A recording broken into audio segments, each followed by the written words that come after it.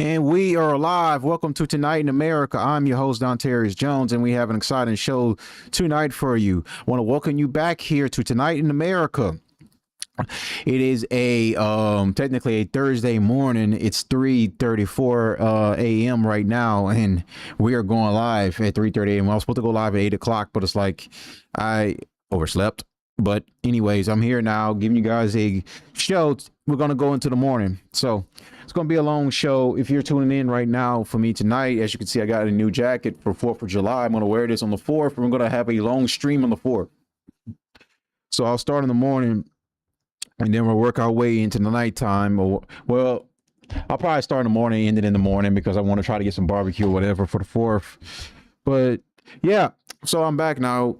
We'll go ahead and talk about some big news that broke in the last 48 hours or so. Talk about 2 Supreme Court rulings, one good and one bad. Then we're going to talk about the Strait of Hormuz again. We're going to update you on what's going on in the Middle East. We're going to speed through most of that, get into some couple of reactions about some of the Supreme Court rulings that were handed down just the other day. And then we're gonna react to some cop shootings. We're gonna do a lot of things right now. Today's gonna be more of a clippable stream. Okay, so we're gonna go a little bit longer. We're gonna go 3 hours, maybe 4, maybe 5. We're gonna go long as possible today. So we're gonna break our usual 2 to 3 hour streams or whatever. Even though my intro, me coming on the air, it took almost an hour itself, because I didn't know what I was gonna wear. I didn't know if I want to put on the suit. I am gonna start wearing my suit again because I feel like I'm not in my element when I don't wear my suit. But for right now, I'm just gonna wear my new jacket, as you guys can see. Let me show you. As you can see right here, yeah, polo. You know, American. It looks like the team. Looked like something Team USA would wear. I saw it and I just had to wear it. You know, I just had to put it on for the stream. You know, especially get ready for the 4th, Independence Day. 250 years. 250 years of this great country. This great country. 250 years of being independent. Now let's make it to 350 if I ever live to see that day. But of course, I don't know if I will be, but let's make it to 300 at least. Okay. So again, we have a lot to cover and talk about tonight. We're going to have a lot to talk about. So we're probably going to just jump straight into the politics right now, and then we're going to do some of the fun stuff later or whatever. So let's go ahead and get the politics out the way right now. If you're watching me right now off on Facebook, you watch me on Facebook, YouTube, or Rumble, make sure you hit the like button so we can rise up in the algorithm. So enjoy tonight's stream. Of course, I'm going to think about if I'm going to remain on the Facebook for the rest of the stream or not. Depends. And I keep hitting copyright every time I do cop shootings for some reason. I don't know why, because everyone else does it, and I don't think they get copyright with nothing. I think because most of my chill streams in the past, I was playing music on those chill streams, but we'll see, because it doesn't make any sense. Because like I've seen other people react to cop shootings, and I don't think they get strikes. Go figure. But anyways, let's go ahead and jump into the news right quick while we're at it. So we're going to start off with the Strait of Hormuz right now. So we're just going to go speed through some of these articles, because some of these articles are a little bit weeks old. You know, some of them are kind of like 2 weeks old, 1 week old. I'm just going through everything that I missed because I wasn't on stream for a couple of days or so.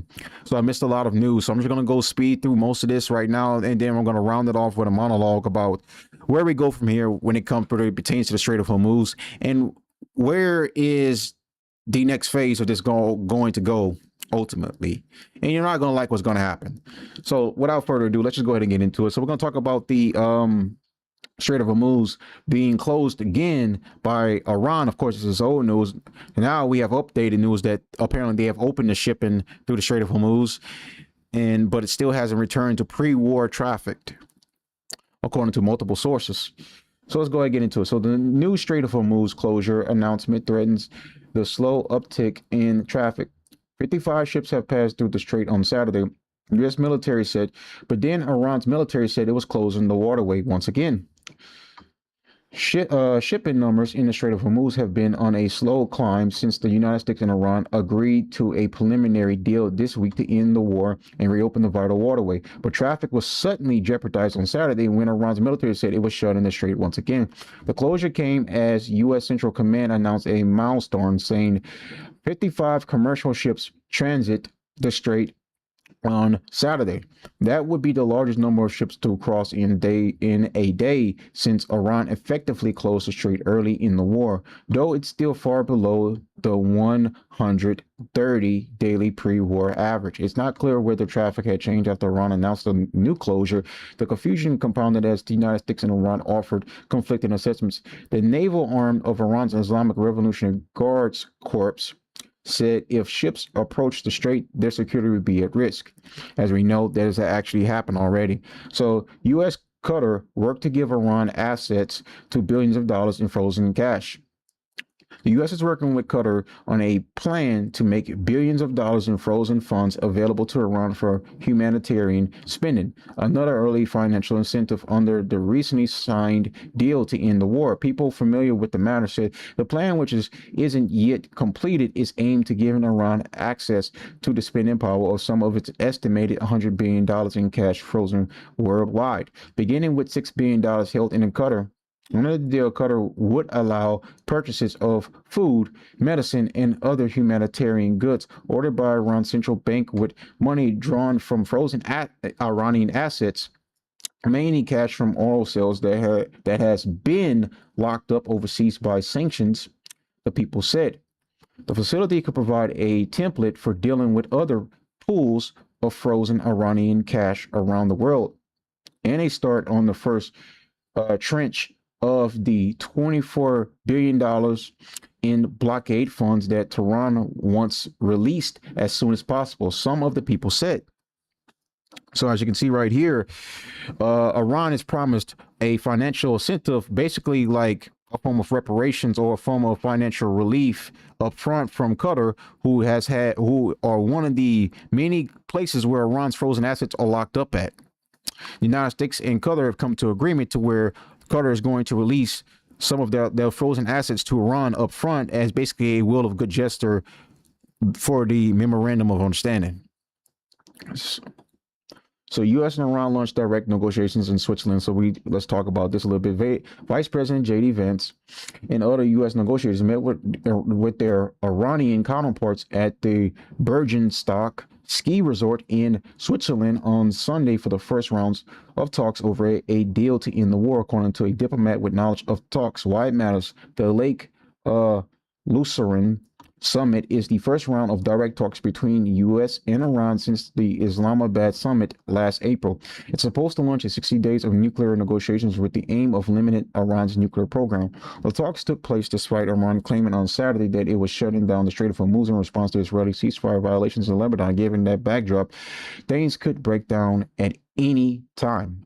Driving the news, Vance and White House envoys Steve Witkoff and Jared Kushner met on Sunday morning with the prime ministers of Pakistan and Qatar and Pakistan's top general, the mediators for the talks. All right, let's go to this one right here. So this is a key point right here I wanted to highlight about something that Vance in the White House and the special envoys said. Driving the news, Vance and the White House envoys Steve Witkoff and Jared Kushner met on Sunday morning with Prime Minister of Pakistan and Qatar and Pakistan's top general, the mediators for the talks, shortly after the Iranian delegation headed by Speaker of Parliament Mohammad Baghir Ghalibaf and Foreign Minister Abbas Araghchi held a similar meeting with the mediators, followed by a trilateral meeting with all three parties. A diplomat with knowledge of the talks confirmed to Axios what they're saying. Speaking to reporters before the trilateral meeting, Vance said the U.S. isn't just working toward opening the Strait of Hormuz or ending Iran's nuclear program, but changing its relationship with the nation. The question is, can we turn over a new leaf? Can we change relations in the Middle East permanently, or do we go back to doing things the old way, which is not our preference, but is certainly something that can happen, he said. Vance called the meeting historical due to the high level of direct engagement between Iranian and American leadership. Iran's Araghchi was in the room as U.S. negotiations and the Pakistani and Qatari prime minister spoke to the press Sunday, but he didn't stand with events for a photo op or join in statements or reporters. As we know, this is complete bullshit, because if were looking for a deal to basically, if they were looking for a way to basically change the relations between the Iranians and the U.S., well, then they wouldn't be bullshitting around all this time with all these useless negotiations. They would have already reached the deal a long time ago, and we wouldn't have never even went back in for a second go around, or even a first go around for that matter. We could have a diplomatic relationship with Iran, but we always choose to just go in and have military confrontation with them instead. And now we wonder why we're in this situation that we are, and why we are in danger of having a global recession. So this one right here I found very interesting. So a poll, 92% of Israelis believe Iran emerged as the winner after war and deal with U.S. So many of the Israelis, many of the Israelis in Israel feel Iran won the war. You know, even though we're not even really out the clear yet, this MOU basically signifies that Iran has won, not only according to people that are anti-Israel crowd, you know, the pro-Palestinian crowd or whatever. According to the Israelis too, they feel that Iran also won this war. 92% of them. That's a majority of the Israeli population. So let's go right here down to the polls. The poll of 3,644 respondents conducted between June 17 and 20 by the Hebrew University of Jerusalem in collaboration with the Agam Institute paints a stark picture of public sentiment following the U.S. Iran deal. The survey found that even among voters who support the right-wing bloc led by Prime Minister Benjamin Netanyahu, 93.1% believed Iran had won. Furthermore, 82.9% of respondents believed the 6-week campaign against Iran weakened Israel's long-term security. 86% have a negative attitude toward the outcome of the fighting and the deal forged by the U.S. and Iran without input from Jerusalem. The poll also found 86.8% of the Israelis believed that the country failed to achieve the objectives. It launched the offensive to achieve or fulfill only some of them. Israel and the U.S. has said they aim to eradicate Iran's nuclear program and missile threat and bring down the regime. So that puts to bed to right now that the Israelis are looking for peace at all in this matter. It's clear that they all want the war. They all want the war. They all want the bloodshed. They all want the dead children, because they're always in a constant state of war. As you see in the last stream when we talked about Itamar Ben-Gvir and how he wants many weeping Lebanese women for every weeping Israeli women. He wants more and more of them to weep with the tears of the dead soldiers that they're going to put on their doorstep because of October 7. Because of this constant state of warfare, the Israelis feel like they have a inclination to eradicate all of their enemies no matter what. So when they always say that not all Israelis support the military operation with Iran and its proxies, a staggering majority of them do. And this right here proves it. This is from the time of Israel. So you cannot argue with the fact that a lot of these Israelis support the military operation. A lot of them in Israel themselves say they support this operation, and they felt that they lost the battle because they didn't get the job done. It's one thing to destroy their air forces. It's one thing to destroy their naval capabilities.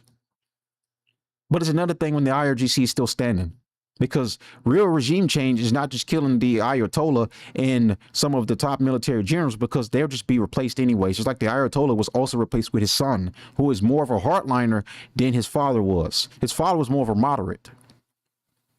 The son, Mojtaba Khomeini, he is very much a hardliner, and majority of his family are dead.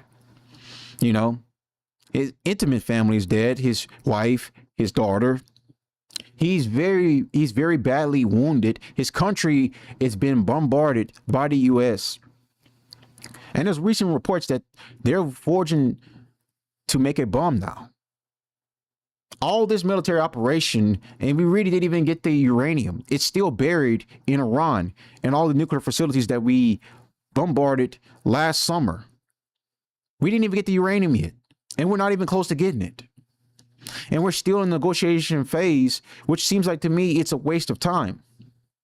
We're not getting anything out of this.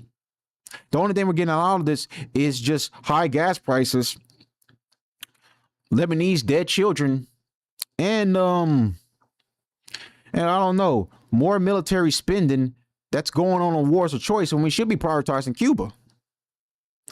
The only ones that get anything out of this benefit of us going to war with Iran is Israel.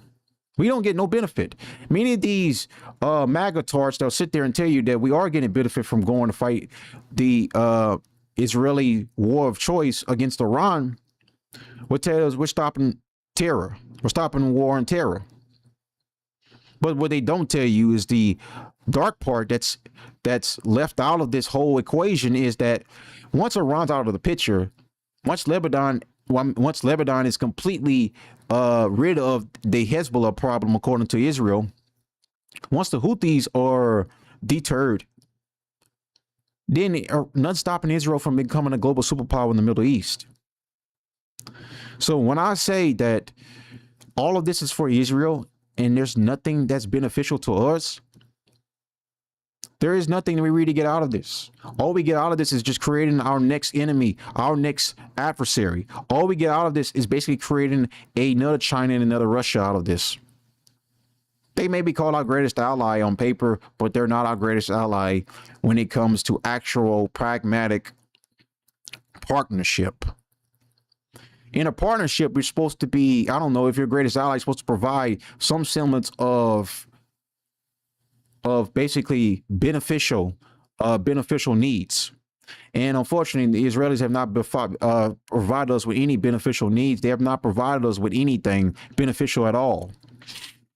So this is why I say the Israelis are only in this for themselves, and they only are looking out for themselves. This is what I say when I say that that this is a form of tribalism. It's Jewish tribalism. You know, I'm not trying to say too much because I'm still on Facebook, but this is what it is. They're looking out for each other. They're only in this war against Iran, not because they care about the nuclear enrichment. They don't give a shit about that. They only give a shit about what their needs, and what their needs comes first. And their goals. They don't give a shit at all about the U.S.'s goals. They don't give a shit about all the American soldiers that died in this small exchange between Iran and the U.S. over the last couple of months. They don't care about all those dead soldiers. Those, what, it was 12, 13 of them, I believe, 16. I think it was 16 soldiers that died. Do you think the Israelis give a shit about those soldiers? They do not. So the only thing they give a damn about is their military goals were not met. They're mad at Netanyahu for not meeting the goals. This is why Netanyahu's pushing hard to continue to fight against Hezbollah, and why he would not succeed. I mean, he would not basically cease and desist on his attacks on Lebanon, because he realized his military goals are not achieved, and he will continue to keep bombing Lebanon as long as possible until he achieves his goals. So it does not matter what we tell him, because all the far right in Israel are just going to continue on. And we're the ones that have to pay for all this shit. We need to really rein them in right now and control them like we're supposed to. We need to really bring the Israelis down and understand that we're the boss in this scenario, like Trump and Vance have said. But even I don't believe that they're really being sincere when they say all this, when they're really criticizing Israel, as some of these Jewish nationalists will tell you, like Laura Loomer, Mark Levin, Ben Shapiro, or, Josh Hammer, most of those types. I don't really believe the Trump and Vance are really being sincere when it comes to their trying to rein in Israel. If they were trying to rein in Israel, they would have done so by now. They're still fighting in Lebanon. And then Trump turns it around and is just saying that, oh, we're going to threat Iran again, we're attacking them again, and start up another military occupation, another military, not occupation, another military confrontation with them. So I don't understand where's the clear like end in sight for this war of choice. We're supposed to be negotiating with them. We should have had a deal by now, but we still are not even sure if there ever is going to be a deal. The Israelis want bloodshed. Since October 7, they've lived in constant war and they want bloodshed. Even before that, even long before October 7th, really since the creation of the state of Israel, they've always been in war because many Arab states in the Gulf do not view Israel as being a legitimate state. To them, it's not a real country. And that's not what I'm here to talk about. But what I am here to say is that they've had this mind to where they're fighting for their sovereignty, for their existence, for their right to exist. Meanwhile, everyone else views them as not actually being a legitimate state, and they're just occupying a indigenous group of people that were already on the land. That's the liberal talking points from like the progressive sides or whatever. From my perspective on the matter is we're the ones paying for all this. That's my perspective. When I'm coming from a right-wing perspective is that I'm tired of paying. Look, and don't get me wrong, what happened to the Palestinians are very, it's very wrong. It's very sad and it's very disheartening. But at the same time, we're the ones still paying for it. So when are Americans going to really prioritize Americans and we stop prioritizing fighting everyone else's battles for them? That's the part that I want Americans to care about, is prioritizing our country, because we can't even get deportations. We can't even deport all these fucking illegal immigrants. We can't even stop birthright citizenship. We can't even destroy the far left from gaining power. No, we're too busy prioritizing going to war that's not even popular among young Americans. There was a recent poll conducted that young TPUSA, young Republicans, are starting to turn away from Trump because he's not delivering on his promises of mass deportations and instead of prioritizing a war that really has nothing to do with us. So that's where we're at right now when it comes to this stuff. So let's go ahead and continue on right now.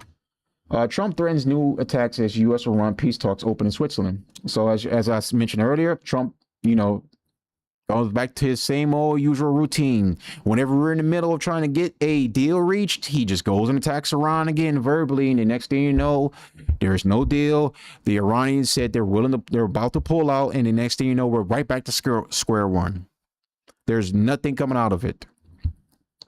So, U.S. President Donald Trump threatened to restart war with Iran on Sunday, even as Vice President J.D. Vance met Iranian officials for the first time under an interim peace deal that was overshadowed by Tehran's announcement it had again closed the Strait of Hormuz. The talks in the Qatari-owned Swiss mountaintop resort of Bergenstock were the first to be held under the terms of memorandum of understanding reached deal between the two enemies last week to end their war, extending a tenuous ceasefire from April for at least another 60 days.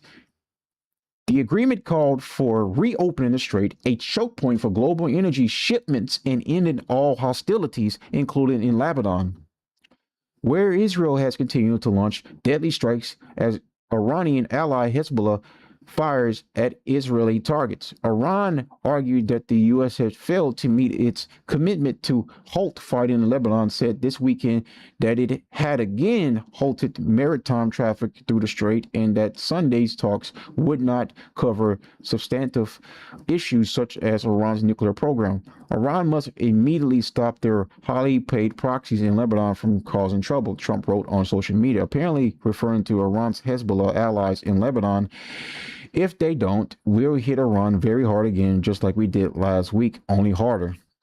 And this is just Trump again, not understanding where we're at right now. We're trying to reach a deal to end this war. So you're just going out there and trying to fuck up the deal by basically just trying to, act all. And look, don't get me wrong. I think it's based a little bit when the president talks a bit, tough, threatens the enemies of the country or whatever. But at the same time, let's have some semblance of decorum. Okay, we're in the middle of a peace talks. We want to reach a deal. Okay, you really want to destroy this deal right now by going out there and threatening the people that we're trying to reach a deal with? Because right now, this is not going to do us any favors. You threatening them right now is not going to do us any semblance of favors right now. The whole thing is right now, we want to reach a deal to where Iran promises never to build a nuclear bomb. We are to give them their financial aid, basically in the form of the unfrozen assets. We are to basically give them a form of their reparations by paying them for all the damages done. We allow them to open the strait again, you know, even though there's like disagreements about if Iran's going to charge a toll or not. And we promise to pull out of the region. Even though I don't know what that really looks like right now, we still don't know 100% how does that really look on paper compared to what's being said verbally. So we really don't know exactly how the Iranians will feel, because the Iranians are constantly always dealing with verbal assaults from Trump. Now, this is a recent report from Axios. Oil transit is rebounding, but fresh hurdles arrive. All shipments through the Strait of Hormuz are resuming faster than many analysts predicted, but fresh hostilities in recent days are threatening the trend. Why it matters: the rebound shipments is good news for the tight oil market and is helping push prices lower. The speed since the June 17th U.S.-Iran deal is just the latest example of 2026 oil crisis repeatedly defying conventional wisdom over the last 4 months. Oil prices climbed only slightly to start the week, with the global benchmark Brent crude at $72.51. This morning, that's basically where it was just before the war, suggesting traders don't see the recent flare-up as game-changing. State of play. Traffic through the strait jumped last week per multiple vessel tracking services before pulling back after a container shipment was struck Thursday. And then, of course, you know, the U.S. also struck back at Iran again or whatever. Then there was some, you know, return fire from Iran again at military bases across the Gulf, of course.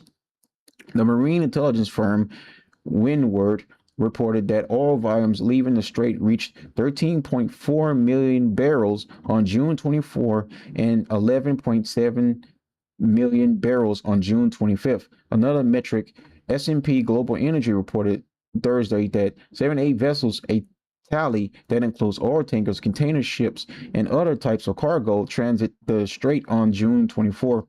By far the highest since the war started. Yes, but the situation continues, with trading analytics firm Kepler and others showing a drop-off Friday and over the weekend. The U.S. struck Iranian targets on Friday and Saturday in response to Iranian actions on recent days, including what U.S. officials called an Iranian Revolutionary Guards Corps drone strike on a commercial oil tanker.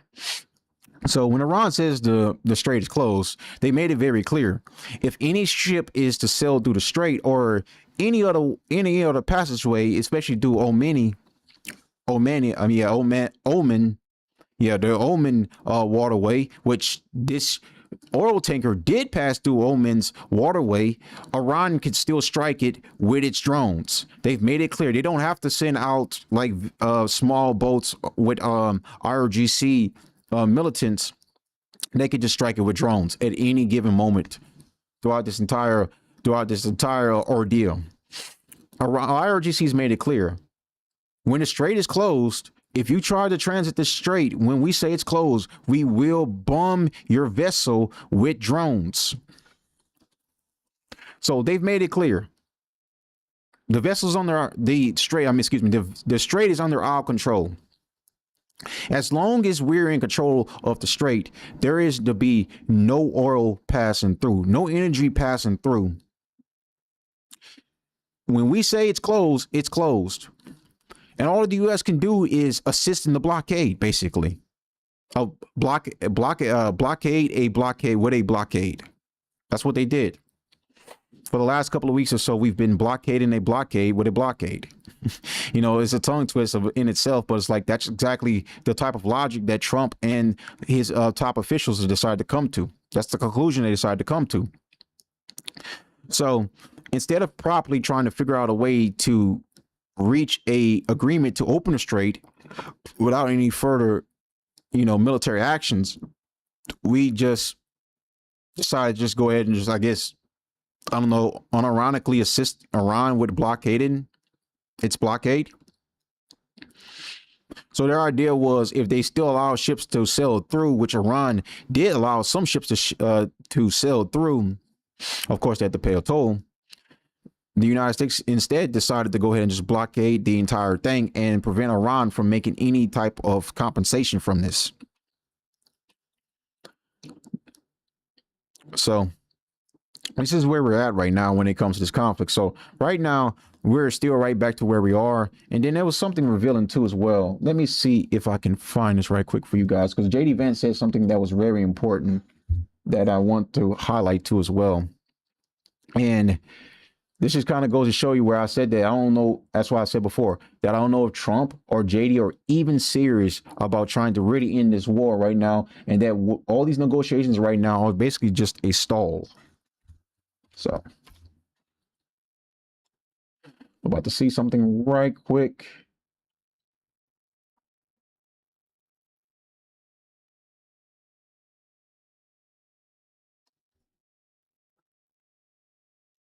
All right.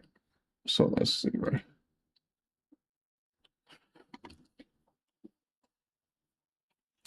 So this is from the vice president's mouth, his own self. So before I comment on it, I want you guys to listen to what he has to say and really open your ears to what you're about to hear, because this is insane that he even said this out loud on the Daily Wire. Well, the Michael Knowles show on the Daily Wire, of course. But let's go ahead and listen to what he has to say. There are a few things that we want. We want durable commitments that are verifiable and backed up by inspections that Iran will denuclearize their entire country. Okay, we're going to see how we get there. Number two, we want to see what kind of an arrangement actually exists in the Middle East between not just Iran and the United States, but the GCC, Israel, Lebanon. We're going to play that situation out. And then on the Strait of Hormuz, I mean, I think you actually said it well, which is that the strait is open in the sense that to oil traffic, we're seeing more oil come out of the Strait of Hormuz. And some days, actually, more oil coming out of the strait than came out before the war even started. So there's this element of the where the world oil economy is kind of getting back into gear. That's going to take a little bit of time, but you've already seen the prices come way down. Now, what the cynics will say is, well, if you look at the number of ships that are trafficking, that's actually down from the pre-war start. But they're mostly talking about cargo ships and other vessels. At least so far, what we've seen is the oil traffic has reached its pre-war height. So I think what the president has told us to do is use this MOU to sort of refill the world's oil economy, to refill some stocks, and then to see where the hand is.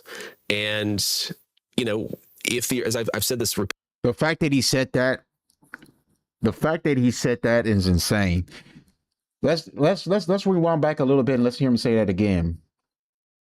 I can't believe he really said that on air. Do they not realize that the entire world's listening, that the Iranians are listening as well to what the president and the vice president are saying, because the vice president is directly involved in the talks? And the fact that he said that basically that we're just trying to refill all the reserves back up momentarily, and then we're just seeing where we're at before we, I don't know, decide to go right back in and just restart the confrontation with Iran. This goes to show you that these talks are just bullshit. It's a waste of time. And really all we're doing right now is just waiting until Trump gives the green light to go right back in and restart a war that no one really wanted. To refill some stocks and then to see where the hand is. And, as I've said this repeatedly, if the Iranians are willing to make the commitments that we would like them to make and are willing to back those up with verifiable milestones, then we are going to change our relationship with Iran. And if they don't do that, then nothing has really changed except for what we've already accomplished from the military campaign, which is a lot. Right. So we kind of have two options here. We have the option of pursuing a long-term deal with the Iranians, but that requires a significant change in their behavior. We have the option of banking our wins, and then, of course, doing things on top of that if the president feels that we have to. And I think both of those options are very much in play, and the president's going to let this play out. But what's happening right now is he's letting those options play out in an environment where there is significantly less pressure on the world energy economy.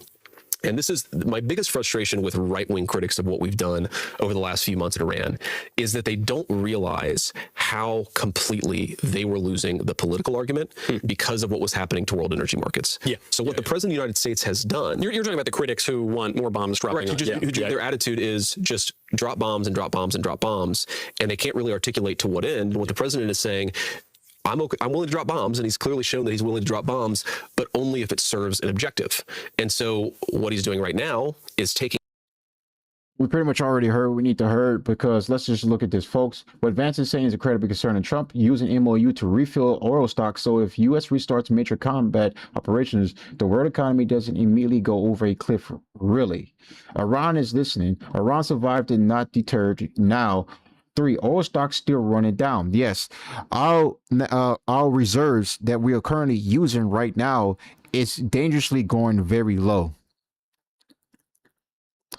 Not just everywhere else, but here in the United States, because we're using our reserves that we have to use right now because we're in the middle of a conflict right now that's causing a major halt on natural energy and gas from being able to leave to be able to go to countries that do trade with us, who are the biggest importer of oil and gas.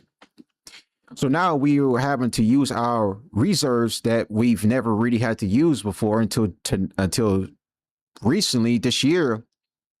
And now we're dangerously running close. And now it seems like Trump and his base have decided to just go ahead and, I don't know, use this MOU as a way to refill the oil stocks for the moment, and then once all that is done, they plan on probably to continue the campaign. So the talks seem like to me they're just a waste of time. They're not really going to lead anywhere, and Trump and Vance don't seem like they want to really just are concerned about a deal. They just want to get the oil stocks restocked, lower the gas prices a little bit to slow the bleeding that's being caused right now because of this conflict. And then they can, I guess, from their point of view, go back and restart a campaign that is still very unpopular amongst most Americans. This is why we're going to lose the midterms. This is why we're going to lose the midterms, because of this. If Trump had come out with a victory, then maybe he might have an argument to why we will win the midterms. But now we don't even have that.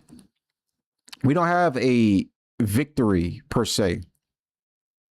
The Iranians can claim more of a victory than we can in this regard. Saying we destroyed their air force or destroyed their navy doesn't really do us any good, because they were never known for that. It's their ballistic missiles and massive amounts of drones that they create. All the drones and the missiles are their main weaponry of choice. Because we didn't destroy that, because we didn't eradicate that, the Iranians still have their main weapons in possession, and they still have the uranium also in their possession, which they can dig up at any moment to get it. And just now, we've pushed them probably closer to one to get a bomb. So there's that.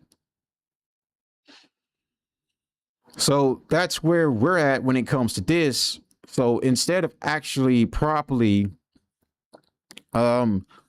reaching a deal a long time ago to where we could have just avoided all of this, we've decided to just go in and make life hell for Asia, Europe, and the US. because the Israelis could not, because we couldn't rein in Israel from wanting to attack them first, which Marco Rubio said that's what was going to happen if we did not get involved. So the vice president and the president are just bullshitting around with these worthless talks, because these worthless talks don't seem like they're really going to lead anywhere. Hopefully they do. Hopefully we can reach a deal. But it seems like to me, every time we're close to reaching a deal, it's where Trump talks about wanting to bomb them one day. Then he says we're close to reaching a deal another day. But then he goes right back to saying we're going to bomb them another day. So it's just completely blackpilling at this point that none of this is just going to lead anywhere.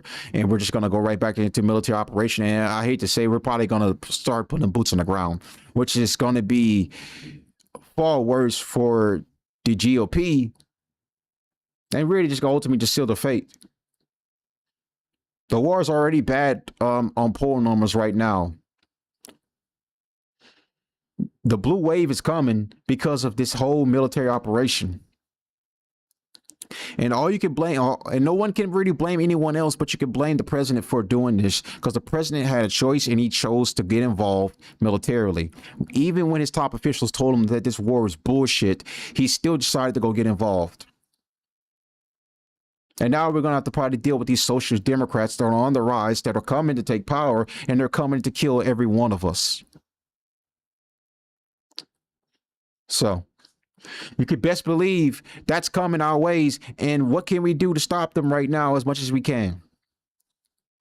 On all this because we just couldn't reign in Israel. This is just so like typical, so fucking typical. The Israelis get what they want. We don't get what we want. We don't get what we want. The Israel gets what it wants. So that's that. Anyway, so that's my monologue on this entire ordeal over the Strait of Hormuz and these talks that are going on, even still right now. I think right now they're still going on right now. I think they're where are the talks still being held at right now? Let me see if I can find.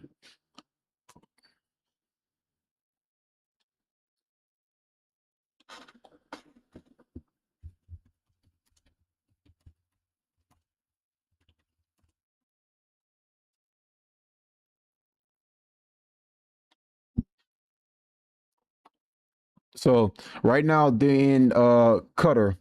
Right now, U.S. and Iran to meet in Qatar, mediators in Qatar. That was one day ago, 23 hours ago on Reuters and New York Times. So right now they're in Qatar to go ahead and continue the talks. So we'll see what comes out of this right now. Let's see where this leads us. But right now, it's infuriating, you know? It's very infuriating because we have other stuff here that we could be prioritizing, but instead we're putting all our money and resources towards this military operation that's just not really benefited us at all, and we're not even winning in the conflict. So, but that's that. Let's go ahead and get into our major news story of the night, and then we're going to drift off into other topics after this, because we're going to have a long stream today. I'm going to be up till the sunrise comes up. So let's go ahead talking to the two major Supreme Court decisions. First decision we're going to talk about is the Supreme Court's decision to strip TPS for asylum seekers for Haitians and Syrians. As you can see right here, this is from American Immigration Council. Supreme Court allows Trump to strip TPS, turn away asylum seekers arriving at the border in pair of new immigration rulings. Today, the U.S. Supreme Court issued two Semitic immigration law decisions, ruling 6-3 in the Trump administration's favor in each case.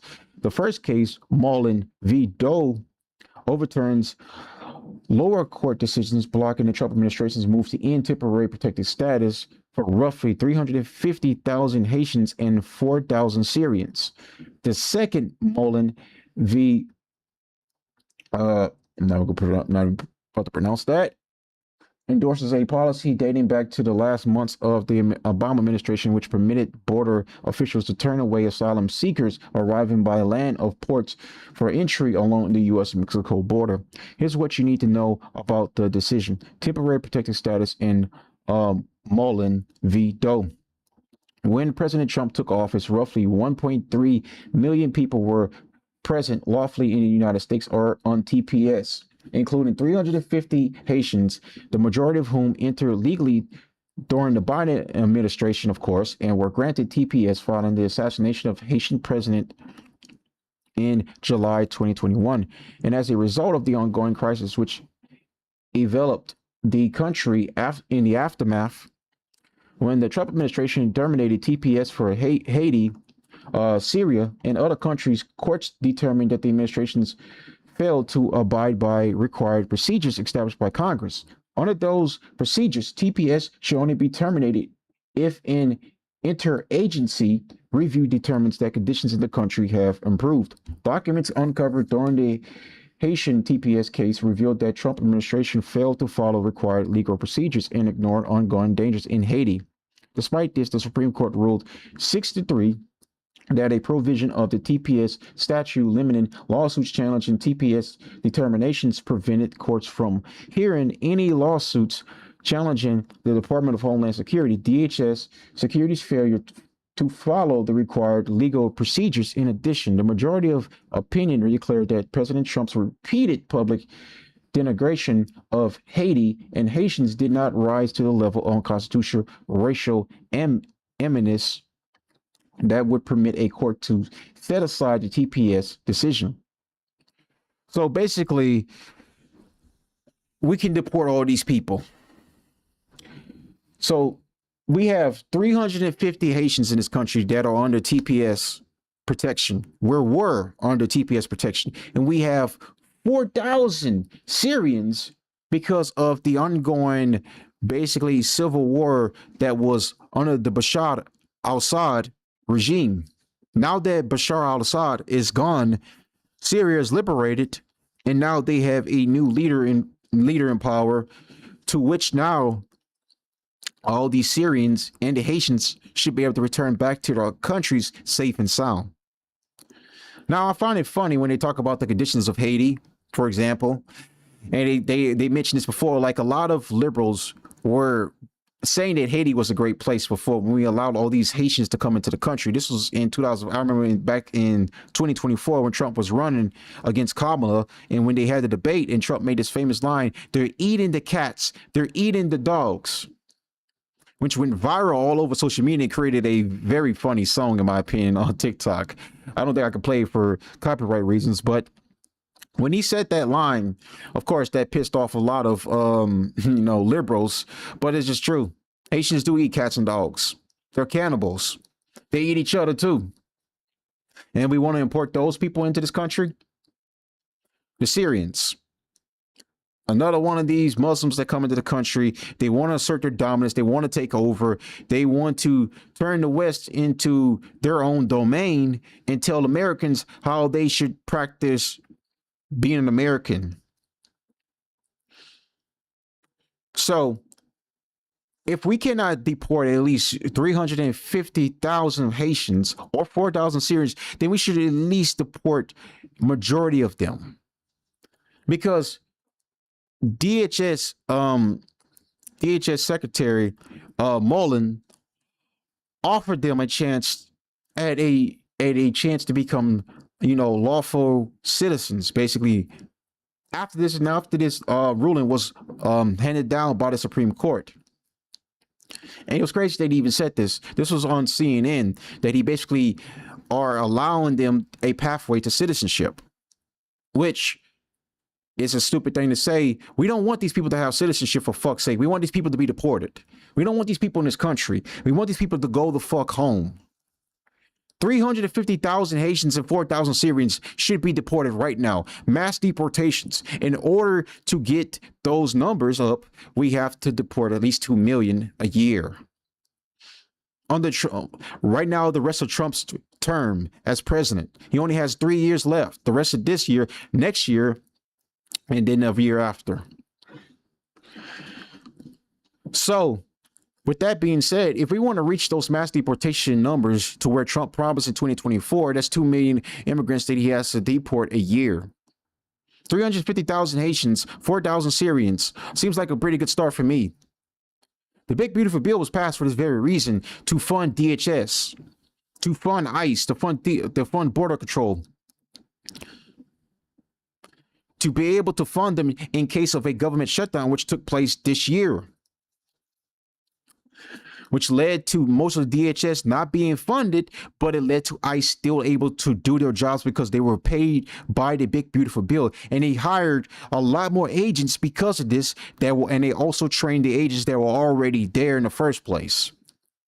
I think they hired hundreds of thousands more agents, properly trained, properly vetted, and they sent them out there to be able to conduct mass deportations like we were promised. They all have to go back. There's no exceptions. These people have to go back. Okay?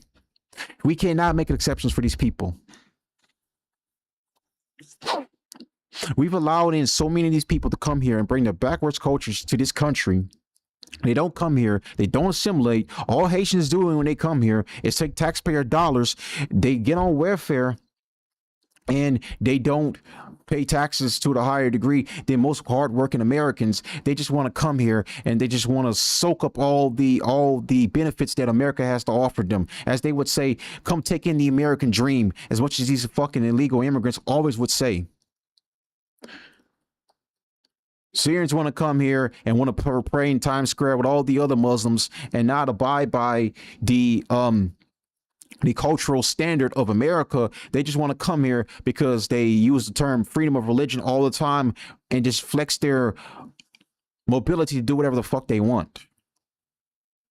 And just rub it in the face of all the other people that are already here that don't really want that in the country, or doesn't want that in front of their faces. So with that being said, we should be allowed to deport all these people now that the TPS has been removed. That's what we should be doing. We should be in Minnesota deporting all those Somali immigrants that committed fraud, instead of making up excuses why we're not doing it or capitulating to the far left scumbags that get out there every day and get in their fucking way. People like Renee Nicole Good. People like Alex Prete. All those types are getting in the way. And what happened to them? Deleted. And I say that's a good thing? No, it's not a good thing that their lives were taken away. But at the same time, they are impeded law enforcement from doing their fucking jobs. And the whole purpose of law enforcement is to quell the problem at any means necessary, to neutralize a threat to the lives. Like Renee Nicole Good, who drove a car into an ICE agent and he shot her. Alex Prete showed up with a loaded gun, touched an ICE agent when he wasn't supposed to. Why would you show up and try to get between a lawful arrest that was trying to be made, or a lawful action done by the ICE agent with a loaded gun? When I say people like this are standing in the way, and we need to just defeat these people, get these people out the way so we can get these mass deportations done, it needs to happen right now. So this ruling by the Supreme Court was a great ruling, and it goes to show you that we need to get these operations on the road. We need to really get this done. If Trump only has 3 years left, and he wants to see these mass deportations through, then his best bet is to go out there and mobilize ICE, mobilize border control, mobilize the Department of Homeland Security, get as many troops on the ground as possible to be able to get this job done. Let me see something right quick. So I want to get a correct number on something right quick before we continue.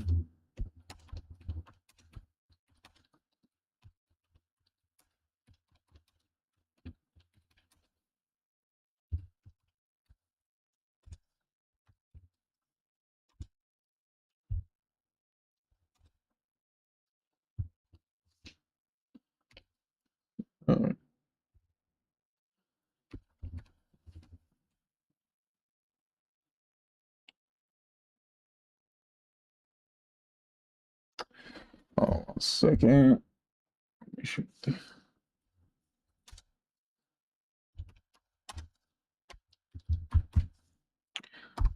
All right. So, okay, so I want to show you guys this right now. When I said 100,000, I kind of highly inflated that number. So after the big beautiful bill passed, ICE hired over 12,000 new officers and agents, more than doubling its total enforcement personnel from 10,000 to 22,000 agents. And you telling me right now that mass deportations are not within our reach? So then they released the numbers. I believe it was like earlier this year. They released the numbers. ICE released their official numbers for 2025 of the deportations they did. That includes, deportations done by ICE, self-deportations, turn away at the border or whatever. And it was only like 400,000. It wasn't a million a year like we were promised. It wasn't 2 million, which is 400,000. And that was before the big beautiful bill passed, and we were able to hire 12,000 more officers, well trained, along with the ones that were already on the job and got more training done. So there's no reason why we should not be able to receive the mass deportations like we were promised. There's no excuse. You got 22 agents now, 22,000 agents right now on the job, well trained, ready to go to deport these fucking criminals, bro. Why the fuck are they not being deported? Oh, that's right. We're too busy wasting our time in the Middle East trying to fight a war of choice. Instead of prioritizing deporting all these fucking Haitians and Syrians out the country. Fuck, we got fucking 350,000 of them, 4,000 Syrians that have no longer have TPS status. Okay, let's stop fucking around and let's start deporting these fucking people. Let's stop effing around right now. The more we're fooling around and twiddling our thumbs and not getting this job done, is the more we look like clowns. I don't want to look like clowns to the far left. No, I want to look like we are actual nationalists. We love this country and we will save this country from itself. And what I mean by saving this country from itself, we will save it from the far left that wants to destroy it.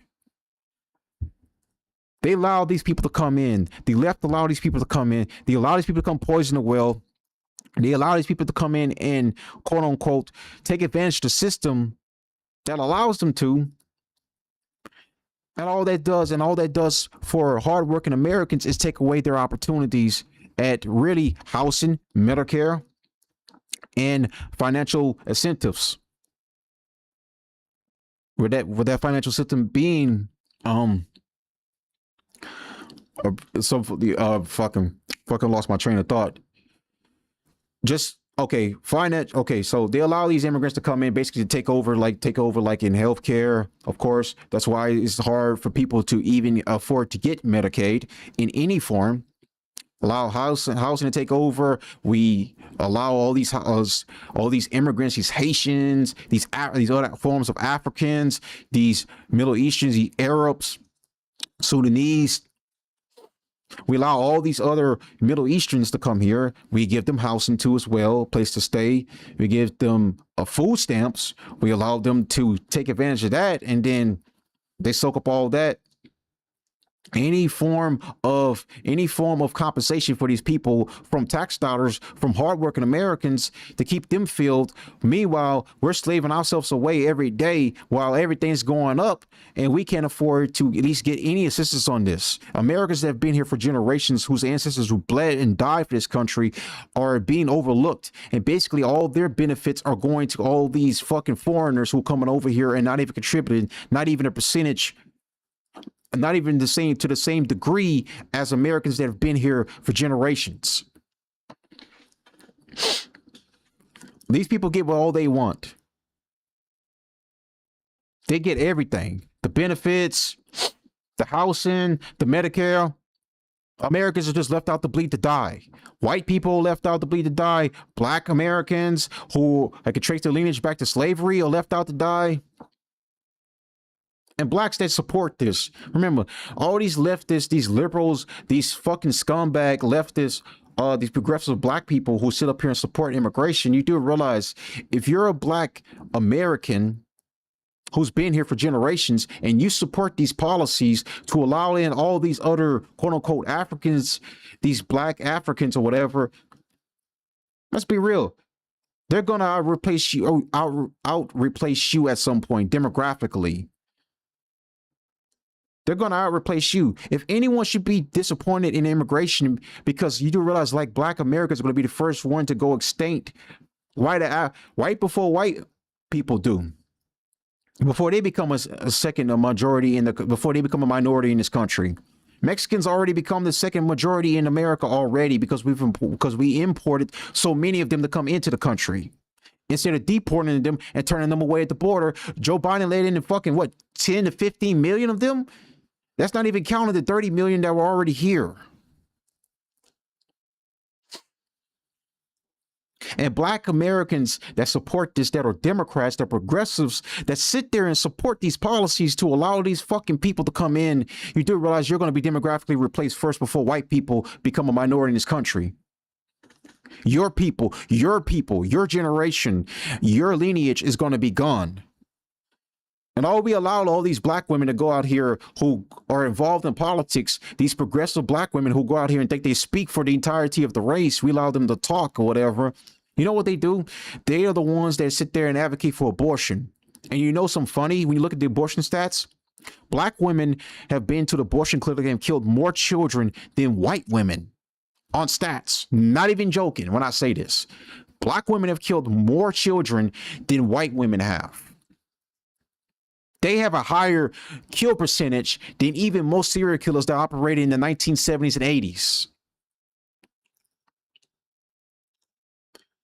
They've basically committed more, they've done more harm than to this whole entire race of blacks or whatever. Fucking, this is me speaking to black people, that the entirety of this entire generations that we've been here, black Americans that have been here, that have blood, sweat, and tear for this country, you are going to be demographically replaced first before white people or become a minority. Remember that. You're the first ones up to go. Mexicans already overtook us. That's just going to keep happening more and more the more we let these people come into the border. The more immigration we allow, the more birth tourism we allow to keep going on. So remember that when all these black progressives sit up there and advocate for open borders, allow for more migrants to come into the country and come into this country and demographically replace you. White people are going to be a minority in this country, and that's a bad thing for all of us. We don't want that to happen. Americans do not want white people to become a minority in this country. Any person with an IQ over 100 realizes that if they become a minority in this country, then what is America? Is this really America at that point? Because then at this point, it's going to look like the third world when you have multiple ethnic groups having multiple civil wars over time.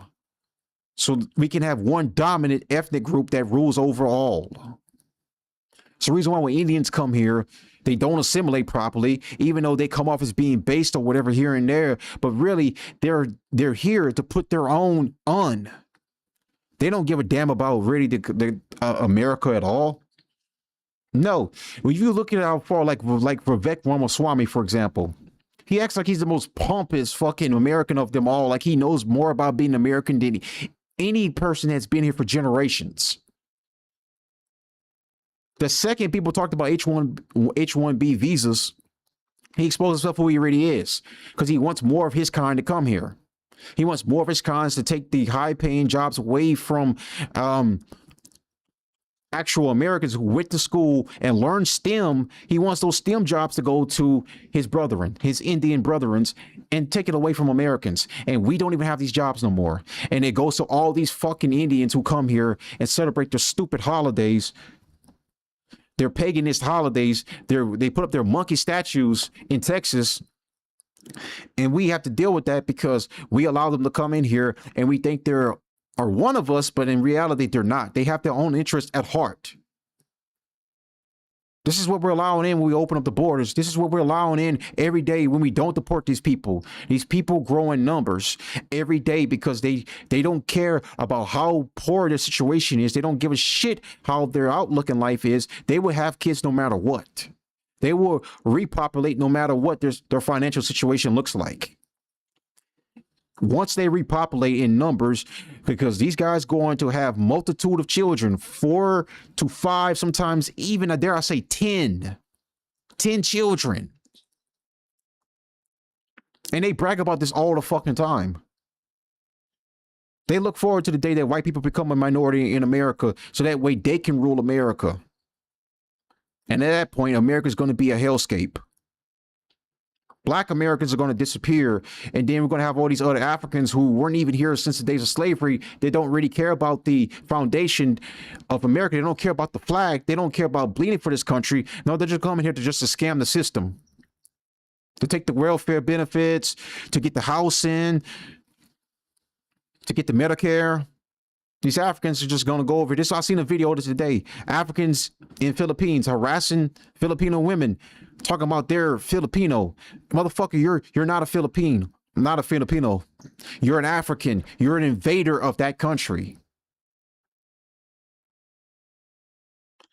So to end off on this one right here, this is a good ruling by the Supreme Court. Now we're going to get into the worst ruling of the Supreme Court, which took place the other day, which is them striking down the ruling on birthright citizenship and upholding it.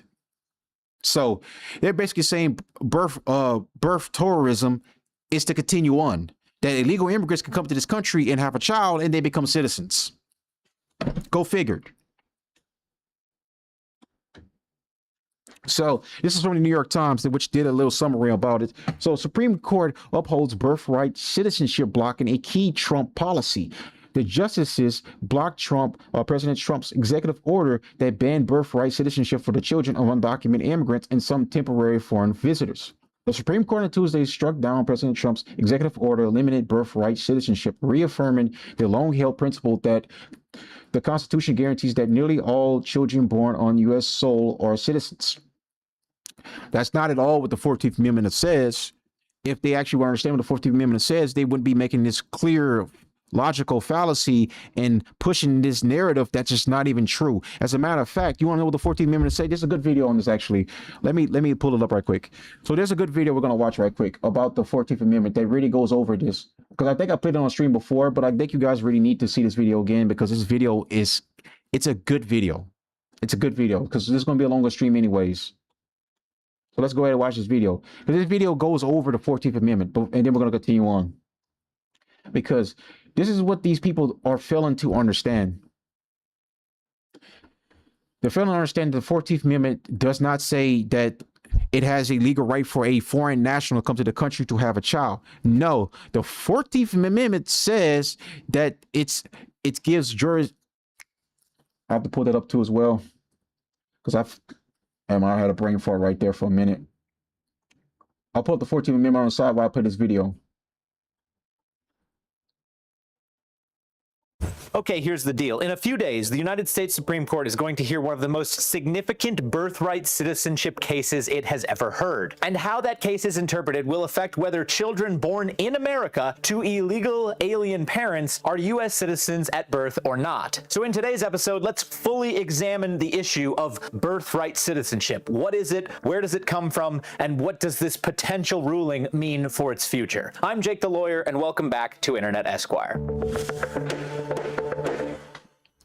All right, so this whole situation stems from Executive Order 14160, which was signed by President Trump in January of 2025 and is otherwise known as the Protecting the Meaning and Value of American Citizenship Order. The core purpose of the order is for the executive branch to interpret the 14th Amendment's Citizenship Clause more narrowly, thus creating two new scenarios where children born in the United States are no longer citizens at birth if they are children born to illegal alien mothers and the father is neither a U.S. citizen or a lawful permanent resident, or they are children born to alien mothers on temporary visas, and the father is neither a U.S. citizen or lawful permanent resident. Now, a quick note here, I'm going to use the term alien throughout this video because that's actually the correct legal term that's used in the immigration code. All persons who are not U.S. citizens or nationals of the United States are otherwise known as aliens, and whether or not they are illegal or legal depends on their right to remain in the country. And if you're interested in more on the immigration code, I did an entire video called Lawyer Explains ICE and our entire immigration system, which you can see with a link in the description below. Check it out.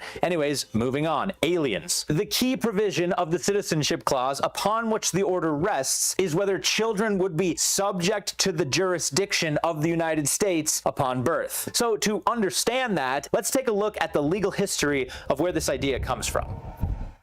The fundamental concept of birthright citizenship is very simple. If you are born here, you are an American citizen. It's really as simple as that, and the authority for this arises out of Article 1, Section 8, Clause 4 of the United States Constitution, which says that Congress shall have the power to establish a uniform rule of naturalization. All right, before we get back into this video, right quick, hold on. Show you guys right now. I brought this up for work from Wikipedia, right quick, so we can really analyze this right quick and really understand what does the 14th Amendment really say. Section 1, all persons born or naturalized in the United States and subject to the jurisdiction thereof are citizens of the United States and of the state wherein they reside. No state shall make or enforce any law which shall abridge the privileges or immunities of citizens of the United States, nor shall any state deprive any person of life, liberty, or property without due process of law, nor deny to any person within its jurisdiction equal protection of laws. Okay, that entire interpretation applies to only free black slaves. Okay, when it says the subject to the jurisdiction thereof, that implies when this was created was implied for citizenship to free black slaves. This was not implied to somebody like a Chinese nationalist coming into this country and having two Chinese nationals, excuse me, coming to this country and having a child on American soil, and they automatically granted citizenship. That's not what the 14th Amendment even at all says. It's not even what it means. It was changed and ratified many times to interpret its different meaning that people wanted to use it to their own benefit to basically mean something else than what it doesn't already don't mean. And to push this bullshit narrative that the 14th Amendment allows to open up our country to foreign nationals who can come here on birth tourism and basically have children on this soil and basically be granted citizenship afterwards. So that's what the 14th Amendment really says. It doesn't say none of this other bullshit crap that says that, when it says subject to the jurisdiction thereof, it means that it could be applied to anything, to where it means that a Chinese nationalist or really a Syrian national could come here and have a child here. Next thing you know, bam, they have citizenship here. Does not mean that at all. The entire context of the 14th Amendment was applied to free black slaves. It wasn't applied to anyone outside of that. So that's what I really want to go over right quick. Let's get back into the video. Now, for the first 80 years or so of the country, this didn't really have an exact definition. It wasn't until we get the 14th Amendment in July of 1868 where we actually begin to attach a more thorough definition to what it means to be an American citizen. Written as a way to guarantee the legal and civil rights of freed blacks in wake of the Civil War, the 14th Amendment's Citizenship Clause is the very first line of the very first section of the amendment. It says, all persons born or naturalized in the United States and subject to the jurisdiction thereof are citizens of the United States and of the state wherein they reside. This clause was then written down and codified in 8 U.S. Code section 1401, and this is what that says. The following shall be nationals and citizens of the United States at birth. A person born in the United States and subject to the jurisdiction thereof. This is the modern law as it applies to birthright citizenships as it came out of Congress in the Immigration and Naturalization Act. I got it wrong. It's the Immigration and Nationality Act. Forgive me, all you sticklers out there. Is it nationality? Is it naturalization? Who knows? It's nationality. Does it matter? No. Anyway, that's the thing that established the INA and Now it's part of the Department of Homeland Security. Anyway, I have a whole video on that too. All right, so while there are well-recognized exceptions to this that we will discuss in a moment, this is the core of where the modern idea of birthright citizenship comes from. And under Article 2, Section 3, it is the job of the executive branch, and therefore the president, to take care that the laws be faithfully executed. As a general idea, this means that the executive branch of government is responsible for reading, implementing, interpreting, and enforcing laws passed by Congress. And this isn't just true for citizenship law, this is true for all of American law. This is how the branches of government function and work together. Now, sometimes the president, in conjunction typically with the attorney general, will issue authoritative interpretations on the laws passed by Congress so that all the other departments of the executive have the same understanding and way in which they are applying and interpreting and processing the law. And one way they do this is through executive orders. Now, here's the thing about executive orders. They hold the force of law on existing constitutional and statutory powers, but they cannot create new laws, they cannot overturn Supreme Court decisions, and they cannot appropriate new funds. And that's the sad part. Most importantly, they can be declared. This is why we need a ruler. You know, president just doesn't sound good no more. A ruler can just override any of this stuff. It doesn't have to worry about courts. It doesn't worry about Congress. It doesn't have to worry about none of this other stuff. He can pass as many executive orders as he wants to because he doesn't have to abide by any rules stopping him. This is where my headspace is at right now recently. Unconstitutional by federal courts and by the Supreme Court. So if an order is viewed as going too far, then people can step in who are affected by that order and effectively sue the government, saying that it is a violation of the Constitution. And that is exactly what's happening here with Executive Order 14160. So knowing this, we have an executive order which directs the executive branch to interpret the citizenship clause of the 14th Amendment to not apply to children who are born to illegal alien parents or parents on temporary visas. Yes. Now, at a glance, that seems like an incredibly narrow interpretation, and that's because it is. Now, that doesn't mean it's wrong or that we have to get all emotional about it because we're talking about children, but it is an incredibly narrow interpretation historically when you apply it against the backdrop. And that's just so true right there. These leftists or whatever, and always bring up the fact that they try to guilt trip you with the children. No one's saying anything wrong, but you should not be allowed to be granted citizenship just because you had a child in the country that you reside in. Birthright citizenship does not exist in Europe. It does not exist in Asia. Why are we the only ones in the Americas that has this? South America, Canada. Why are we the only ones that allowed this to take place? The only ones. Birthright citizenship is not even a real thing. They did try it before in other regions in Asia, but they done away with it. It shouldn't even be allowed. This is literally criminal. We should deport all these people safely with their entire family intact. We should not be granted them citizenship because they come here and they have a child on their soul. And then they're just suddenly say, hey, you're a citizen because you came here and you decide to have a baby conspicuously at the time that your wife is close to being due. So you could be granted citizenship automatically, and you at all are just some anti-American piece of shit who just looking for basically a chance to live out the American dream, as they would say.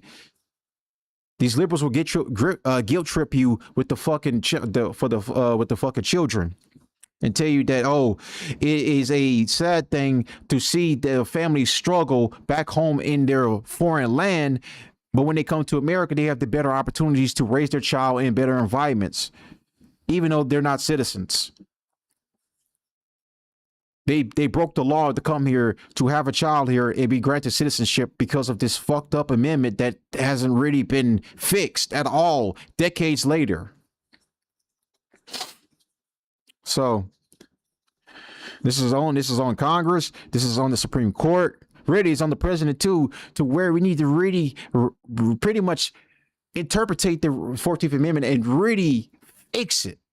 So that way it can never be done again, or better yet, for Congress to pass a type of legislation to completely and utterly kill birthright citizenship completely, which there's going to be a video later, which might be the case. There's about to be a legislative introduced in Congress. Hopefully that can get passed so we can really destroy this birthright citizenship forever. Even without the Supreme Court's backing, we can get this done. Of the law that it comes out of. And the entire theory of that interpretation being legitimate is riding on the second part of the sentence, subject to the jurisdiction thereof. Yes. So what does this language mean historically? Does it have some special meaning? Yes, it does. It's actually very old. It's about 400 years old, this idea. It goes back to the English Commonwealth and it was law. just simply recognized about 400 years ago. Like many things in American law, it is rooted deeply in English common law principles. And the classic source of the "if you were born here, you're a citizen" idea was first recognized in an English case called Calvin's case, which took place in 1608. Ah, yes, you must remember Calvin, dear Calvin, from 400 years ago. Yes. No, for real though, Calvin's case established that a child born in Scotland after the unification of the Scottish and English crowns under King James was considered under the common law to be an English subject and therefore entitled to the benefits of English law. And the overarching natural law root of this entire idea is based in the concept of allegiance. It's really this simple. If you were born under the king's dominion, you were born under his protection. And since you were born under his protection, you owe him a duty of allegiance in return. I know, sovereign citizen. Key point right there. Allegiance in return. Key point right there to remember. When these foreign nationals come here and they have a child born, they have no allegiance to the country. They're just here to seek the benefits that the country provides them. That's all.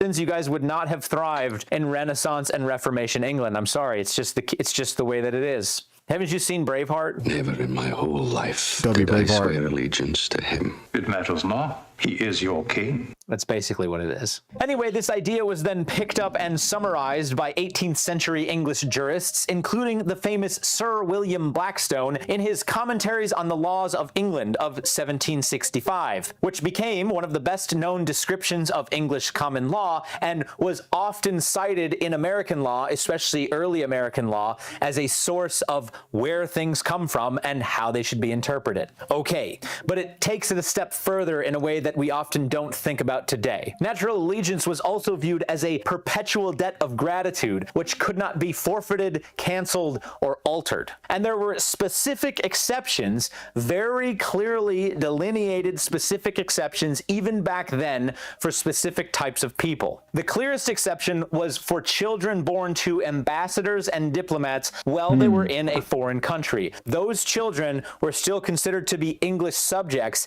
even if they were born, say, in France or in Spain or somewhere else. The next clearest exception was for children who were born to enemy occupiers of English land. As in, an enemy army came in, they took over an area, we don't want them there, and they had children while they were there. Those kids are not English subjects. But there is one specific line in Blackstone's commentaries that I think perfectly represents the... We should apply that to all these fucking birth tourisms too. They're enemy subjects coming here to have their children born on our soil, and they're not coming here to show no allegiance in return. So that's technically how you should interpret that. They're enemies coming into the country, and we should not grant them citizenships just because they have a child here, because the 14th Amendment, many people just don't understand what the 14th Amendment really says. That's just the way I look at it. We should just send them all fucking back. The idea as it came out of English common law, and we took it on and applied it to American law later on. The children of aliens born here in England are, generally speaking, natural born subjects and entitled to all the privileges of such. So knowing that, what exceptions are there in American law and, say, American case law precedent that would give credence to the idea that a child born on U.S. soil is not a U.S. citizen if both of their parents are illegal aliens or on temporary alien visas? I thought you'd never ask. I am dying to tell you about U.S. case law and legal precedent. Yes. Actually, before we begin this segment, can I just go on a quick rant about the 14th Amendment, please? It is one of the most poorly written amendments that has ever been ratified, and as a result, it has created some of the most overbearing interpretations of federal law ever. I'm going to do a whole video about it soon, and the only reason why I haven't done a video about it yet is because I've been unable to find an expanse of time vast enough to simply write down all the things that are wrong with it. That's how much it changed American law. Not kidding. Anyways, rant over, let's move on. U.S. case law. The Supreme Court's earliest big discussions on the Citizenship Clause of the 14th Amendment came with the slaughterhouse cases of 1873, and they found as follows. The phrase subject to the jurisdiction was intended to exclude from its operation children of ministers, consuls, and citizens or subjects of foreign states born within the United States. That definitely sounds a bit more narrow than the old Blackstone's commentaries of common law, doesn't it? And that's because it is. But the problem with the slaughterhouse cases is that it wasn't dealing with the Citizenship Clause directly. It was dealing mostly with the Privileges or Immunities Clause. So while we do have some precedent which gives credit to the idea of a more narrow interpretation, that case itself doesn't squarely land on all fours before the law, and it ends up not being as important as one case that we're about to talk about. The next case is that of Elk versus Wilkins in 1884. This is one of the few Supreme Court cases. This one has everything to do with the Native American tribes, how they were able to basically become American citizens.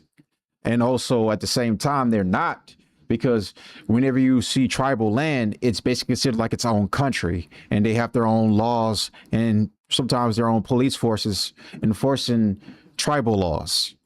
So this one's a key point to remember.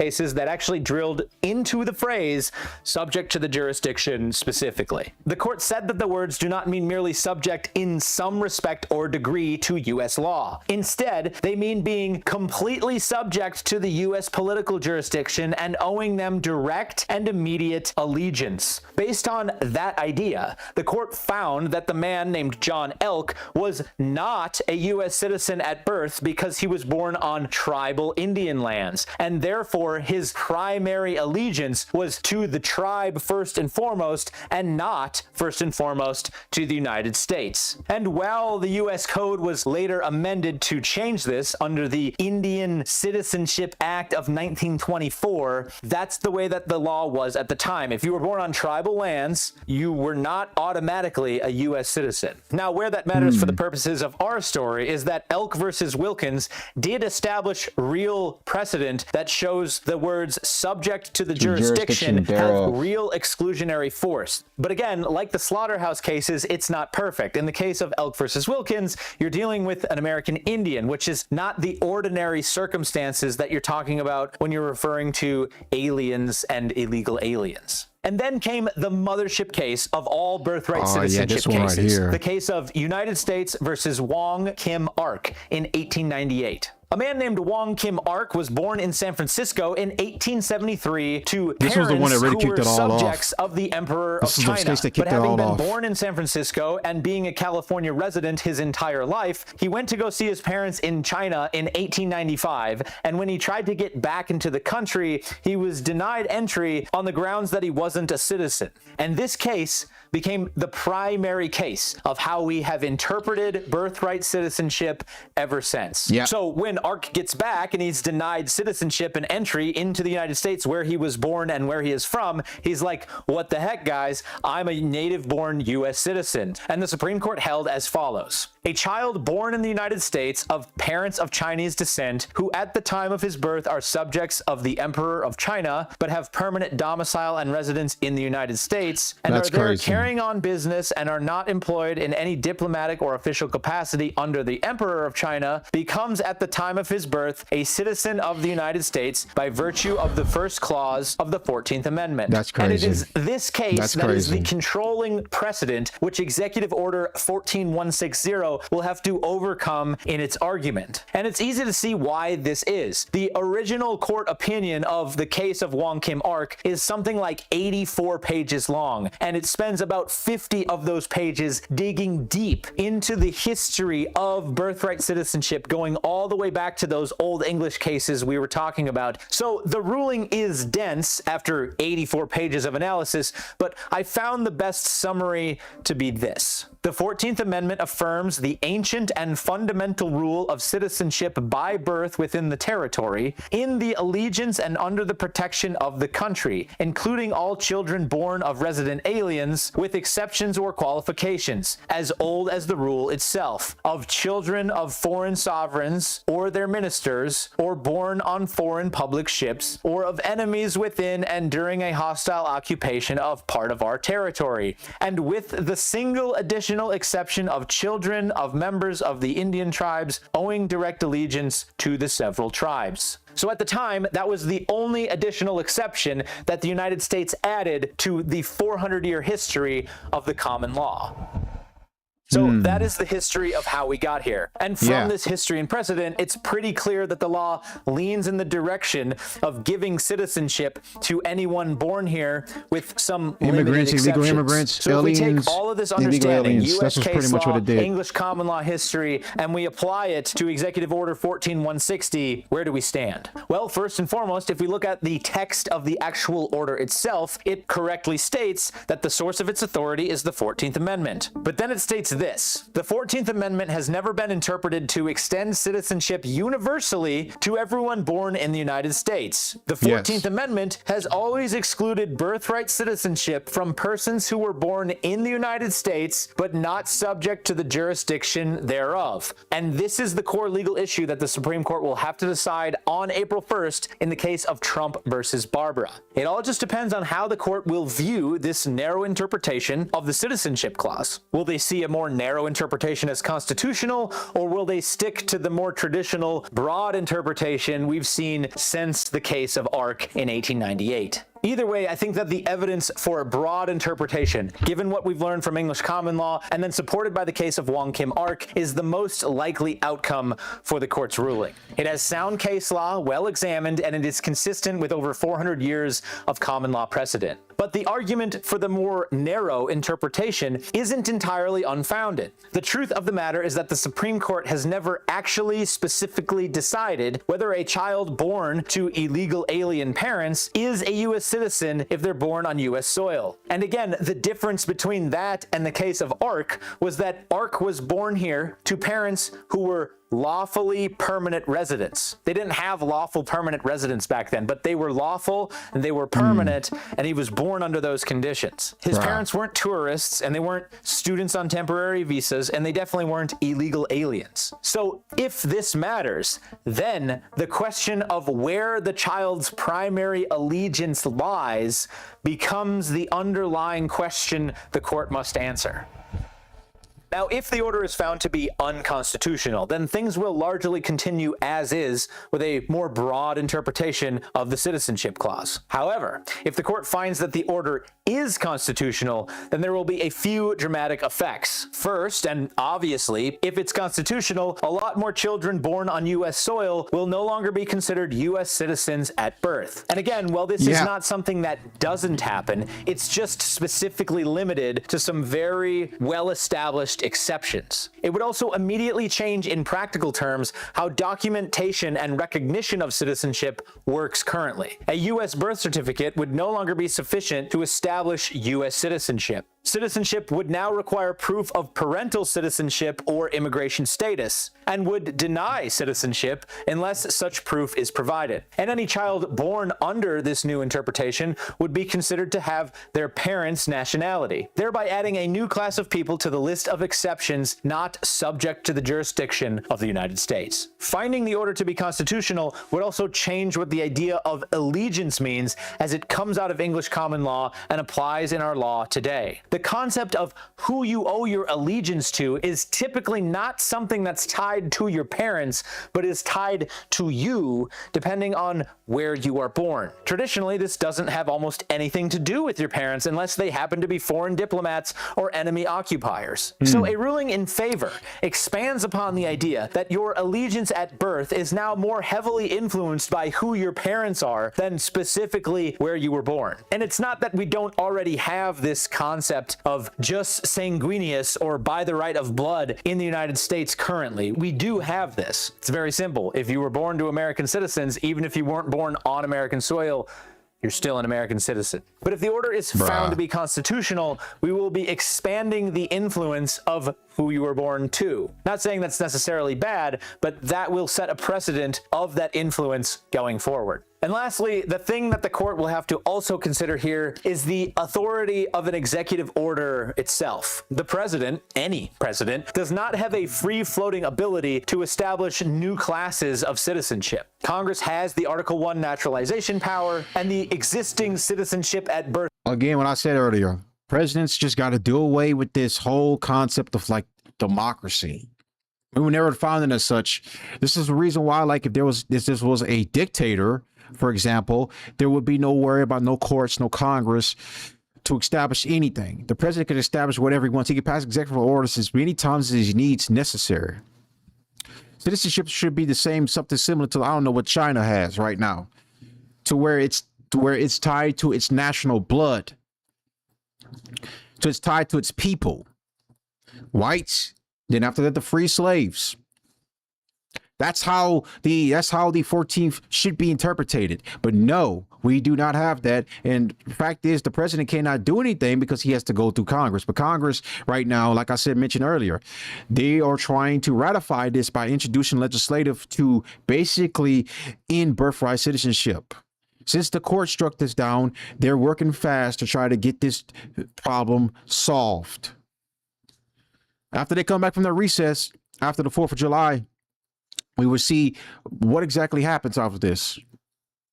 But the problem, but just to come in for a moment to say that, it's just that if we had a real leader that wasn't held back by courts, by Congress, by limited power, and he has absolute executive 100% power, then he could go out there and pass as many laws as he wants to, because he is the ruler of the said country, of the said civilization. This is the problem with this. This is the problem with limiting the president's power. Laws are written down and passed by act of Congress. And while yes, the executive branch must administer, enforce, and interpret that law, it cannot rewrite the law by virtue of its interpretation. And on top of that, given that this interpretation is coming entirely from an executive order, we would effectively be allowing an executive branch guidance order to essentially rewrite how birthright citizenship has been applied and interpreted for well over a century. Now, I'm not going to say that that's impossible or that that's somehow a miscarriage of justice if the court finds that way, but it certainly does push the authority of what executive orders are intended for and capable of to its absolute outside maximum. And here's the other risk that the Supreme Court runs if it finds in favor of the order. Typically, executive orders are exactly that. They're an order issued by the president. That means that later presidents can come along and remove them or amend them or make other orders which have different interpretations of the law. However, if the Supreme Court rules on the constitutionality of an interpretation, later presidents cannot come along and change what was ruled on. And because of that, it has this effect of sort of circumventing congressional action and replacing it with an executive order and then not allowing it to be changed ever again without an amendment to the Constitution. So if we can abstract this for a moment from the citizenship issue and we start to look at it across the board at how this could potentially apply to other issues like guns or abortion or any other hot button issue, you start to see how this isn't really the direction that we should probably be going with our legal precedent. It's this continuation of the transfer of authority from what should be in the hands of Congress into the hands of the executive. And in my opinion, we've already been doing that way too much over the last 100 years. It's like we got income tax and then boom, everything became the job of the president.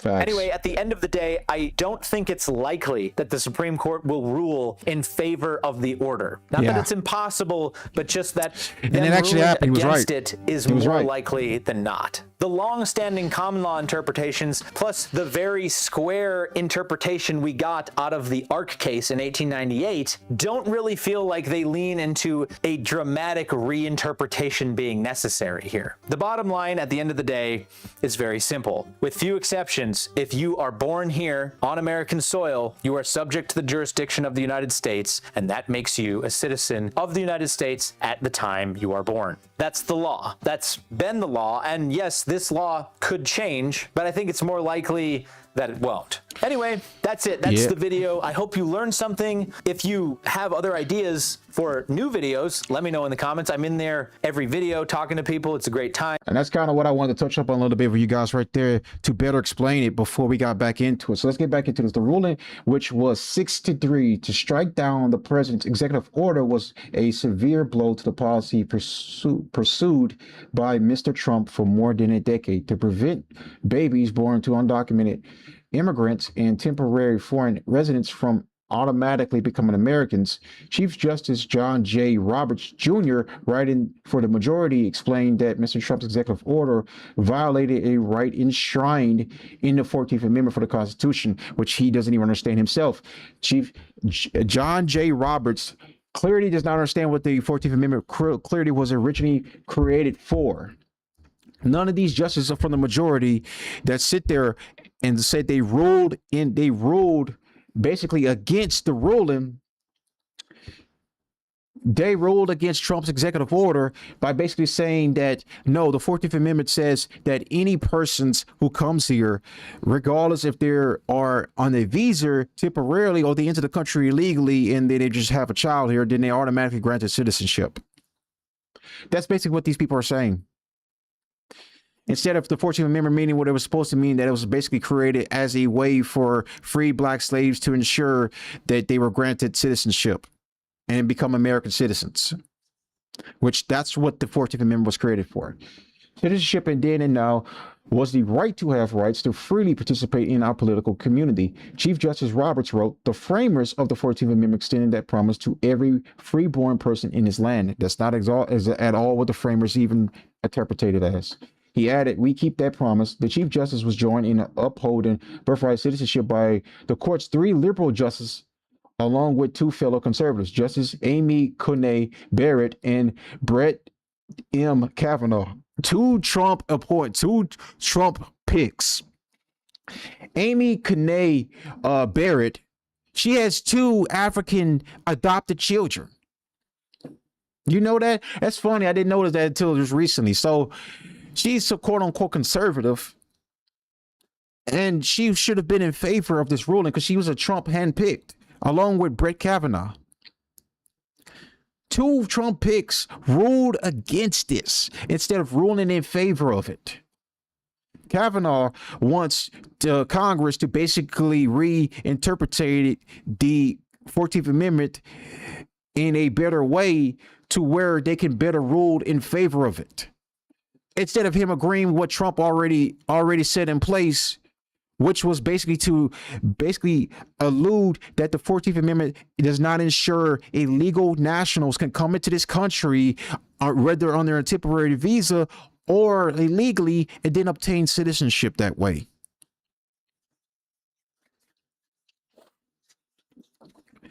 So instead, these 2 traitors that Trump picked, which this is on the president's fault more than anyone else, these two fucking pieces of garbage, they decided to go ahead and just rule in favor of upholding birthright citizenship. Because Amy Coney Barrett, who's not a conservative at all, she's just some stupid woman who shouldn't even be involved in politics at all, decided to rule in favor of upholding birthright citizenship because she has 2 nigglets she adopted. Excuse me for a minute. I'm sorry about that, Facebook. And Justice Kavanaugh wrote that he would strike down the executive order based on federal law, not the Constitution. So basically, he wants Congress to basically ratify that and fix that and interpret it for better for him to be in favor of ruling for Trump's executive order. It's crazy. Mr. Trump followed the case closely, even attended part of the oral arguments in person in April. He was the first sitting president to attend an argument.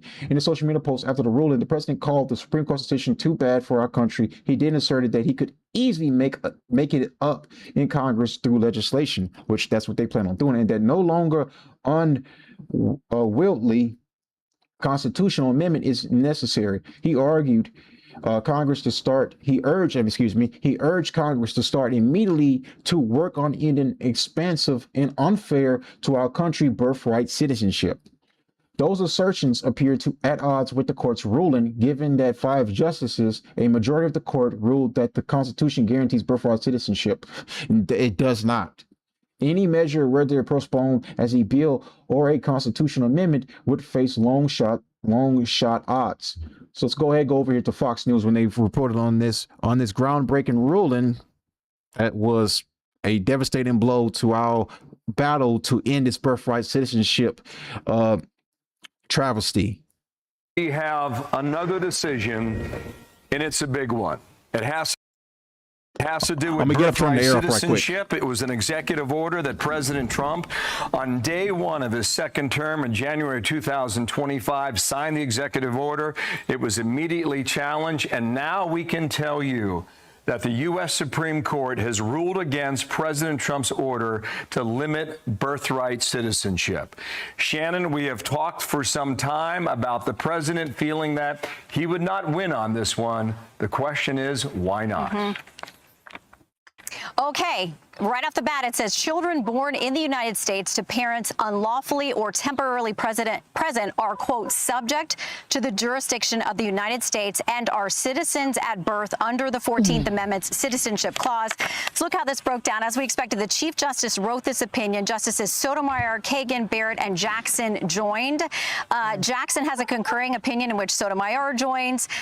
Justice Kavanaugh files an opinion concurring in the judgment and dissenting in part. The dissent comes from Justice Thomas. He is joined by Gorsuch, Alito, and then Justice Gorsuch apparently has his own dissenting opinion. So it is what we expected after the arguments here, and it looks like a bit of a split, but enough of a plurality coming together to say that the executive order that the president issued very quickly upon taking office is no good, and that if people are here subject to the jurisdiction thereof includes people who are here illegally. Writing for the majority, Chief Justice Roberts says this: citizenship then and now was the right to have rights to freely participate in our political community. Talking about the 14th Amendment, the framers of the 14th Amendment extended that promise to every freeborn person in this land. That's a quote, and it looks like it's a quote back to some of the legislative debate about this in Congress. He says we keep that promise today. So a loss probably expected by the Trump White House, but it is official, and it's a thick one, so we'll keep reading. All right. Thank you so much. Let's bring in Jonathan Turley. President Trump went to this argument. It didn't go as they would like, and you have some thoughts as to why. Go ahead. Well, this is exactly what some of us predicted after the oral argument. Chief Justice Roberts said rather pointedly when counsel noted that things have changed in the citizenship area and how people become citizens. Roberts pointedly said, well, the Constitution hasn't changed, and that is reflected in this opinion. It is a roaring decision in favor of birthright citizenship as contained within the 14th Amendment. That is despite the countervailing evidence of some of the drafters of that amendment that they did not want this to be something that would cover birthright citizenship. Now, having said that, there are very good arguments on both sides here, good faith arguments. And I'm just reading through the Roberts decision today. The only ruling should have been was in favor of ending birthright citizenship. And good faith argument. What is left here is a decision for the country as to whether it wants to examine a constitutional amendment. Some countries that have had birthright citizenship got rid of it because many of us believe it's an incredibly ill-considered policy. We can make that decision Our entire as immigration well, system is completely destroyed and fucked up. We just need to do away with it. We really haven't had a national debate on this. This has largely been contained within the court system, and it may may be time for us as a country to decide how we define citizenship. All right, 14th Amendment ratified in 1868. Back to Shannon Bream for the view from Justice Thomas, who was a dissenter here. Shannon. Shout out to Thomas. Yeah, in his dissent, he gets to that right point, now Bill, that you're in making the there. The Supreme Court. 14th Amendment was enacted in the wake of the Civil War, quote, with the one pervading purpose of securing equal citizenship for the freed slaves. He writes, it was enacted, as Justice Harlan wrote, to secure to a race recently emancipated the civil rights that other citizens enjoyed. So Thomas has always been about that was the purpose of the 14th Amendment. He goes on to say that the court, meaning the majority now, has repurposed the 14th Amendment to protect its own set of preferred rights that the Reconstruction Congress never contemplated and that cannot find support in the text. Today, the court does so by recognizing a constitutional right to citizenship for the children of all foreign birth tourists and illegal aliens. He uses very specific language there. Again, Justice Thomas adhering and agreeing with the government's argument, with which they made here very passionately, that the 14th Amendment was about protecting the children of freed slaves and not what we've come to understand it as. You see his language there. He mentions birth tourism. It came up in the arguments, and clearly that's a very big concern of the dissenters. We also have dissents by Justice Alito and others, so we'll read those as well. All right, thank you so much. Let's bring in Hugh Hewitt, of course. He's has the Hugh Hewitt Show and a Fox News contributor with his reaction this morning. Good morning, Hugh. Good morning, Dana. My reaction this morning is I'm not surprised by any of these decisions. I would have agreed with were I in the court with all three of them. I think the Chief Justice. This is why, yes, introducing legislative to end birthright citizenship should have been the better route, because the Supreme Court, they were not really going to just going to go through with it, just completely abolishing it, because first off, we have a bunch of liberal judges on the Supreme Court. Secondly, we have a bunch of women involved, which all ruled against the executive order. What was the point of even trying to go through it this route instead of introducing legislative in Congress? That would have been a better route. It would have been more feasible to do. So this just completely was a waste of time, honestly speaking. We just wasted a complete time just doing this, kind of just going through the courts. The courts are not at all. Sometimes they're ruled in favor of a lot of executive orders that have passed, especially when it came to the Haitians and the Syrians. But for this is not something they were never going to really be 100% behind. Says hit it out of the park on the birthright citizenship issue, and we finally have a decision that lays to rest this endless debate that text, history, and tradition in fact affirm if you're born in the United States, you're a citizen. I love Justice Kavanaugh's clarity on the boys and girls sports.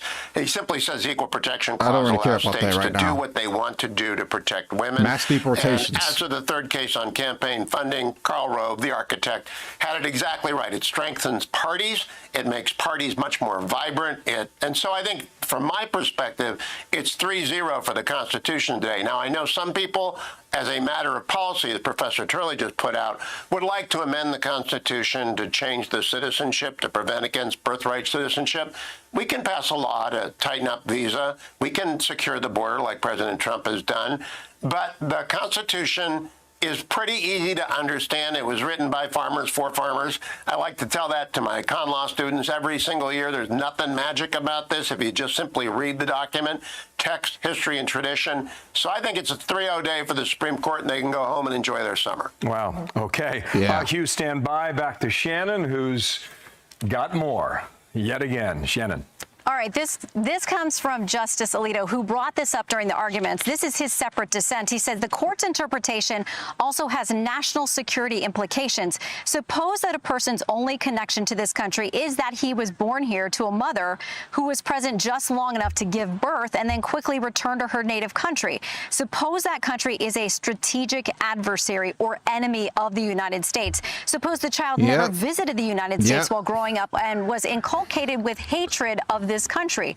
According to this court, now that person is a citizen of the United States. He can enter and leave the country as he pleases. He can travel the world on a United States passport. Even if he plots to harm this country, he cannot be deprived of his status as a citizen, at least under current precedent. He goes on to say that this decision today also provides a powerful incentive to enter or remain in this country illegally. He goes on to say, in my judgment, the court has made a mistake that will seriously affect the country's future. So some very pointed dissents here from those who raised these very big concerns during the arguments, and they're real world scenarios, which are not a fantasy. They're not a movie. I mean, these things that can actually happen now under this ruling that you have today from the majority. Be sure to like and subscribe for all the Fox News latest on YouTube, and catch full shows streaming now on Fox One. So let's go back over here to American Immigration Council. Close up some of these tabs right quick. So SCOTUS rules Trump's attempt to end birthright citizenship is unconstitutional, of course. The Supreme Court issued a critical ruling today affirming that children born within the territory of the United States are U.S. citizens.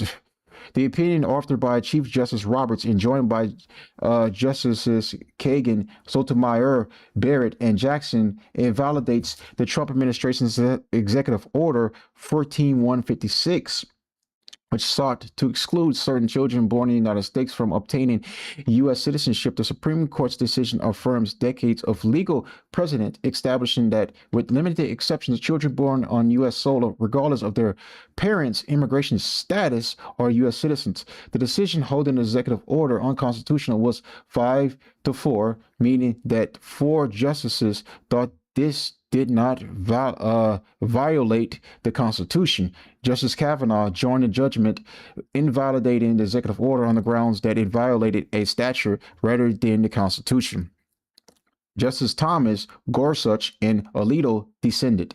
The concept of the birthright citizenship refers to how the children attain citizenship in a nation state. For over a century, anyone born on U.S. soil has automatically been conferred citizenship at birth, regardless of their parents. Immigrants or citizenship status. In January 2025, the Trump administration sought to end birthright citizenship for children of an undocumented mother and a father who is not a citizen or lawful permanent resident, and 2 children of a mother who is temporary visitor and a father who is not a citizen or a lawful permanent resident. Several lawsuits were immediately filed to block implementation of the executive order. Of course, and we all know this from leftist activists who sit up here and want to allow more third world fucking shitholes to come into this country and flood this country with more of their fucking crappy cultures.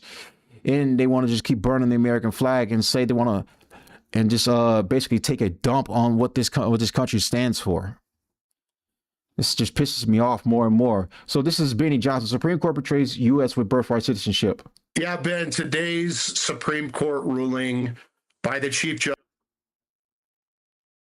Justice John Roberts, joined by Professor Amy Coney Barrett and the 3 leftists in a 5-1-3 ruling. The 5 wrote that we apparently fought a civil war and enacted the birthright citizenship provision, not to give birthright citizenship to the children of the freed slaves and overturn the Dred Scott decision, but that's now been expanded to Chinese birth tourists. 1.5 million and counting Chinese birth tourists can now get birthright citizenship, where these Chinese mothers come to America, give birth to their Chinese kids, fly back to China, never step foot in America again. And under this ruling today by John Roberts and Amy Coney Barrett and the 3 liberals, the 14th Amendment gives that Chinese baby birthright citizenship for the rest of that kid's life, where that kid gets Social Security, he gets all the benefits of citizenship. That kid, when he turns 18, can vote, mail his ballot into America from That's Beijing. Insane. More anchor babies. More anchor babies. Has never stepped foot again. More anchor since babies. His birth 18 years prior. That is what this Supreme Fucking Court crazy, decision bro. does. That Chinese birth tourist gets birthright citizenship. This is egregiously wrong by John Roberts, Amy Coney Barrett, and the 3 liberals.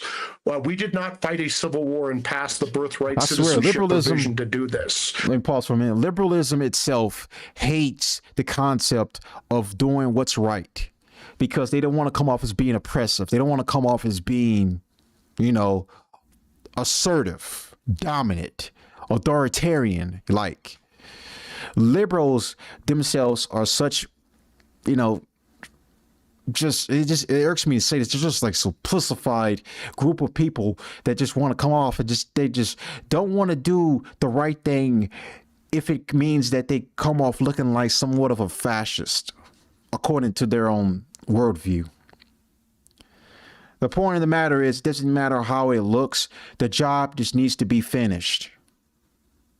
Even if how it makes you look. No one wants these people harm done. We just want their citizenships revoked because they're not here legally. They didn't do it the proper way. We don't even really want them here at all. We just want them to go home safe and sound. Nothing to happen to them. But what do these fucking liberals want to do? No. We don't want to come off as being assertive. We don't want to come off as being aggressive. We don't want to come off as being, in their eyes, mean-spirited or whatever. Even though no one's calling for any harm done to these, these illegal aliens, these aliens that are here. No, it's just that they're here when they shouldn't be. They're here because of TPS, which was revoked for Haitians and Syrians, or for the birthright citizenships who have come from people from illegal nationals from all over the third world to come here and just have children here and then reside here and stay here as lawful citizens because our laws are set up that way. The Constitution, the 14th Amendment, which is poorly written and poorly interpreted, allows them to do such a thing. So we import all these fucking people in here and we just allow them to come in because these liberals refuse to do their fucking jobs. Even when they're in especially these women liberals are the worst. They're the worst. They have the opportunity to do something right, and then what they do? What do? They rule against it. They rule against what's doing something right. Instead, they just want to just come off as just being, I don't know, doing what women always do. Always adhering to their feelings instead of adhering to what's right. Adhering to logical reasoning. They would rather rely on their emotions. Their motherly instincts.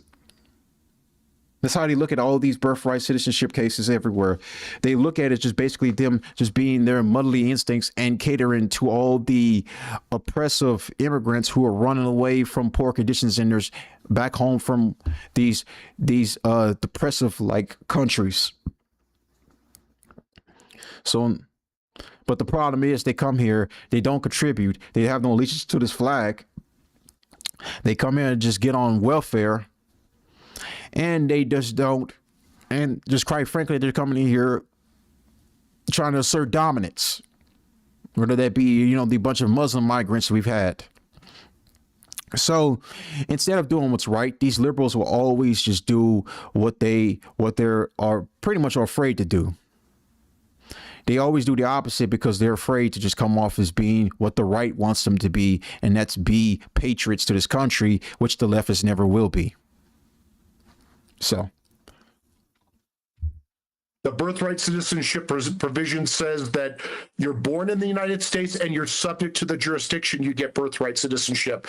You have to have both. American Indians did not have birthright citizenship under the 14th Amendment. Congress had to pass a statute to give American Indians birthright citizenship because American Indians were not subject to the jurisdiction of the United States. They were subject to the jurisdiction of their tribe. So if American Indians do not have birthright citizenship under the 14th Amendment, how the hell do Chinese birth tourists, how do Tren de Aragua kids, how do MS-13 kids, how do all these illegal aliens who come in here, birth tourists?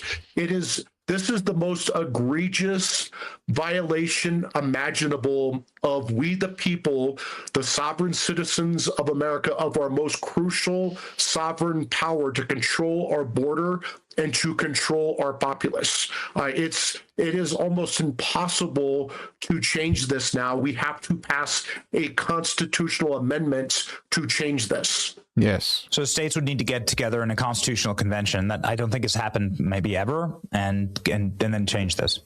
Yeah, and again, it's 5-1 to 3. Justice Kavanaugh would have decided this on statutory grounds. It's still bad and wrong, but not nearly as egregiously bad and wrong as the Chief Justice and Amy Coney Barrett and the three liberals did by constitutionalizing birthright citizenship for Chinese birth tourists. Think about that. And then the three real constitutionalists, Justice Thomas, Justice Alito, and Justice Gorsuch, my old boss, correctly dissented and said, no, this is not what the 14th Amendment says. It's subject to the jurisdiction, which means allegiance to the United States, not allegiance to China or to some other foreign country. And if we want to give birthright citizenship to Chinese birth tourists as we the people, we can do that. We can have our elected members of Congress do that like they did for American Indians in 1924. Yes, but now that's a simple this legislative. has been constitutionalized. This can no longer be debated. This is as bad. This is as bad of a decision as you can get from the Supreme Court. It is the most narcissistic decision imaginable out of the Chief Justice John Roberts, and he's a narcissist, but this takes it to a whole new level. And of course, Professor Amy Coney Barrett joined this decision. Well, I won't even go there because I'm too angry, but it's just unbelievable. She's a Trump pick too, but that they can they're just not going to criticize Trump for that. scratch out subject to the jurisdiction of the United States and the 14th Amendment and hand out birthright citizenship to every illegal alien, including Chinese birth tourists who come and step foot in America and give birth. You know, I'm a big fan of Mike Davis. And Mike, you've been so right on this program. But you also have to take your lumps here because you were a huge proponent of Amy Coney Barrett. And now she has backstabbed us. And no, I'm not going to accept some weasel word argument but she's good on like boys and women's sports or like the Catholic Church. She's bad not a base on the bitch. two questions that actually matter for the sovereignty and the continuation of Western civilization, which is immigration and then the powers to enforce immigration. She's bad on those. She's atrocious on those. And so this seems like a massive blind spot in the people that were supporting Amy Coney Barrett. How do you feel today? I think it was the biggest mistake imaginable supporting Amy Coney Barrett. I think she is a disaster. Yeah, but Trump was the one who put her on the Supreme Court. As I've said, a rattled law professor with This her is the most head out disappointing thing of all. her ass, and she thinks that she is the smartest person in the room, and she's not. She's the junior varsity justice, and she thinks that she's grading law school exams instead of exercising sound judgment. We know why the Chief Justice does what he does. This is all about a vanity project for him. It's about his image. He's very chiefy, and he put his vanity today over our sovereignty, and it is unacceptable. It is inexcusable. We'll never come back from this as a country. And so here's the solution going forward is we need to, there is no excuse now from Senate Republicans. They must pass the Save America Act, and there's no excuse from Mark Wayne Mullen or anyone else in the Trump administration. We need to mass deport every illegal alien, not just the violent criminals, all of them, and especially the birthing age women, the birthing persons, as Democrats call these people. We need to get them the hell out of our country because we did not sign up for this. We did not sign up for Chinese birth tourists coming to America, having their Chinese kids, and canceling our votes from Beijing. This is again the most egregious violation of our most crucial sovereign power as we the people to decide who comes and goes and who becomes one of us. The Chief Justice is shameful for what he did today because he put his vanity, the John Roberts show, over our sovereignty. But we all know who John Roberts was, and we've known who John Roberts was for 30 years. We've known what John Roberts was going to do to us. We didn't know what Amy Coney Barrett is a much more fresh betrayal, and a betrayal that I thought that we were smart enough to never make again. You and I lived through Sandra Day O'Connor, David Souter. We lived through that. where Republicans got a chance to remake the court and we chose liberals as our choice. Now, Democrats never make that decision. Democrats would reanimate the corpses of Joseph Stalin, V.I. Lenin, and Che Guevara and put them on the court if they could. Yeah, you and I both know that. So, why are we so stupid, Mike? Why are we so weak? Why are we so dumb? Because we're not going further enough. This decision, and I love you. What Benny is not saying is we're not going further enough. That's the thing about it. We're not going further enough. This was this first step. You know why? It's because we're not going further enough. The left is willing to go really far to get what they want.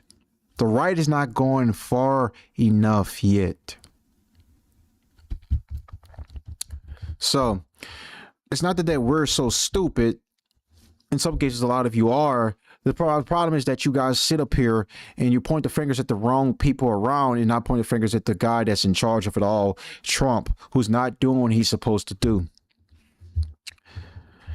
Going through SCOTUS and thinking that was going to get done when these people clearly are not at all in favor of getting anything really handled in America to the degree that we need to be, to the degree that we need it to be done. Like I said before, SCOTUS is the Supreme Court. They're not real nationalists to sit here and want to execute a lot of these operations, especially when it comes to like this immigration operation. A lot of these people on the Supreme Court are liberals. A lot of these people have dissenting opinions than us. A lot of these people do not agree at all what Trump has in store for America, or really for what this right, alt-right, or far-right coalition has. And that is saving America. Not to have no pun intended from the Save America Act, but the whole purpose is like Trump was the first barrier, but he's not the end all be all. He is the next step. What comes after is going to be the actual leader that we need in order to get there to where we want to get, in order to get the shit that we need to get done, in order to get executive orders passed, either that be through Congress for sure, legislation through Congress, which I think is far more feasible, especially when we have people in there that are actually on our side and are actually fighting to get America in the position that it needs to get to in order to get rid of all these foreign nationals out of this country, regardless if they committed crime or not, to get these illegal aliens deported.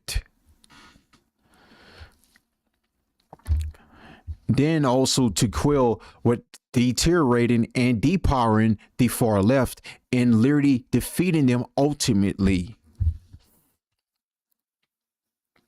Then is to ensure that the right always has the power in America. That's the three major things we need. It's not that we're so stupid. It's just that we haven't gone further enough yet, and Trump is not the guy to bring us to that pasture. We just need another leader to do so. He hasn't presented himself yet, but hopefully he does show up some point, probably in 2028. I'm hoping to God in 2028 somebody shows up, because this is disappointing so far. We're not getting the actual executive orders that we want done. We're not getting none of the legislations passed that we want. And the far left is becoming more empowered every day. And really, what are we left with? Just twiddling our thumbs and just not really getting nothing achieved. So this is what I'll say, and I'll say it again. Trump was the first step. He's not the end all be all. He's not a nationalist. He's not willing to go further enough to quell the far left, to deport all these illegal aliens, to end birthright citizenship. He's not the end all be all. We will have that real leader present himself at some point. It's not Vance. It's damn sure not Marco Rubio. That leader has not showed his face yet, but hopefully, I'm hopeful. I'm not going to be entirely black pill about it, but I'm going to hold hope that this leader, when he shows himself, he is the real nationalist leader that we need to follow him into battle with, to defeat all of our enemies and take back the country that we love and ensure that it becomes actually great again. The message America great again is the message that we should all live by. It's not just because Trump says the message every day. It's the message that we need to also live by in our heart of hearts, that we really want to take back this country and make it truly great again. That should be the model for all people on the right. So that's my message right there when it comes to that. You as a friend, but you saw it from the inside. So can you tell, was she lying? Yes. Were we going too fast? Were we going too fast? Like, what was this? No, Ben, she lied. She auditioned as a constitutionalist. She auditioned as the next Justice Scalia for whom she clerked. She auditioned as this conservative constitutionalist law professor. That's how she auditioned. It was a fraud. She is a fraud. She lied through the process. Or it could be one of two things. She lied in her audition when she sold herself as a constitutionalist, and so did her people. All of her former clerks and everyone else sold her as a constitutionalist to me and many others. And I'll call them out by name at some point. Or she got rattled on the bench when they showed up at her house with her kids. Come on, man. She got scared. She has two nigglets as her adopted children. She was never going to be in favor of that. I'm going to be a mother from Africa, and protect my kids and do what the left wants because I don't want them to come to my house and kill my family. Who knows? It's one of those two things. But this Amy Coney Barrett's that we see today with this birthright citizenship decision, that's not how she auditioned for the job, not even close. So she's either a fraud, the fact that we put a woman in the Supreme Court is crazy. To do her job. For the conservative, we should have put another man. She should resign. She's not up to the job. The fact that we put a woman on the Supreme Court is even insane to me in the first fucking place. I don't know what the fuck. So let's go ahead and get JD Vance's perspective on this. After what was a blockbuster day at the Supreme Court, and as Iran negotiations continue in Doha, who's better to check in with for a little bit of analysis and insights than Vice President JD Vance? Mr. Vice President, it's great to see you, the author. I'm going to play it of the new bestseller, 1.5 Communion, speed. Finding My Way Back to Faith. Mr. Vice President, thank you very much for joining us. We'll get to your book in just a moment. But I was anxious to talk to you about the Supreme Court today. First, on the birthright citizenship case. A lot of people very concerned that this will throw open the door to hundreds of thousands of more individuals who are exploiting our system here. What is the administration prepared to do to protect the country, and what can it do after this ruling?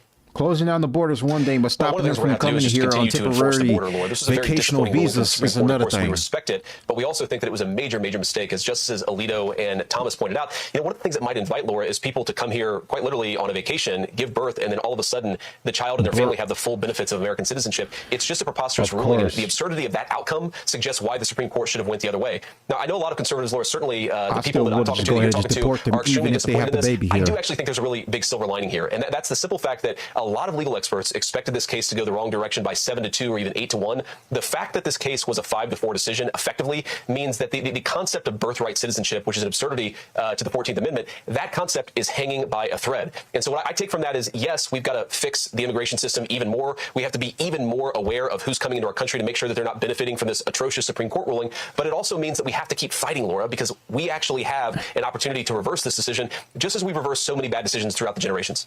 Roger Severino, Mr. Vice President, argues that the president could change that original EO executive order and put restrictions on U.S. territories like the Northern Marianas Islands. They're very close to China, where there's a lot of birthright abuse going on, because the same protections perhaps don't apply to these territorial areas. What do you think about that idea? Like Puerto Rico and stuff. So I think it's a great idea. I saw that point from Roger Severino. We're certainly looking at that. We also have to look, Laura, at some congressional and statutory changes that we could make to make it harder for people to actually take advantage of. I hate to call it birthright citizenship. It's fundamentally a loophole that now exists in our immigration system that rewards illegal aliens just because they have a baby in the United States while they're in our country illegally. So I think that loophole is going to cause a lot of problems. There are a a number of things that we're already looking at in the administration, Laura, to try to close down that loophole. But fundamentally, what we're talking about is fixing a problem the Supreme Court created. We also want to look over the long term at undoing that problem to begin with, because again, this was only a 5-4 decision. Laura, how many times did we hear people say that this was going to go 8-1 against the administration? We made some very compelling arguments. We have the better of the case. We've just got to keep fighting at this. And this drives home, Laura, why the midterms are so important, because it's the senators who ultimately vote on those Supreme Court justices.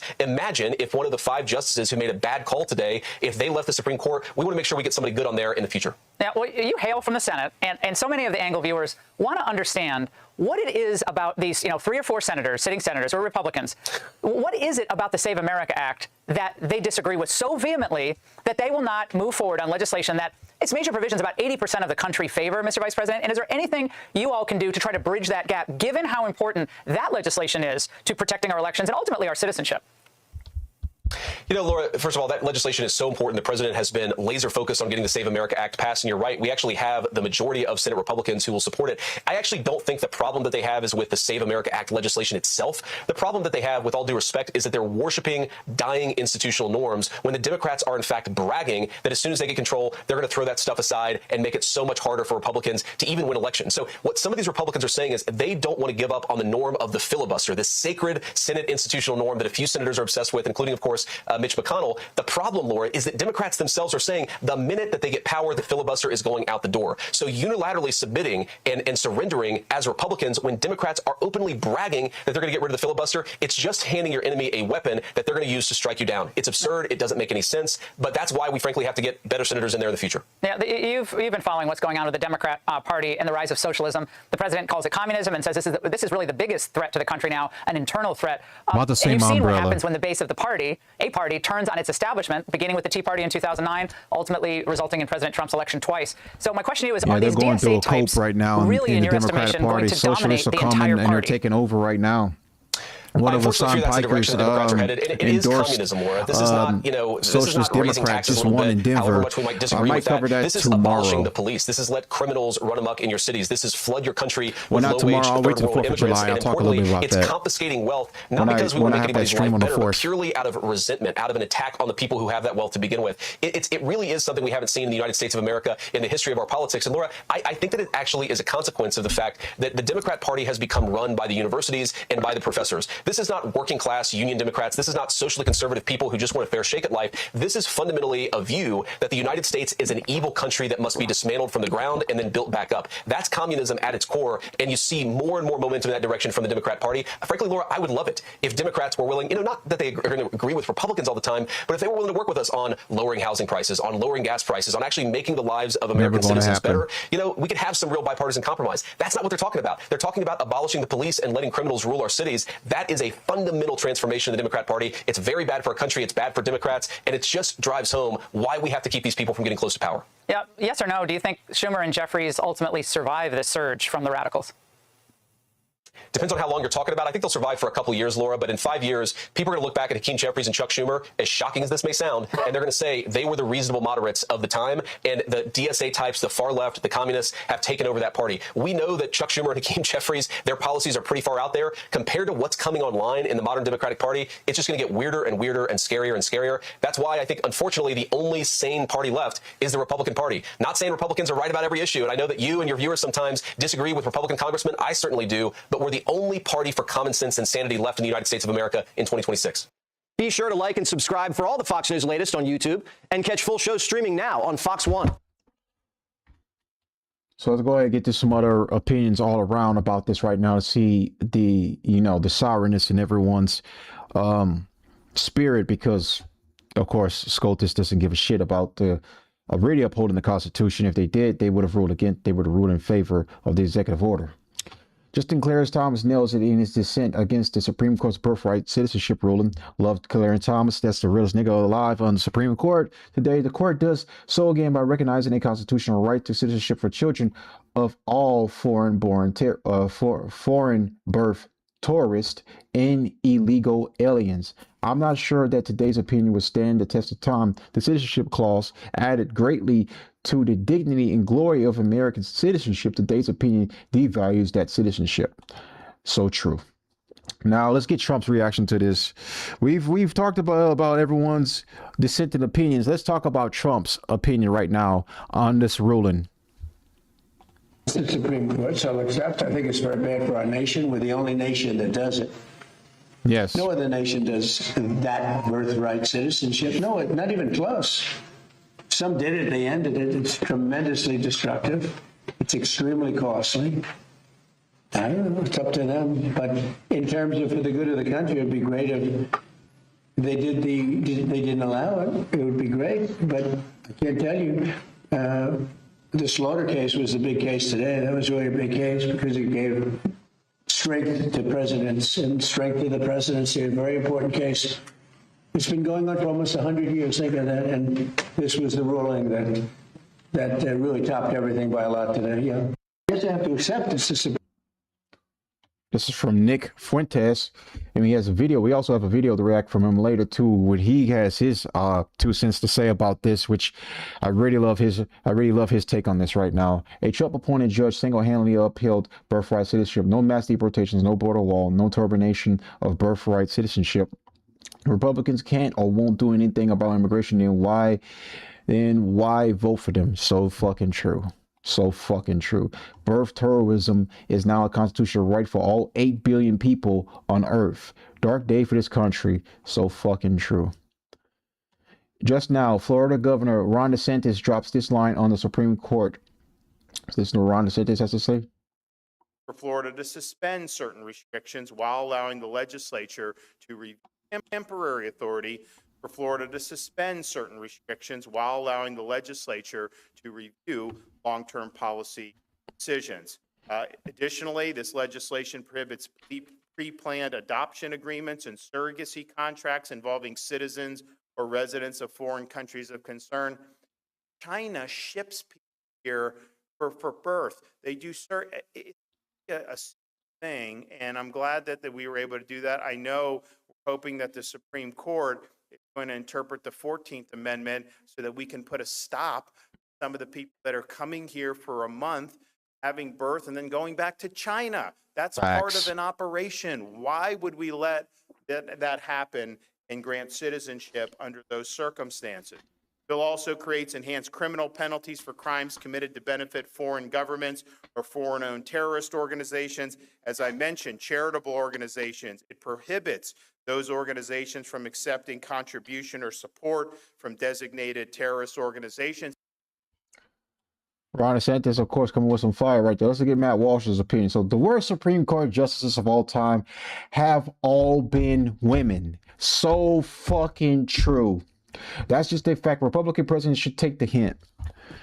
I don't understand why do we give women political positions at all that are just not like positions of like support. Why? Why do we constantly make this mistake of always putting women in forms of power in politics? It's just a sip mentality from a lot of these Republican Republican leaders, these presidents, and from history, Republican ones that always appoint women to their cabinet, appoint women to the Supreme Court. They always have to choose women as if women are a good idea. We know what the Dems are going to do. The Dems are always going to choose women because they're pro-women. They're pro-feminism.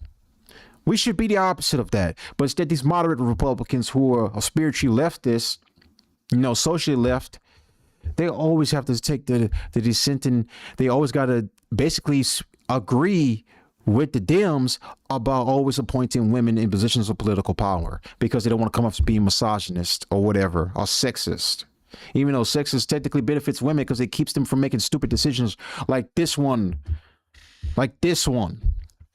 All these women, especially this black disgusting tub of shit right here who sits up there, and her entire dissenting opinion was just her basically using the race communist talking points from all these black supremacists about all white man bad, black people oppressed, blah blah blah. Black. We're gonna do a little bit of black fatigue too as well. We're gonna react to some clips later, so I can just show you guys exactly like she always talks about. It's what these fucking black activists always do. They always complain that blacks are never given a fair shake. They're still oppressed in America. It's still white supremacy, always keeping the man down. But then you see some of these videos, these niggas just don't know how to fucking act. And they're just straight niggas. That's what they are. So there's another one from Matt Walsh. The idea that a pregnant woman from Guatemala can sprint across the U.S. border, have the baby 30 minutes after arriving here, and the baby is magically a citizen in the U.S. is one of the most retarded and indefensible notions ever conceived. So fucking true. There you have it. Amy Coney Barrett and Justice Roberts just decided that little Joshi, born to illegal Haitians in Springfield, Ohio, is just as American as you and me because of the 14th Amendment or something. So true. But they don't ever want to blame Trump, though. They want to blame SCOTUS. Trump appointed some of these officials to the Supreme Court. Kavanaugh and Barrett were his choices. He's to blame just as much for this. Now, this is Nick Fuentes going off about this whole decision. Now, in the decision, which says that it goes against the Constitution, you had two conservatives joining in the majority, Thomas and Amy Coney Barrett. A 5-4 decision. Now, what that means is that if one of those votes went the other way, then that means we could have probably changed the federal statute and made birthright citizenship against the law. If just one of those votes went the other way, it could have been the three liberals and Justice Roberts. And if Amy Coney Barrett went with the other conservatives, that would mean there would have been a 5-4 majority saying that you could overturn birthright citizenship in the federal law, and there would be a call on the legislature to do exactly that. If two of the conservatives in the other decision went the other way, like let's say Amy Coney Barrett and Brett Kavanaugh, then birthright citizenship would have been overturned. Period. End of story. It would have been overturned in the federal law. It would have been overturned in the Constitution. You would have no more birthright citizenship in America. Yes. And what is so painful is that those two judges in both of those decisions were both appointed by Trump. Your 6-3 decision comes by way of Brett Kavanaugh and Amy Coney Barrett, both of whom were Trump appointees. If they voted the other way, it would have been 5-4 in the other direction. The 5-4 decision comes by way of Amy Coney Barrett. If she voted the other way, it would have been a 5-4 in the other direction. If Trump, who had 3 Supreme Court picks, he nominated Gorsuch, Brett Kavanaugh, and Amy Coney Barrett. If he had simply appointed 3 good justices that were as good or better than Sam Alito and Clarence Thomas, birthright citizenship would be over. So who can we blame about this? Think about it. You had a Republican president, President Trump, who was empowered throughout his first term to appoint 3 Supreme Court judges. You had a Republican Senate for all 4 of those years in Trump's first term to confirm those judges. You have right now a 6-3 majority on the court. You have 2 very conservative conservatives and 3 Trump appointees. That's a 5-4 majority. And you have Trump as president all over again since 2025. What more do the Republicans need to carry out our vision for the country? Think about it. 3 Supreme Court picks, a majority on the Supreme Court, the Republican Senate confirming, the Republican president nominating. You have a Republican Congress right now. You have a Republican president sending up the executive order. Literally, what is the excuse not to overturn birthright citizenship? Yeah. Who do we have to blame? Stephen Crowder, Jack Posobiec, Benny Johnson, John Doyle, all these people. Who are we to blame from the left, from the Democrats? Who is there to blame for this failure other than President Trump and the Republican Party? Think about it. A Republican Congress could have overturned birthright citizenship with an act of federal law. A Republican president signed an executive order overturning birthright citizenship. A Supreme Court constituted, composed of 3 Trump Supreme Court picks confirmed by a Republican Senate, all 3 of them voted to shoot it down. What's the excuse? You can't blame Democrats for any of this. Democrats had no say in the selection of these judges, no say in the confirmation of these judges, no say in a hypothetical federal statute, no say on the executive order. This failed because of Republicans. This failed because the Federalist Society picked shitty judges. That's where they came from. Gorsuch, Kavanaugh, and Amy Coney Barrett, who disappoint us all the time. These are all from the Federalist Society. They were all confirmed by Mitch McConnell's Republican Senate. They were all nominated by President Trump. So there's literally no excuse this time. Because this is what always happens. Whenever Republicans fail to deliver on their agenda, on their promises, there's always some way they can blame the Democrats. And it usually sounds something like this. They say, well, we didn't control the House that time. Or we didn't have a supermajority in the Senate. Or it was a Democrat president. Or they'll say it was a Democrat Supreme Court. They always have some excuse like this.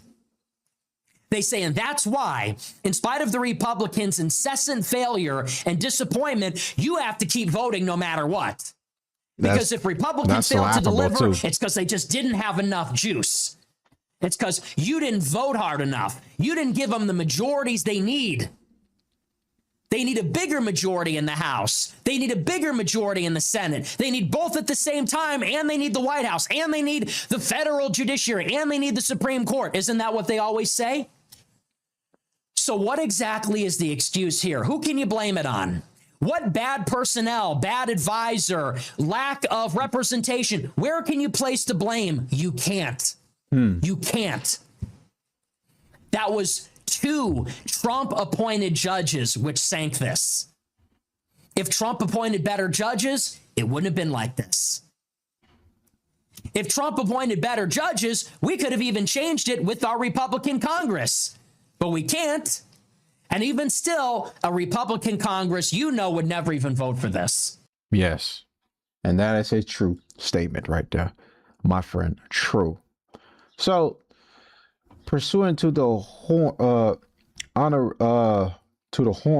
Brett Kavanaugh's descent, President Trump and Senator Eric Schmidt have announced their determination to use Congress to reverse today's birthright citizenship decision. Many Reagan-era rhinos supported the decision, while Trump's reformed GOP coalition is poised to consolidate against the decision. So now let's get some more information about this right now from Fox News. Patty, thank you. Meantime, big day at the court. Supreme Court ruling in favor of protecting women's sports, upholding state restrictions on transgender athletes in a 6-3 landmark decision. But they did block President Trump's attempt to end birthright citizenship in a 5-4 decision. Justice Kavanaugh did not join the majority's constitutional ruling, but agreed the order could not stand. President Trump responding to the ruling on Truth Social, writing, quote, "The Supreme Court upheld birthright citizenship, which is too bad for our country, but we can easily make it up in Congress through legislation with the support of the president that has now been determined during this process." A common law attorney and former member of President Trump's transition team, Mark Smith, joins us now. And Mark, yesterday was all about analyzing the decision. Today is a new day. We want to know what happens now. To the president's point in the Truth Social that Carly read, how easy, his words, will it be for Congress to end birthright citizenship if they decide to take it up in the first place? Well, right now, Todd, because the Supreme Court has 5 justices, it says you actually have a constitutional right under the 14th Amendment to be a citizen if you're born in the United States, even if you're born to parents that are illegal aliens or you're here for a few days on a tourist visa, you're an American citizen. And that means, as a consequence, Todd, this is really a political issue now. And the question is going to be, will Donald Trump continue border enforcement? Will he increase border enforcement for people that are suspected of engaging in this sort of birthright tourism? tourism. This is a big political issue. It's going to be a big issue for the midterms, and an even bigger one in 2028, because whoever controls the White House is going to have a big say on how aggressive you enforce border laws, for example. Yeah, Tom Homan, to your point, said the Trump administration will triple, quadruple down on investigations into birthright tourism, like you just alluded to. But on that point, could Congress actually ban the birthright tourism part of this without running afoul of what the Supreme Court said? Again, breaking this up into overall birthright citizenship, but the act of birthright tourism, like you detailed. Todd, you're completely correct, right? The only way someone can be an anchor baby or to have to become an American citizen is if the parents have actually come into the United States. If they're stopped by Border Patrol, if they're denied a visa, if they're not able to come into the United States, they're not able to have a child, obviously. So yeah, so really the only reason why birthright citizenship is an issue, Todd, is because there are people that come to America who, many of whom are illegal. They come to America and they have these children, and these children become American citizens. And again, they only are able to have American citizens through birth if they're here. So if Donald Trump ramps up enforcement at the border, then it's not going to be as big of an issue. Now, it's going to be a huge issue if you get a Democrat in the White House that has an open border policy like Joe Biden. That will be a massive issue, because not only are you going to get the immigrants coming in the United States, you also have their children that come to the United States, through birth and the 14th Amendment. Right. Okay, so the Supreme Court also ruled that states can bar transgender athletes from participating in women's sports, saying such bans do not violate the Constitution's guarantee of equal protection. How do you see this ruling, and also what does this mean for the 27 states that do allow transgender athletes to participate? Well, what this ruling says is that there's no protection, if you will, for transgender males that want to compete with females in sports. So there's no federal statute that requires states to permit that to occur, nor does the Constitution require that. So really, it turns into a states' right issue as to what states want to do. So if a state says it's perfectly fine for a transgender male to compete with females in sports, there's nothing that prevents that. But I really don't care about that, bro. I really could care less about that. Be sure to like and subscribe for all the Fox News latest on YouTube, and catch full shows streaming now on Fox One. All right, so we watched all that now. Okay. Unhappy about the decision. Now we move on to Congress to see if we can get it changed that way. So we can get the we pass it through legislation. Let's just hope we can do it that way. But till then, that's that on that subject. So let's go ahead and jump into some other stuff right now. Let's see. What should I react to? Probably do some open up some tabs. Give me just a minute.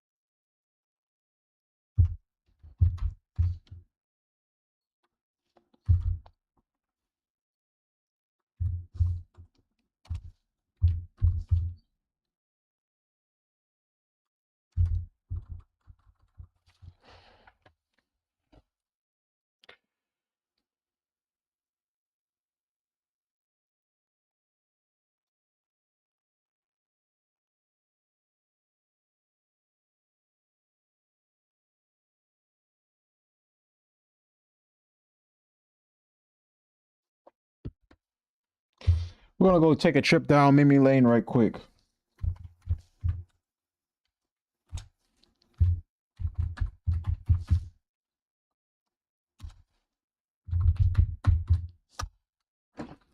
Take a trip down memory lane right quick. Let's go back and see the Let's get into some black fatigue right quick. Let's get into some good old-fashioned black fatigue and see the niggas doing what they do best, and that's cause mayhem. Let's go back to the death of Spirit Airlines, which was the worst fucking the worst airlines in history. Spirit Airlines. I'm glad this shit went bankrupt and went out of business, because all you would do is see shit like this every day.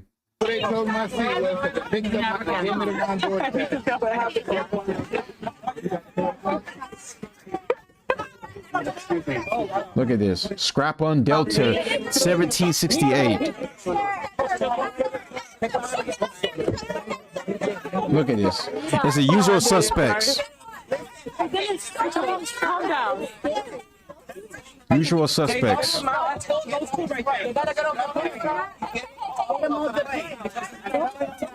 This is why I'm glad Spirit Airlines went out of business. Worst fucking worst people to fly with. Cheapest people to fly with, worst people to fly with. Look at this shit, bro. I bet it smells like cocoa butter on theirs.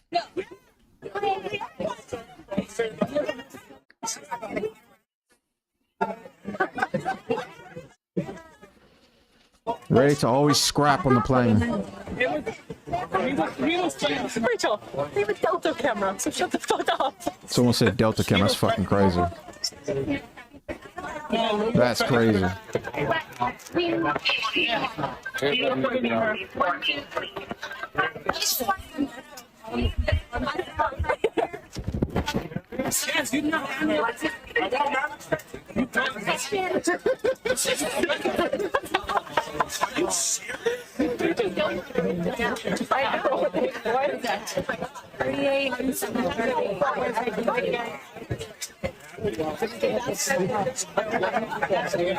Guy got New Orleans. He's from New Orleans. Oh shit. Oh shit. Let's get a wolf. Let's get a wolf. Oh shit. Oh shit. Bruh. Worst people to fly with, bro. Let's see. Go down here. This was at a WWE event. Bro. Even at a wrestling event, bro. Look at these creatures, bro. Bro. Even at a wrestling event, bro.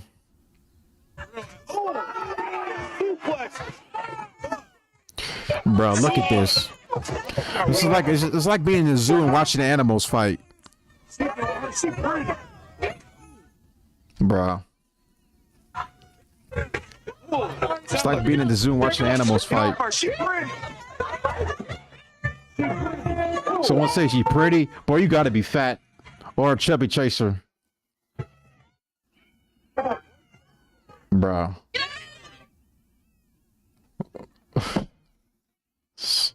Bro. My gosh, bro. It's a damn shame, man. Look at this.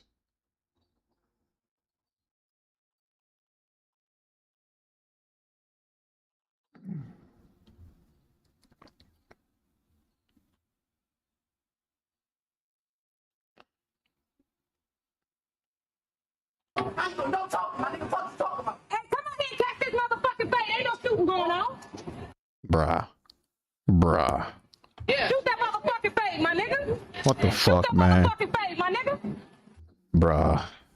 Instead of teaching these kids proper manners and learn to read and actually be upstanding citizens, they teach them this shit, bro. Yeah. Oh, yeah. And they wonder why they grow up to be criminals, and they wonder why they grow up to populate the jail cells. This is exactly what causes that culture.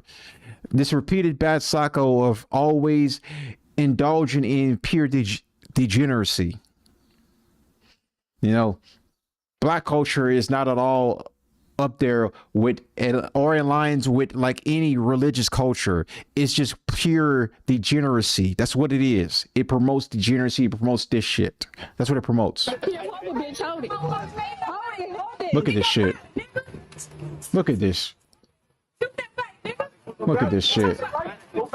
Yeah, I'm glad no one's getting shot, but it's like, bro, living next to these people got to be a disaster. Living next to these people have to be a disaster. Always you probably trying to sleep. You're probably trying to get a nap before you got to go work at afternoon shift at your job, and next thing you know, you hear these fucking people shouting outside your house. And you gotta listen to this fucking stupid fucking bitch in the background. What the fuck you talking about? Shut the fuck up.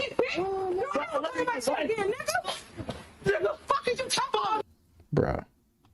Clowns, bro. This is fucking clown shit, bro. Hold on 1 second. Bro.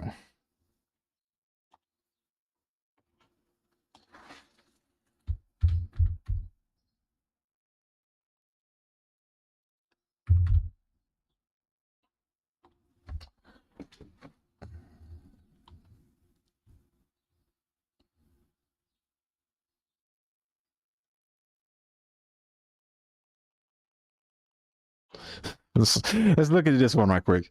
Okay, so let's see what we see here. So a bonnet model in Columbus busts her baby daddy's car windows out in front of her kids. When one of her toddlers starts screaming, she tells him to shut the fuck up, bro. I'm sure these kids will turn out to be fine, upstanding citizens. Yeah. This is what I'm talking about, bro. Come on. This is what I'm talking about. This is literally what I'm saying. This is what black culture promotes. This promotes Christ-like. This promotes any religious values. It promotes this shit. Last time seeing him. Last time. No, it ain't, Jalea.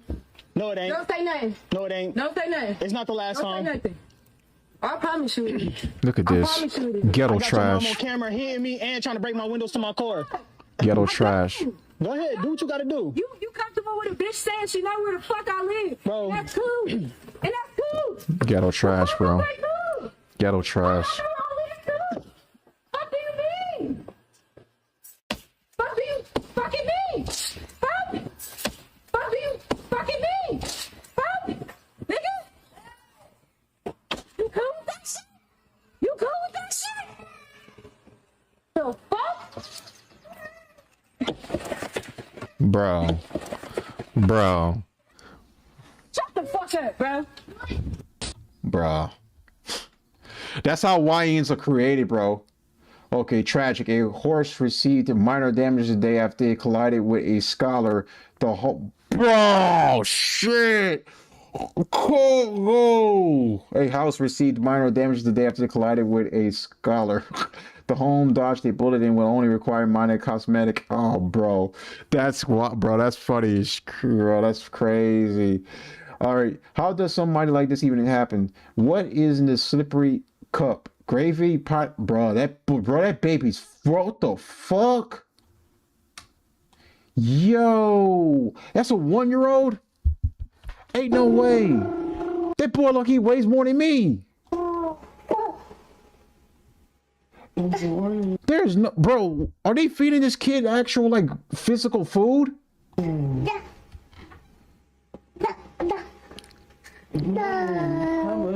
What the fuck?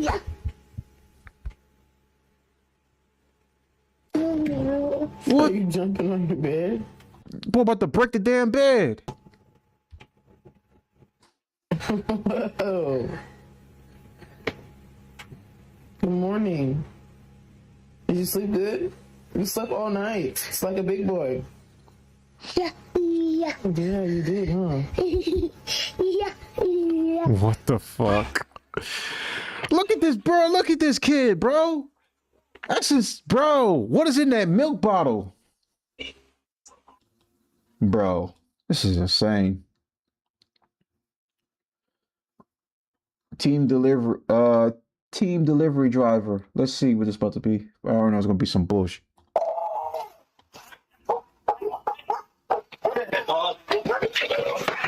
That's what I'm talking about. That's what I'm talking about. Bro, this is what happens when dog owners don't put their fucking dogs on a leash. Bro, I swear I can't tell you how many times I've been chased by a dog doing DoorDash. I swear I cannot say it enough how many times I've been chased by a dog, bro. Dog owners are the worst because they don't put their dogs on a fucking leash and they think their dog is a human. I hate that shit, bro. I really hate that.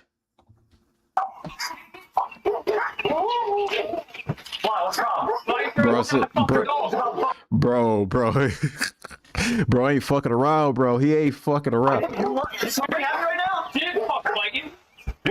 I'm not gonna lie, the way he's holding his set though, look like he hadn't fought a day in his life. But I mean, hey, go ahead. It's pretty entertainment for me. I mean, bro, keep your dog on a leash when it happen. Warning graphic. I can't show that. That's on YouTube.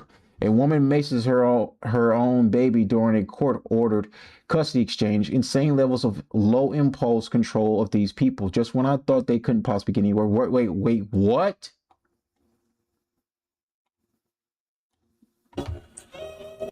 It's got music. Let me turn it on sound. Let me see. Dude, she maced her own child? Is she... Bro. This is what I say, bro. These fucking women are pieces of garbage, bro. And yeah, the father's right to react that way. What the F is wrong with you? Bro.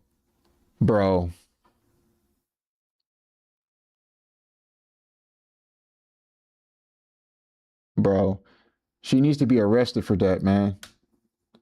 Bro, that's crazy, man. She should be put in cuffs right now and walked down to a jail cell.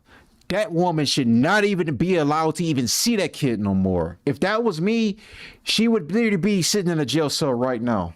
That's crazy. She even was allowed to do that. Let me see something we got here. More upstanding citizens. If white kids did this to a black kid, cities would burst into flames. But because it's a couple of black kids, they're just laughing in the comments like the pieces of shit that they are. Let's see.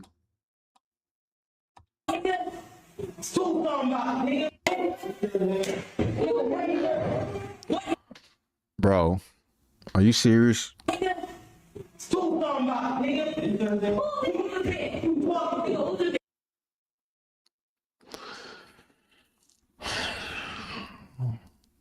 Yeah, I'm sure their parents are doing a great job of raising them. I'm sure their parents are doing a great job raising these little upstanding citizens, bro. These future 12-time felons are about to do a great job.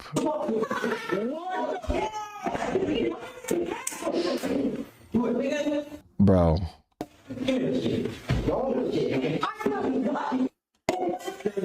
Bro, that's insane that they allowed this to happen, man. Okay. Let's see. Food bank ad as a stay-home mom on low budget. Nails done, jewelry, nice car, fat, and bro, it's always these types, man. It's always these types. Good morning. You want stuff in the trunk? Yeah. Bro, look at this, man. This obese creature, bro. That's fine. Hi. Your choice of protein, please. I can smell the diabetes from here. Chicken breast or beef? Chicken breast. Bro, she said chicken, bro.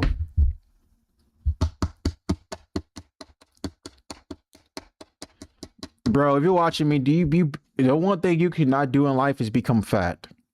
If you end up like this, you're doing everything wrong right now. That's what you're doing. If you end up like this, looking like this is crazy. Thank you. Also, pancake breakfast at the church. Okay, perfect. Thank you. Good morning. We have a produce box with peaches and other vegetables. Okay, perfect. Thank you. Good morning. Yes, please. Thank you. You're all set. Thank you very much. Bro, how much you want to bet she weighs, bro? I guarantee you it's about 250. I guarantee it's 250. She weighs about 250 pounds. People can write in the comment section below how much you think she weighs. That shit right there is definitely 250. Take some milk right there, please. Yes, please. Thank you. You're all set? Thank you. I'll skip on cereal today. Thank you. We have a choice of chickpea or the dry, and then everybody get macaroni. Just macaroni, please. Hi, good morning. Would you like fruit snacks? Yes, please. I'll take the rice, please. Thank you. Thank you. You too. I'm so tired. Bro.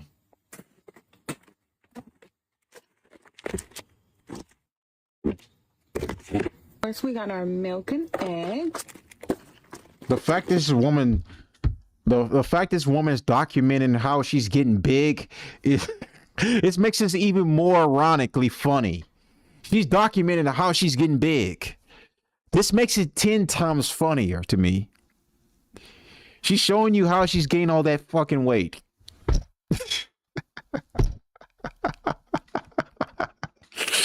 Oh man, this is so hilarious. This is crazy, bro. Look at her. I guarantee that's 250. 250. 250 the minimum. The minimum. My next one is 270. Look at her right now. I think it's 250. Let's see. McDonald's employee indiscriminately shoots through an SUV full of children eating Happy Meal. Bro, what? Happy Meals hitting 2 family members, an 11-year-old and her father. How something like this doesn't automatically warrant life in prison without paroles beyond me, bro. This is crazy, man. Surveillance cameras capture the frightening moment a shooting unfolded in a McDonald's parking lot along West Hollandale Beach Boulevard near I-95 Saturday afternoon. What the fuck? You see a man dressed in black with a gray backpack open fire on someone running toward him from across the parking lot and then takes cover behind a black Toyota RAV4. Police say inside that SUV was a family with 3 children. An 11-year-old girl was shot along with her father. The shooter ran inside the McDonald's. His apparent intended target ran away. Police say the shooter is 18-year-old Ralph Nicole. I swear they get younger and stupider every fucking day, bro. Probably raised by a single mother. This guy looks like he's not even like half sentient right now. Like he has no actual brain cells going through his body right now. This guy looks like a freaking... This guy is stupid. This is like a stupid fucking idiot, bro. This stupid fucking idiot decides to, I don't know, oh gosh, bro. This shit pisses me the fuck off, bro. It really does. A little girl got shot and this stupid fucking idiot is allowed to walk around with regular human beings when he should have been put away, institutionalized forever. Cozy Blue III. He was employed at the McDonald's restaurant. They employed this guy? I'm not even surprised. They always employ fucking felons, bro. McDonald's is the worst for doing that. Witnesses ran to help when they heard the gunshots. They say there were other children in the car too, ages 2 and 5, who were not injured. Next to the lady was a kid, and next to the kid was a baby sitting with. Bro, I hope this guy gets fucking life, bro. Okay, I don't know what's worse in the video. The fat bonnet, oh shit, there's nudity. Okay, so let me see. People like myself and Jake Lane, okay.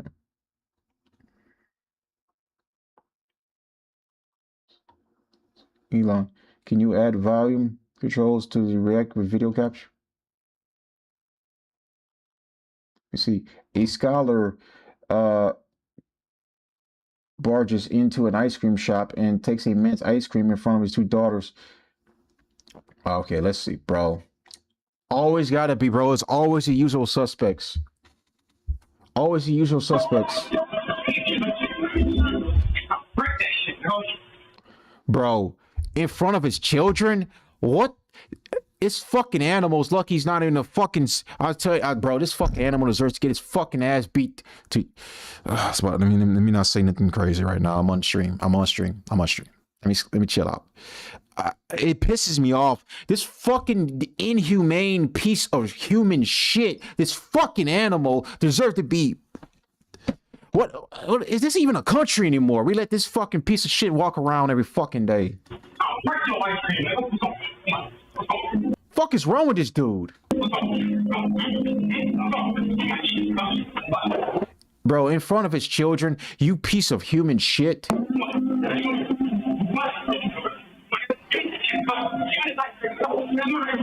Bro, yo, I swear, this is why I wish police brutality would come back. This is why I wish police brutality would come back. Because guys like this probably deserve to be taken to an alleyway. 4 cops with knife sticks deserve to beat his ass until he's blue. This is just this shit really just irks my fucking nerves, bro. These pieces of shit allowed to walk around every fucking day, and yet we don't round them up and we don't fucking do away with them like we're supposed to. And that doesn't mean kill. Look at this shit.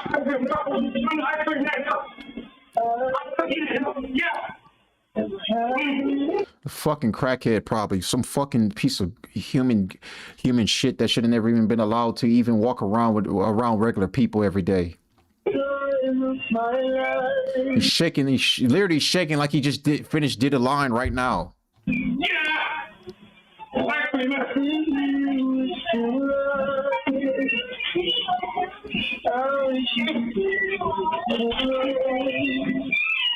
I hope the cops found him and beat the crap out of this piece of garbage. Let's see. This is the sorriest race in America. Imagine living like this. Let me tell you something. If your neighborhoods require bulletproof glass to protect you, I actually he's very right about this, bro. This is crazy that you got to have bulletproof glasses in like certain areas because these niggas can't act right. And they're raised by these single fucking mothers. And they always go around here.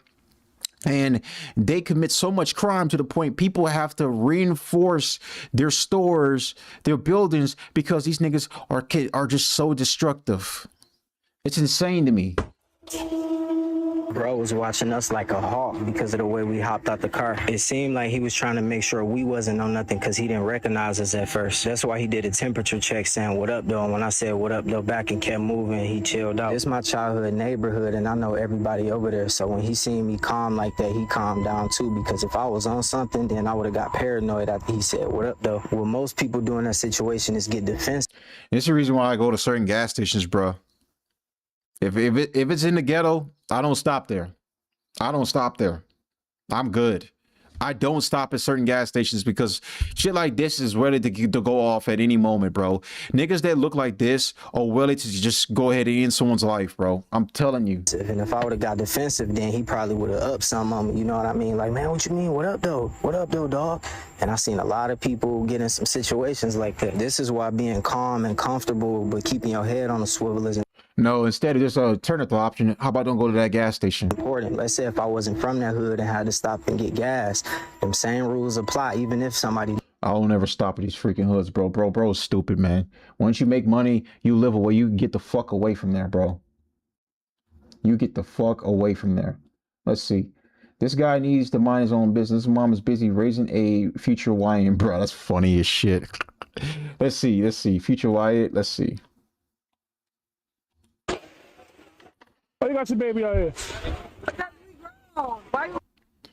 You got your baby out at like a night, like, bro, it's literally like a hot spot for, I'm guessing, where clubs and like people go out to get drunk, do drugs, you know, participate in degenerate shit. And she's got her baby out right now at this time of the night. My business. This man is... So you got a tall out here because you grown? Why are you my business? You going on TikTok? You going on TikTok?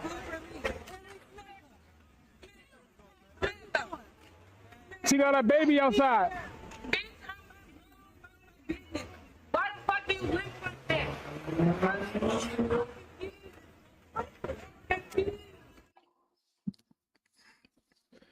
Yo, this is why I swear, bro. You know, I said earlier about the abortion stuff when I say like black women go and abort black children at a far higher rate than white women. You know, in some degree, I don't think that's even really necessarily a bad thing at this point when I'm seeing shit like this. Is it really a bad thing? We already saw that. Bro, look at this. A group of scholars brutally beat a man for saying Kool-Aid, pineapples, or a subpar cuisine that are a net negative as far as nutritional value, bro. That's great. That's actually pretty funny. Let's see, bro. As always. Beat that baby. What the fuck? Real life. Oh, this shit real life game. Beat him. Beat that boy. Beat that boy. Eat that boy. Bunch of future single moms, future felons. You know, that checks out, right? What wrong with that boy? Eat that bitch ass nigga. What you do? You did BJ nigga, boy. What do you do? This checks out for. You go out to your bitch. He ain't called auntie a bitch.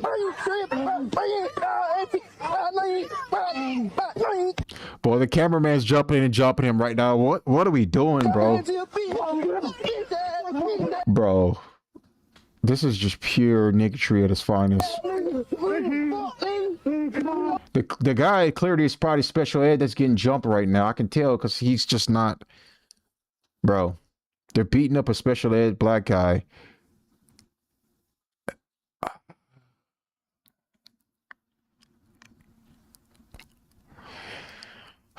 Man, I'm telling you, if I was president, man, half these races going back to Africa, bro. I'm telling you. Half this race has got to go back to Africa. No question. The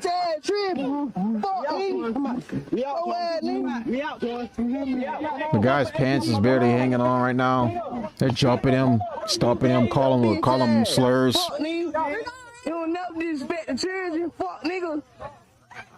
Bitch ass nigga. Bro. Bit that nigga. Look at this shit. These are women raising these men that are responsible for an alarming high murder rate. Let's see. I'm fucking we on there. We on there. We on there. We on there. Of course.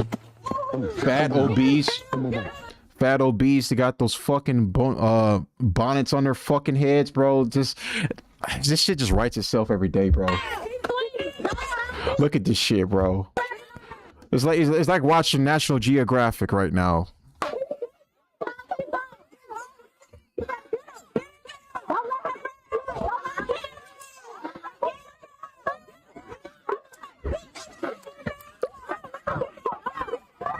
Look at this fat obese, bro. Probably smells like sweat and shit. Bro, I can literally just like look at, bro. It's like we're looking at a zoo right now, bro. This is like literally watching this. I can literally go to the zoo. I can go right here and get the same type of entertainment I get from the zoo when animals fight each other. Oh shit! I just realized they just ripped their shirt off or whatever. Yeah, let me just go that one. I saw that one. Here's the original video. You think? Bro, let's see this. I can't turn on the video because I know it's good. Probably got music and stuff like that. Oops. You go turn up. Look at this, bro. Ratchet, loud, obese. Like, bro, look at this shit, bro. Look at this shit, man. Bro, this is like, oh my gosh, bro. Look at this shit, bro. Disgusting, man. Fucking disgusting. Man, that belly's fucking that belly's really tripping me out far more than anything, bro.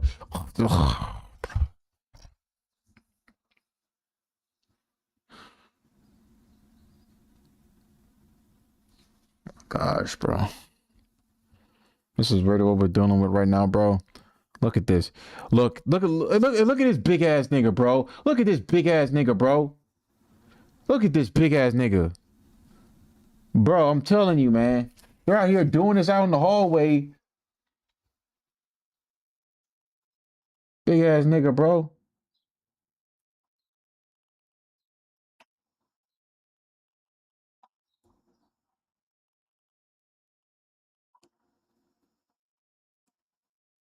Yeah, bro, I'm glad I don't live in those fucking apartments either, bro. I'm really glad I don't live in those apartments either. See, you never see a black boy more mad than a white boy is beating him in basketball. It never fails.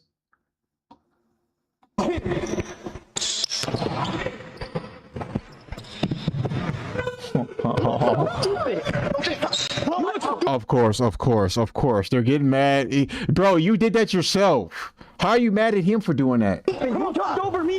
You jumped over me. You jumped over me. This nigga said, come outside. Yo. Why the fuck you punching me? Bro. Oh my gosh, bros. This is just apple on the, it's just like icing on the cake, man. This lady, I don't know what's going on with that.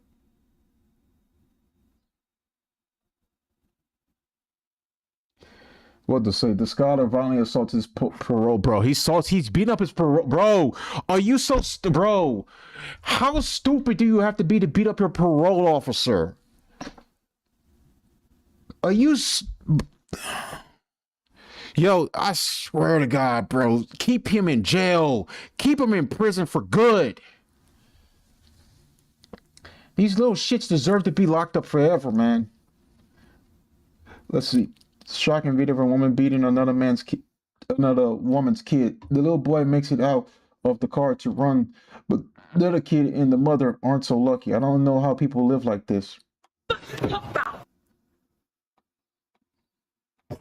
here, bitch.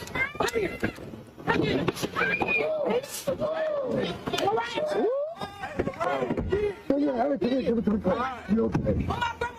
Yo, the baby can get out. Better not touch him. Get the fuck out. What the fuck you for? Bitch, you just run me over. Damn, bitch. I ain't gonna be shot me fucked up, nigga.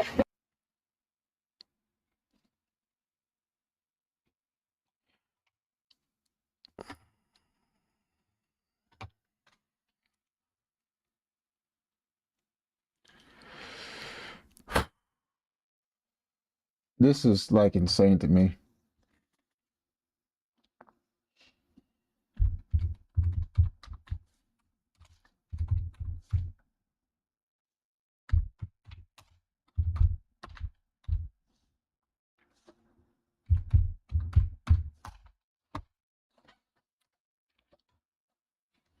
Let's see. We have some more stuff I want to see. I want to see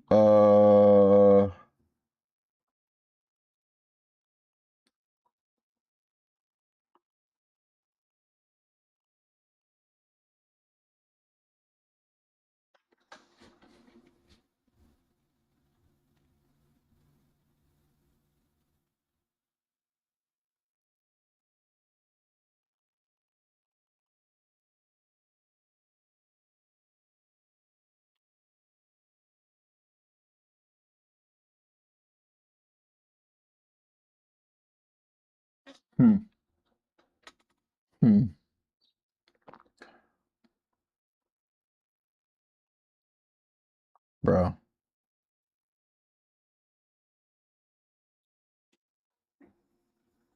Flashback to Camilla Anthony right quick. Let me show you guys this one right quick. This is pretty funny. This nigga right here, bro. Bro, look at this. I swear to God. Say this person committed a crime. Describing him would literally be racist, bro. Bro, look at him, bro. I don't give a fuck. Look right off the at bat, him. man. Free Carmelo. Straight up. I don't give a fuck about no white lives. Bro. All lives don't matter over here. Because, bro, I swear to God, bro, if you describe how this nigga looks to the law, nigga, it would be racist to describe how this man looks, man. You would literally go to jail. They would literally accuse you of a hate crime if you describe how this man looks. This man, bro, this man is literal, bro. Damn, I can't believe they let this man make this video. That's insane to me. Look at this man. On the daily. Yo, man, this man looks like, yo, what was that Fat Albert? What was that character from Fat Albert? You know the one that word that fucking, it was that fucking, I think, what you call that shit? It's that cap over his face. He looks just like him. You know what I'm talking about? Bro, I swear to God, if you describe this man to law enforcement, if he commits a crime, this shit would be racist, bro. Look at this nigga, bro. That's crazy how this nigga looks. Oh my God. Oh man, that shit is crazy, bro. I don't understand this.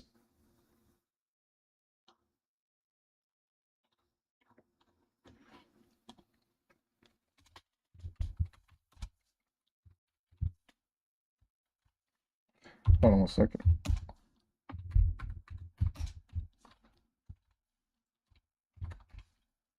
Okay.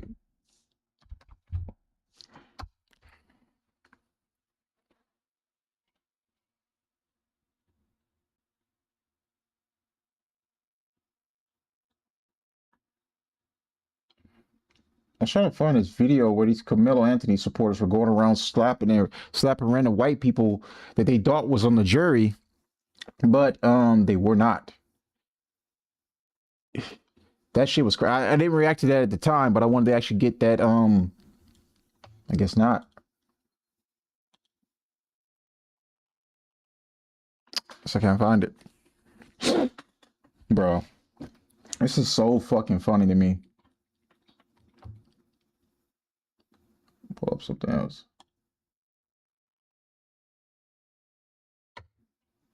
Oh yeah, hold on. I think I might find an account that has that stuff. I need to follow this guy.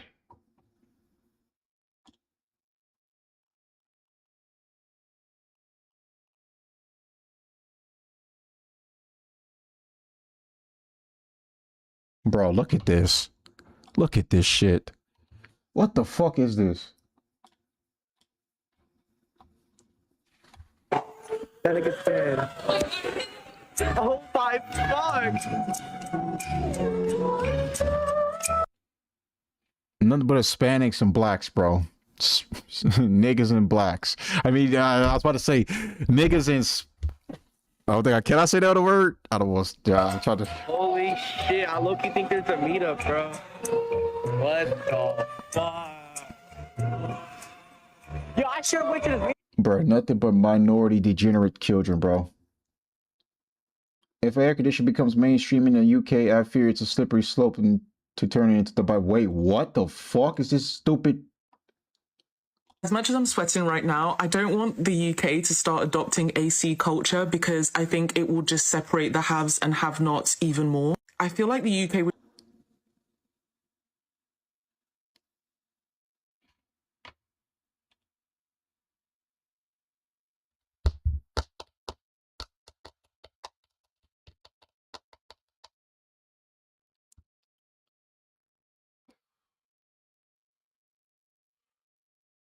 So, this is what the UK is important, right?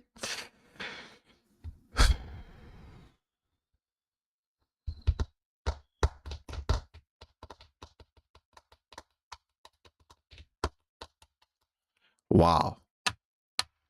Wow. Insane. I swear black women are just taking L's every fucking day. Bruh, this is just in large. Oh yeah. Yeah, this shit was crazy the other day. There was this couple that were on a, I think New York State, let me see.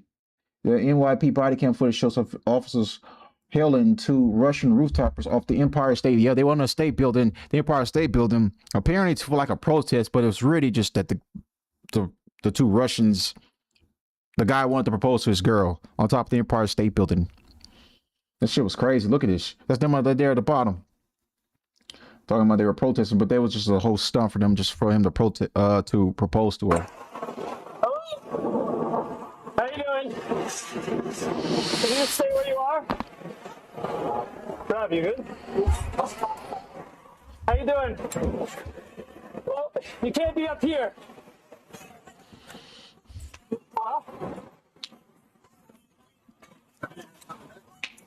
All right. All right. Yeah, I'm okay. Yeah. Rob, Tom. Give me this. Bro, NYP don't play. They do not play. What is this? Are you serious? Mogadishu. This is Birmingham, New NY, raising the Somali flag while Buffalo, New York cancels its Independence Day fireworks. Are you fucking serious? Let's go, guys. Bro, send them all fucking back at this point. Send all these fucking Somali pirates back to their shithole country. And let's just, anytime they try to leave, we blow a boat up. We blow a boat up. Anytime they try to leave the island, we just blow the fucking boat up.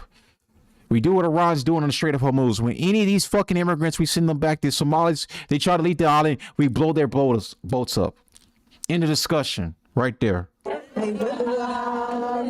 This is unacceptable. These people are, this is what I was saying earlier about revoking birthright citizenship, TPS. For a lot of these fucking, we revoked the TPS also for a lot of these Somalis that should be up for deportation right now, but they're still residing in the country. And now they're raising their fucking flag here, basically showing people they're taking over. This is disgusting. Look at this shit. These Somali pirates have come to do what they always do. They come to pirate and to take over.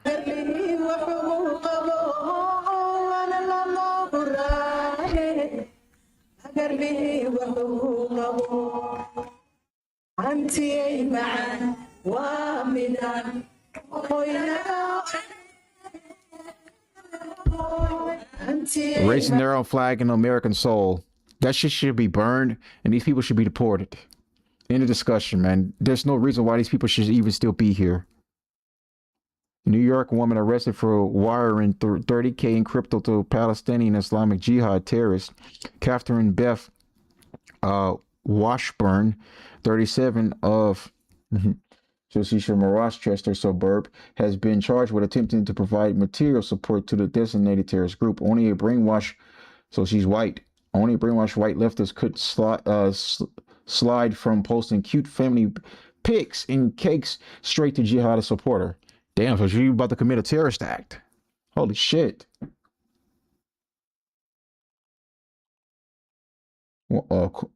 It's always these people, bro.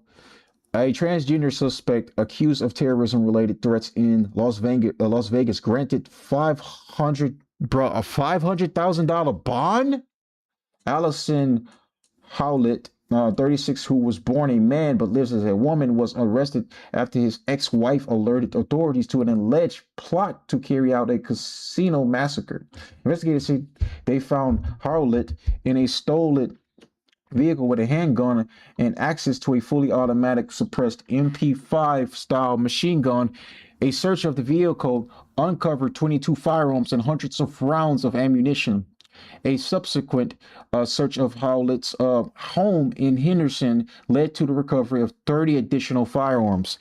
Howlett faces multiple charges, including assault with a deadly weapon, domestic violence, making threats related to an act of terrorism, larceny of a vehicle, larceny of a firearm, and resisting a police officer while armed with a firearm. Bro, this is crazy. Let me see. According to Henderson Police, who was the agency initially alerted to the threat on Saturday morning, this incident originated from a domestic dispute and a report made by the suspect's ex-spouse.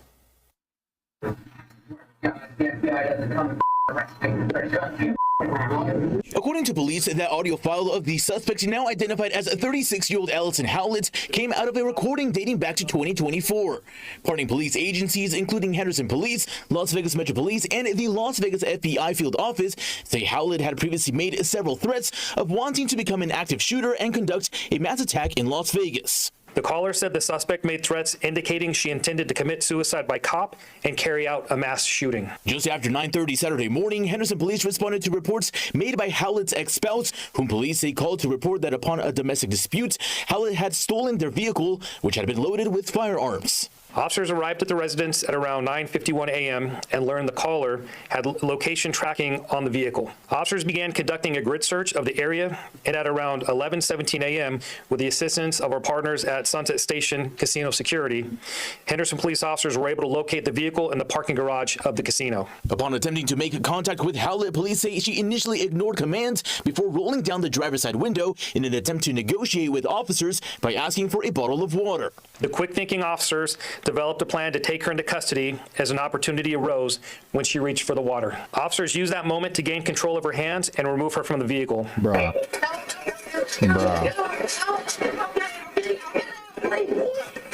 And this is what I've always say, bro. These people are literally mentally ill, and we allow them to walk around amongst us every day.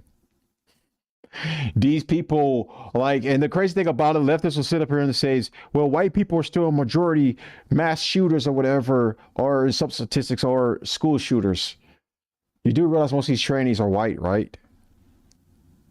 And if we were to really calibrate exactly, if we were to really break it down right now over the past couple of years about mass shooters, who's conducting a lot of mass shootings, if we were to break it down by categories like, say, straight white males, gay, trannies or whatever, I guarantee you that number's gone up exponentially. I'll try to pronounce that probably wrong. I guarantee you it's gone up very, very, very rapidly. And it's only going to get more rapid as time goes on, because these fucking mentally ill patients are just allowed to walk amongst us, and they're allowed to get their hands on guns. This is the reason why we need to separate ourselves from these fucking mentally ill creatures.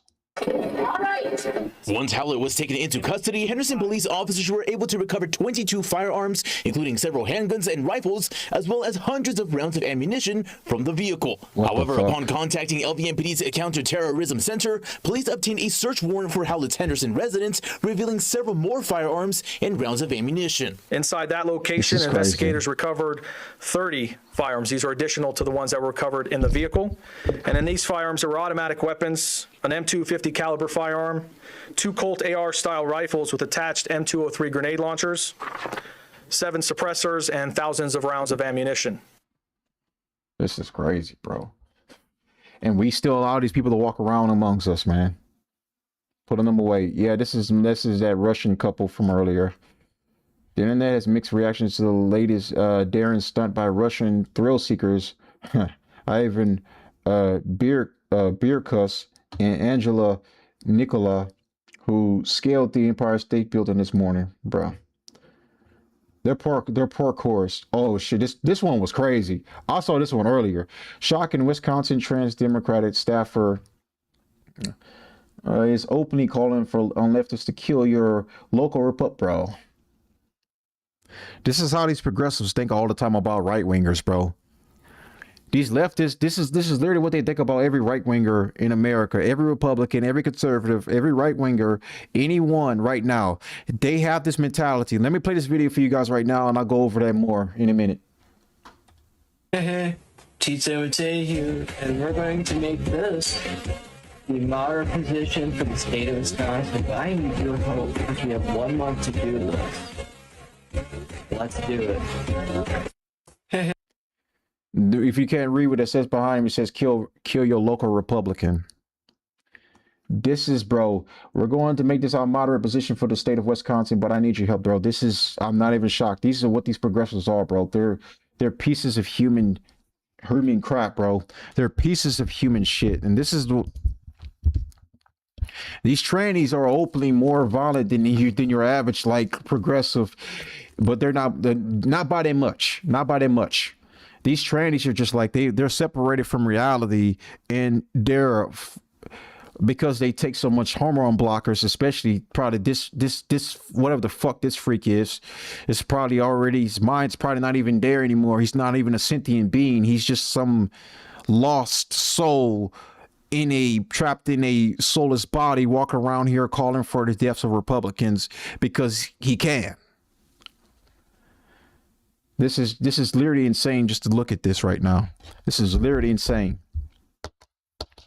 These people are not allowed to walk amongst us. We're allowed to live around them every fucking day. This is, bro, And they wonder why the school shooting, mass shootings have gone up from this community of people, because these people are not right in the head. They don't need to be around us. They do not need to be around us. No person with sense want to live around somebody who can't even identify what they really are. It's insane to me. Police identify a juvenile scholar after he assaulted and robbed a 79-year-old man who had just withdrawn money from an ATM in, bruh, of course. Pearland, Texas. 2 scholars involved in the robbery have been arrested. They said 2 scholars, bro. That's crazy. I love how they call it the scholars. Only in Philly. Let me see what it says. Cool, bro? You cool? Bro, they keep doing me like this, bro. Every time I get a will, bro, they be doing me dirty, bro. Every time. Yeah, that was quick. Boy, they were quick. Bro, hang on. You just got this. Bro, I just read this, bro. Bro, they left me like this, bro. I just read, bro. At this point, bro, I'm about to start walking everywhere. Sherelle, what we doing, man? Bro, move out the city, bro. Just leave the city, bro. That's all you got to do. Stop living around niggas, bro. That one's good. Let's see. California Senator Scott Weiner just voted down a bill to ban registered sex offenders from holding public office, comparing them to people with bro. Are you fucking serious? And referring to their offenses as a minor crimes, bro.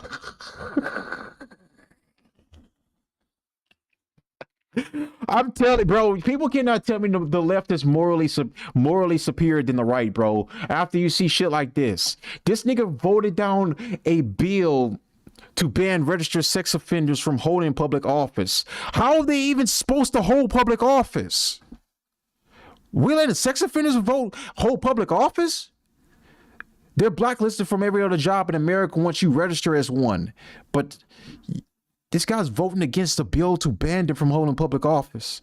This is what this jackass has to say. And there are a lot of people who go in the sex offender registry for lower level offenses, who I don't know that everyone would believe they should be banned from running. I'm telling you, man, gay people are literally like a fucking enemy to civilization, bro. They're such degenerates, man. They will literally like indulge in so much degeneracy that they will literally take up for sex offenders who to them feel like there's one of them flawed, and they're being oppressed against heterosexual couples, by Christians, conservatives, Republicans, and they support them because the right wants to crucify sex offenders, but the left always wants to basically support anyone who the right doesn't support, including sex offenders. I should tell you the moral compass right there. For office if they want to. This is potentially a very dangerous road we're going down, to say that minor crimes are going to ban you for life for running for office. That we live in a democracy where people get to run for office, including people who have a lot of flaws. Bro, he should be stripped out of his position right now. California Senator Scott Weiner. Where do you think this guy is senator at? I guarantee, since he said California, I guarantee you San Francisco. I guarantee you it's San Francisco. You cannot tell me he's not San Francisco right now. Bro, this is why I've always said this. The British of San Francisco should be blown the fuck up, and we should just let them live amongst each other and let them just die off in a generation. I don't want nothing to do with San Francisco. I would never step foot there along with Atlanta. Atlanta and San Francisco are the gay hub of America, where a lot of these degenerate scums live at. We should just literally close them off and allow them to live amongst each other. Bro, this is crazy. And look, this is a follow-up to that. Sex crimes should be allowed to run for public. Democrats here at the state capitol are divided over whether people convicted of sex crimes should be allowed to run for public office. But with today's action, people who are registered sex offenders or people who have been convicted of serious child sex crimes can still run for city council, school board, or the state legislature here in California. So the bill killed today, AB 2753, would block anyone that has been registered as a sex offender from running for office. California has a 3-tiered sex offender. I'm telling you, California defends pedophiles, bro. It defends sex offenders. I'm telling you, California is literally the hub for degeneracy. It's demonic as fuck, bro. I don't want to step foot in California at all at this point. And the fact about it, I love Los Angeles. Los Angeles has a rich history. You know, it's where all the stars are at. It's where a lot of the great movies were made at. The problem with it is it's just so degenerate, bro. These demons have taken over California. These communist scums were literally just they're polluting it with so much just garbage and filth. This is literally like worse than worse. They literally would take up for pedophiles, bro. I'm guaranteed. Like I remember when Vitali was going there catching pedophiles there, and well, PDFs. I'm on YouTube. I forget. I'm on YouTube. PDFs. When he was going around catching PDFs. And they would go there and they would try to get the cops to arrest these people when they tried to meet up with their decoys. And guess what happened? The cops instead of arresting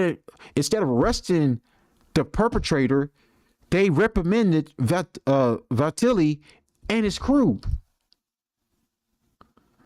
Instead of arresting the guy there that was there to do a deed with a minor, they basically reprimanded Vitali and everyone that was involved in the operations. California protects these people. Like if you live in California, I don't know why you're still living there. You should have been left. These people will protect sex offenders. It doesn't matter what. It's the most degenerate place on the in all the United States, next to Atlanta. Two of the most degenerate Georgia and fucking California are two of the most degenerate places to go. I'm not even close. Two of the most gay ass states to go to. Under registration system. Tier 1 is up to 10 years on the list. Tier 2 is 20 years, and Tier 3 is for life. The chairman of the Senate Elections Committee, Democratic State Senator Scott Wiener, was worried about casting a wide net and would only pass this bill if it only applied to sex offenders in Tier 3.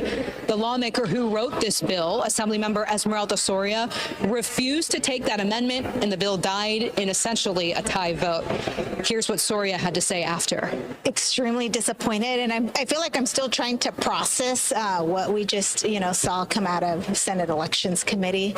But I think the fight still continues. I made a promise to my community that we would try to make sure that what happened earlier in this year when Mr. Rene Campos decided to announce that he was going to run for office, a registered sex offender, that we wouldn't see that type of things happening in our community. And so we'll continue, this fight here in Sacramento to make sure that it is loud and clear that the community supports our efforts to ensure that bro, California's cooked, bro.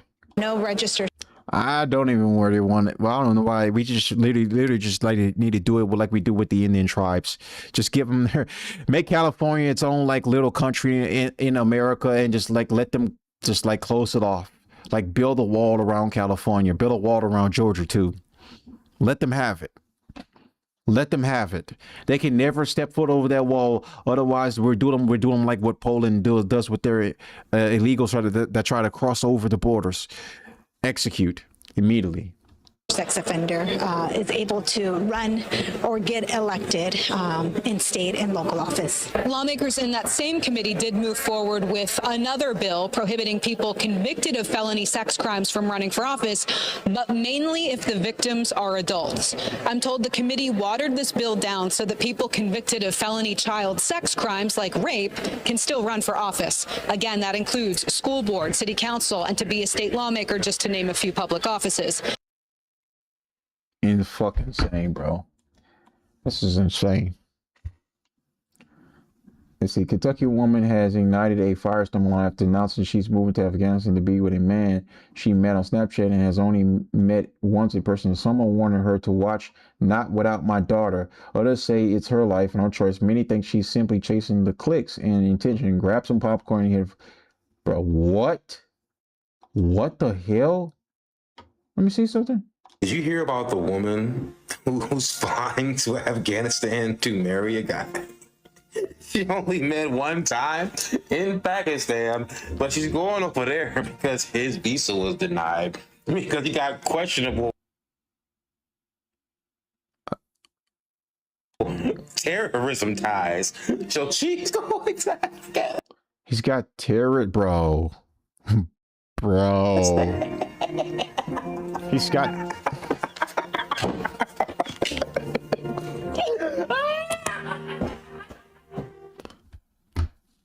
I'm not gonna lie to you, that's the funniest shit I've heard all day, bro.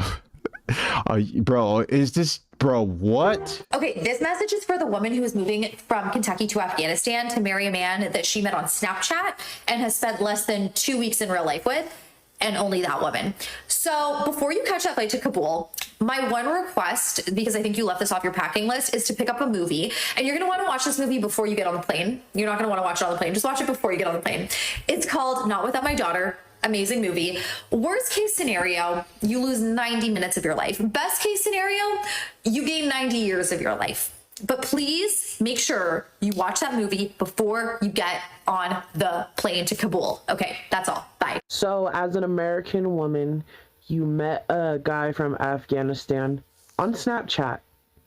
Yeah, Snapchat out of all fucking... People still use Snapchat to hook up with? Bro, I barely even use the app. I'm trying to actually get monetized on there too. I don't know how people even use that, bro. But, bro, she met this nigga on Snapchat of all places. And she's going to Afghanistan to marry this guy because he has because he can't get a visa because he got terrorist ties. What the fuck? What the fuck? Yeah. And I need you to realize that you are going to that country as a foreigner. Yeah. Women are trying to flee from Afghanistan. And you're an American. We don't want them here, though. Trying to go to Afghanistan. Like, I really want, really sit here and listen to me. You are an American woman that met a random man off the internet through Snapchat. Yeah. And you're gonna meet him, and you're gonna go marry him in Afghanistan. My God. To the woman moving to Afghanistan to be with her husband, your husband does not care about you. Women have absolutely no rights in Afghanistan. Her husband does not care about her, bro. What the fuck? Under Taliban law. Do you think that you're going to be excluded from Taliban law because you're an American? No. In fact, they're probably going to target you more because you're a foreigner. But your husband doesn't care about you if he's willingly letting you come to a country where women have no rights, where it's a... Bro, bro, these people are so stupid. It's not that he don't care about her, bro. He wants her to come there because that's where... because he has because he's obviously affiliated with the Taliban himself. So because he's affiliated with the Taliban, he has more power and more control in his own country. Okay, I don't know. Bros has terrorist ties. So if that's the case that he has terrorist ties, that also would means that he's probably part of the Taliban. And if that's the case, why would he leave his country when he could just have complete and full control over there in Afghanistan? Bro, this shit is just, it's comical, bro. Like, they should write a movie about this. danger for you to just exist as a woman. I gotta He does piss, not bro. care It's about crazy. you. I've been You holding can it. find someone better that would not risk your life just so that he can get his dick wet. Leave her alone. Just let her go. Let her go. I know she's young. I know it's... Honestly speaking, this is gonna be kind of like a little bit fucked up. I say let her go. Let her go. That's her choice. Women fought so hard for feminism. They fought so hard to make choices of their own. Even if those choices are as stupid as this one, she still fought hard for it. So let's let her go. Let her go. Sucks because she's impressionable. She doesn't know what the fuck she's doing. But at the end of the day, you guys cannot control what this young girl goes through. Honestly, it's in God's hands now because who knows what type of shit she's about to go through. It sucks. That's her choice. But everyone has free will. Everyone makes their own decisions. She should already know what's up with moving to Afghanistan. That's her choice. She doesn't really know this guy. Long distance, met him on Snapchat. She probably met him once or twice, I believe. Let her go. And all we can do is... People said let her go. She chose to go.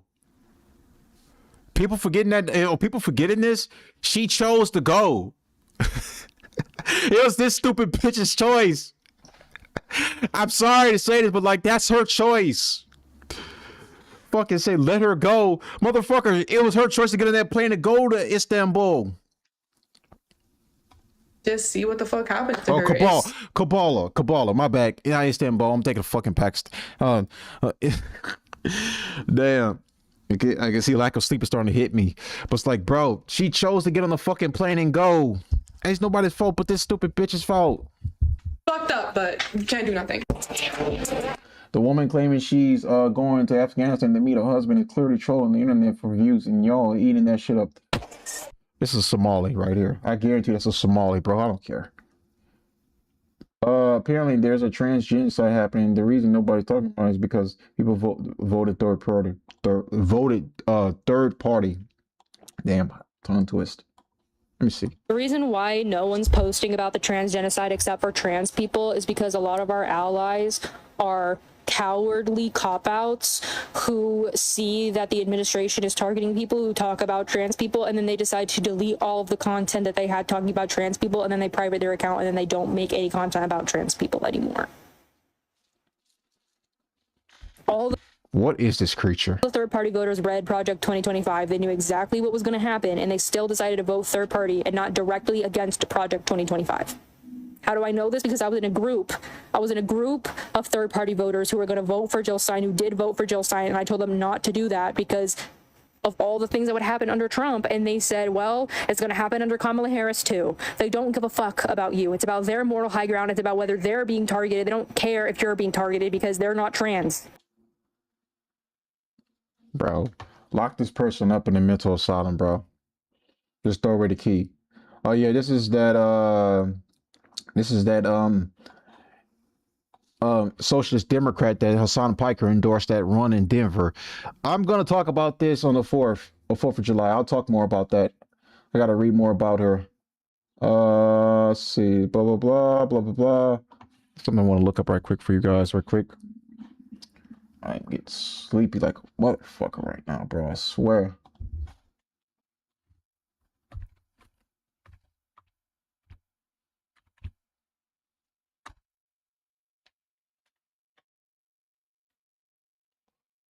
Yeah, this is one of the things I want to talk to you guys about. So this was trending everywhere. This is called the Austin Bop. This comes from a vile, disgusting new TikTok trend called the Austin Bop has exploded among young black Camilla Anthony supporters. They gleefully dance with and without knives while making repeated thrusting and stabbing motions toward the chest in a brazen mockery of a teenage boy's brutal murder, often adding language emojis to their videos. This is edgy content. This is straight up demonic celebration of violence. The culture remains one of the most toxic, self-destructive forces rotting the black community from within. It glorifies murder, mocks victims, and turns human tragedy into a dance challenge, bro. This is crazy, bro. I don't know if I can play without the music. Look at this shit, bro. Niggas dancing to someone getting stabbed to death, bro. Yo, send all these niggas back, bro. Just send them back at this point, man. There's no redeeming some of these niggas. There's no redeeming some of these fuckers, bro. Send them all back.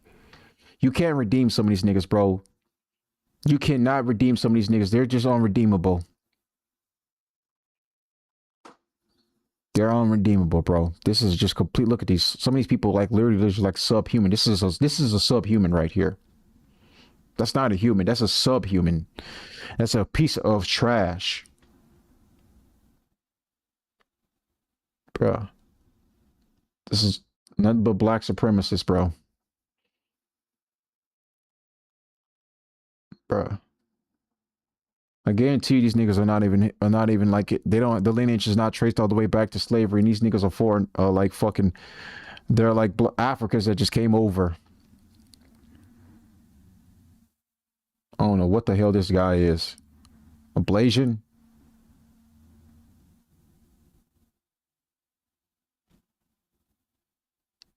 Stop bullying. Free Carmelo, bro. Fuck Carmelo.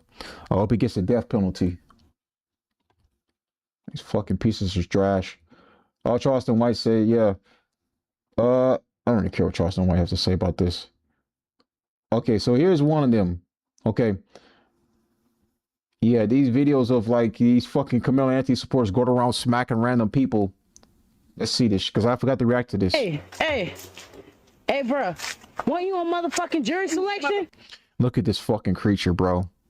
Look at this creature. Yo, man. Call the Rangers, bro. Call the Rangers. We have an escaped animal from the zoo. Fucking bitch. Were you on jury selection? No, I wasn't. Yes, you was. No, I wasn't. Yes, you was. No, I wasn't. Yes, you was. No, I wasn't. Yes, the hell you was. Yo, man. Man, the harpoons. I never been on jury selection. What? Bro. That fucking black bitch. Hey. That's what I'm talking about, bro. That's what I'm talking about. Look at these fucking creatures, bro. These creatures are all the same, man. Disgusting. What's this?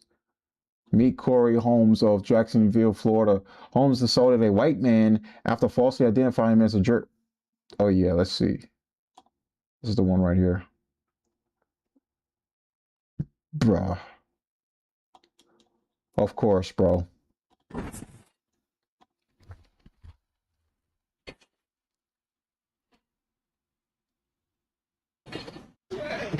Hey, weren't you on jury selection? No, he wasn't. Seriously. No, he wasn't. He wasn't. He was on jury selection. Yo, man, put this fucking animal down, bro.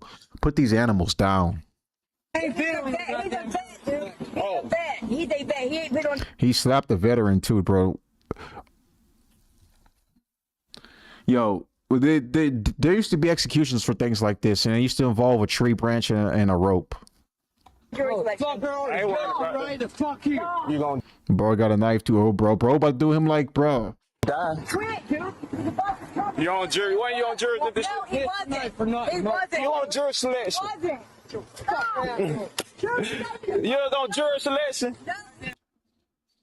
This fucking animal, bro. Fuck this animal. Fucking this despicable piece of shit. Got these fuckers out here, bro. These people, bro, these people deserve to be sent back to whatever fucking shithole they came from. Anyways, I think that's all I got for right now. About to get off soon because I am getting kind of sleepy a little bit. Which more I can stay up for a little bit longer. Probably should react to some cop shootings. Get some more clips out. That's police activity.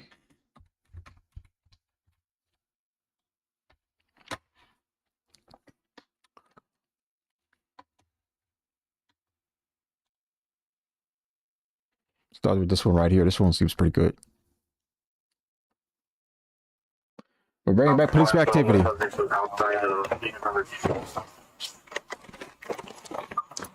Let's see this guy. Black male, black mask, black hoodie, long gun.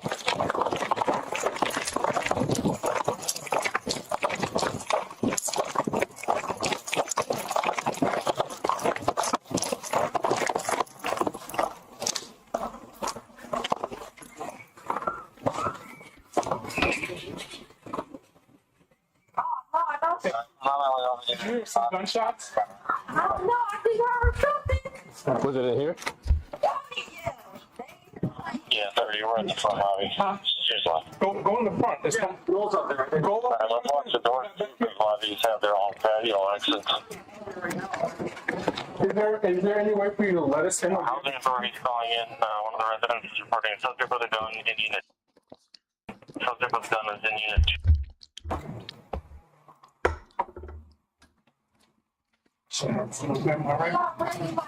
Yeah. Oh, okay.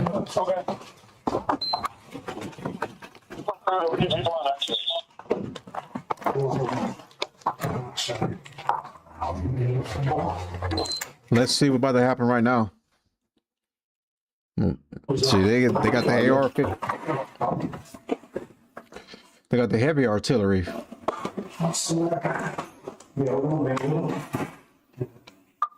Where are you guys?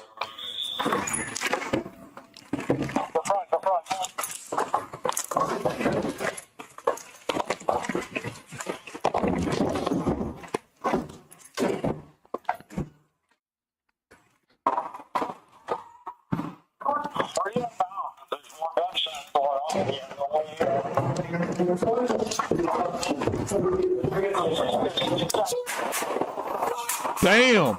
God, yo, that shit was quick. Hold on, let's rewind that right quick. Did they shoot the right guy?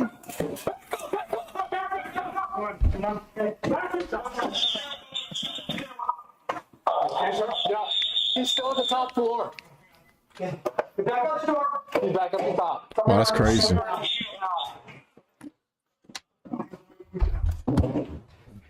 It's just that bad.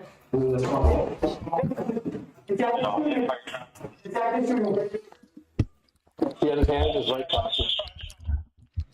Go inside! Go back! Shots fired off the motion.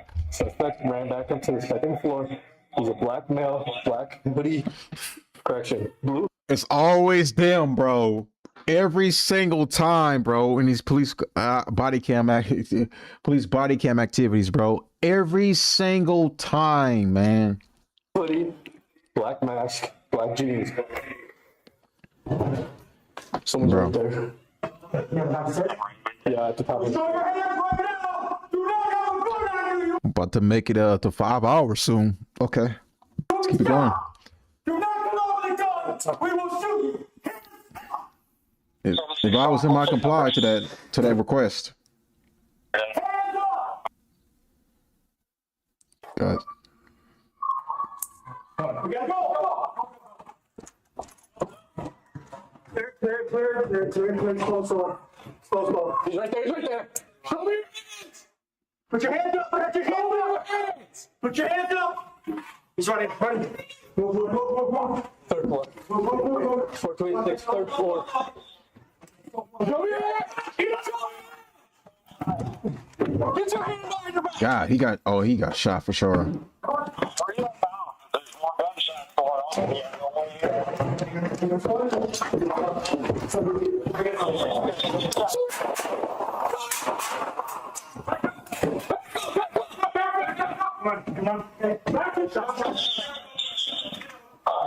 Yeah, he's still at the top floor.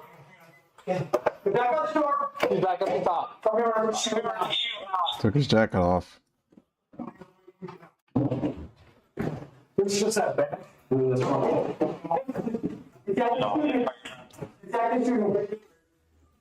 He had his hand in his right pocket. Go inside! Go back! 426. Shots fired off the motion. Suspect ran back up to the second floor. He's a black male, black hoodie. Correction. Blue hoodie, black mask, black jeans. Of course. Someone's right there. Of course. Yeah, at the top of the... Show your hands right now! Do not have a gun on you! You will be shot! Do not come over the gun! We will shoot you! Hands up! 765, what's their number? Yes. Hands up! We gotta go! Clear, close on. He's right there. Show me your hands! Put your hands up! Put your hands up! He's running. Move. Third floor. 426, third floor. Show me your hands! Get your hands! Bro. I wonder, did he die? Let's see if he did die. I don't know if he did. Let's see.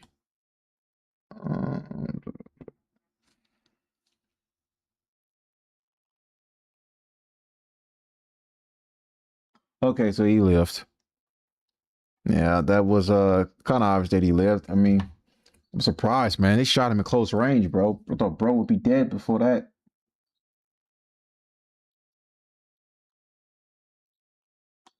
See this one right here.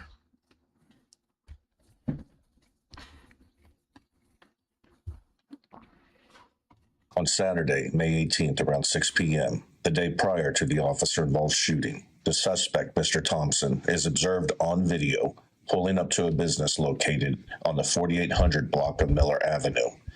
He then exits his vehicle and begins to approach an alleyway behind this location.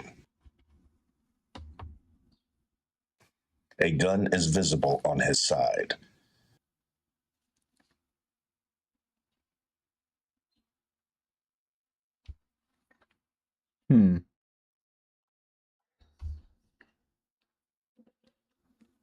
The suspect approaches someone who is currently off camera, and after a brief interaction, Mr. Thompson pulls out the handgun and shoots at the victim, striking him one time in the shoulder.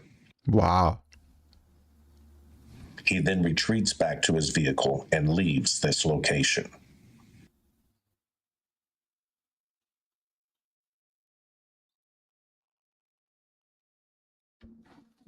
The victim is then seen emerging from this location with an apparent wound to his arm.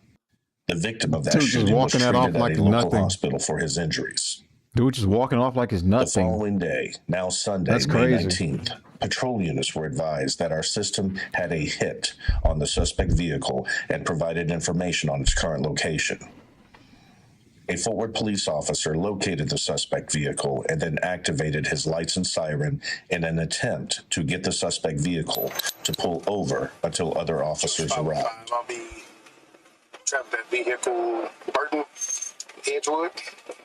That we're going to be going south on Edgewood from Burton.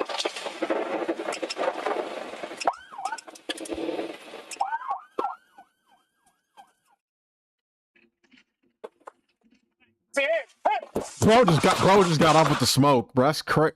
Bro, literally just. Oh, they about to light his shit up, bro. They about to light his shit up. They about to light his shit up and they catch him, bro. Oh, he fucked. He's fucked on that one. Maybe hit. Step by.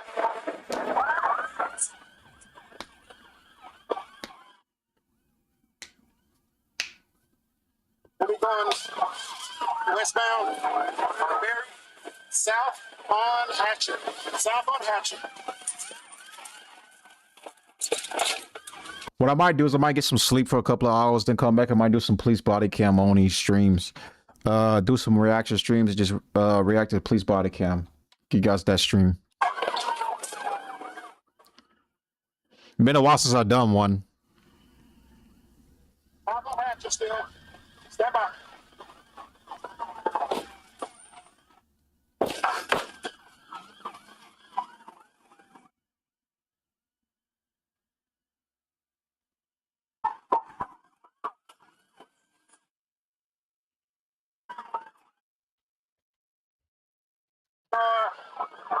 Coming up to South Edgewood. South Edgewood from Wyman. I gotta piss like a motherfucker, bro. It's like I want to wait till I end stream before I get up and piss. It's like, damn, but shit's getting too good.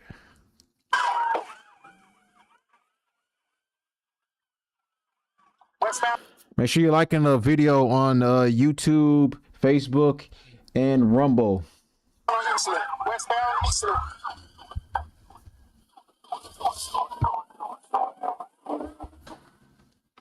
Subject is armed. Subject is armed. Shots were fired. I need units to get to me. My unit has been hit.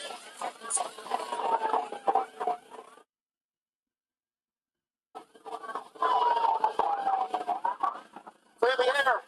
During this pursuit, the officer's vehicle sustained damage that prevented him from continuing the pursuit. I'm out of it. My unit has died. Wow. He is in lane number 1, southbound on Miller. Lane 1, southbound Miller. Officers continued looking for the suspect vehicle, while other officers tended to the wounded officer on scene. That officer was then transported to a local hospital where he received medical treatment. Fortunately, the officer was not shot. He suffered injuries from broken glass that cut his arm during the exchange of gunfire with the suspect. It was not known at this time whether the suspect was struck by any of the officers returning gunfire. I doubt it. With information related to the suspect vehicle, we were able to track down and locate the suspect vehicle parked at a residence located in the 5500 block of Summit Ridge Trail in Arlington. A perimeter was established, and the suspect was observed running from the main house towards a shed in the backyard. SWAT arrived on scene and apprehended Mr. Thompson without further incident. To your hands! Open to your hands! Let me see your hands! All right, take your time, take your time. Lay down on your stomach! Lay down on your stomach! Lay down on your stomach! Lay down flat. I'm ready, Bobby. You ready? I'm ready.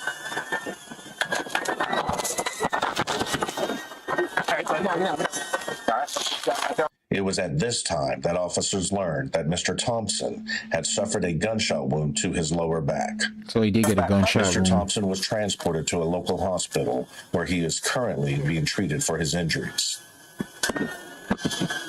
Bro. Always the usual suspects. Always the usual suspects. There you go. Yep.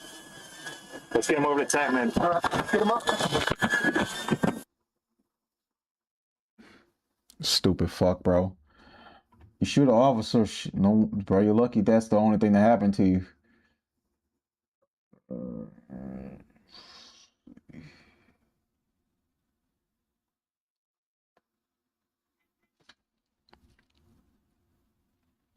Let's see this one right here.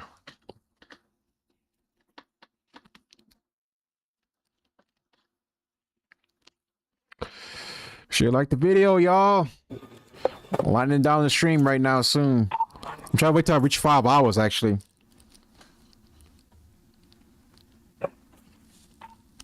Second, 274, Young Lincoln Adams, 274, YLA.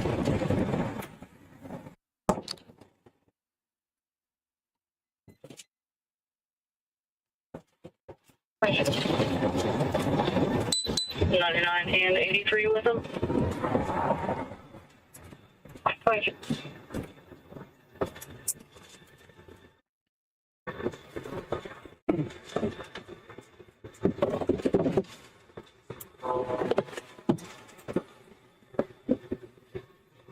Dispatch received.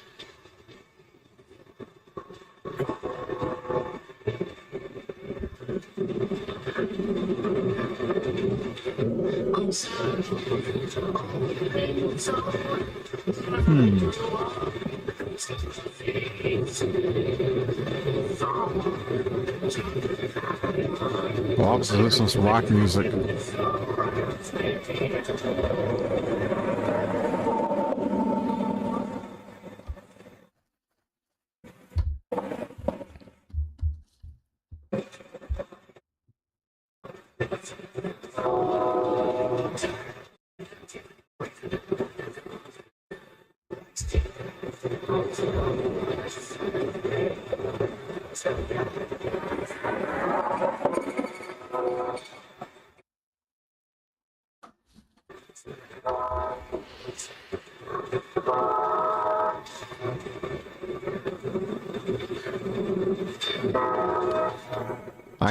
I can feel the tension rising right now.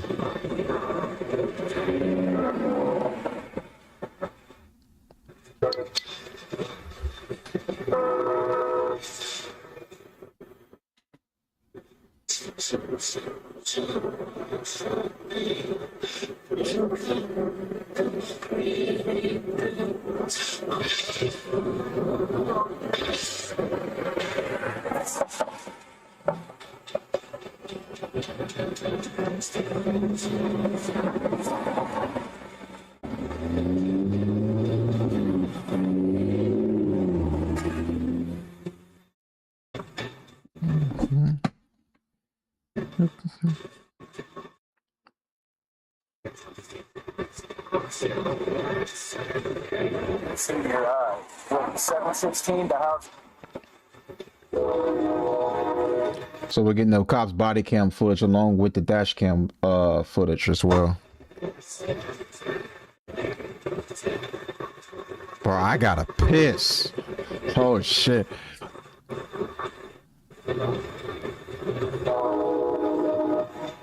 What's that? I don't fuck with him, but yeah, I know. That's where he used to live? Oh, he was there before you lived there? Yeah, I don't know.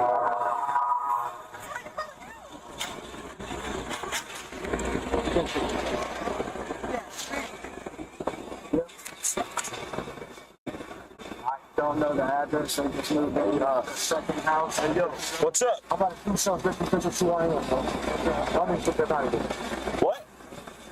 Get who out of here? What guys? What? Hold on a sec. Hold on. Get him out. Hold on. Hey. Oh shit!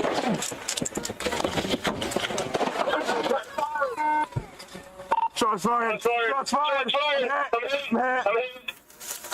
Oh shit! That happened so fucking quick. See that again. Sec. Hold on. Get him out. So I got dropped in frames right now. Let's wait till it comes back up. Wait till it comes back up. We back. We back in business.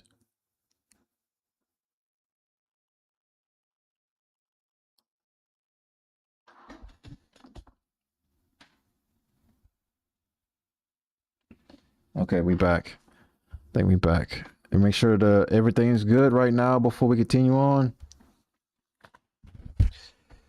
Oh man. Let me turn the air on real quick because I think my PC's overheating.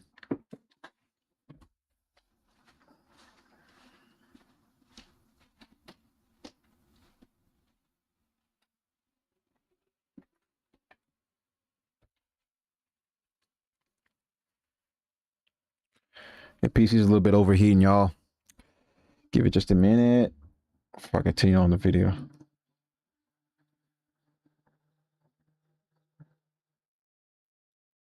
Okay, right till we get back to the right bars. Okay. I think we're good now. I think we're good. PC's working. Video quick.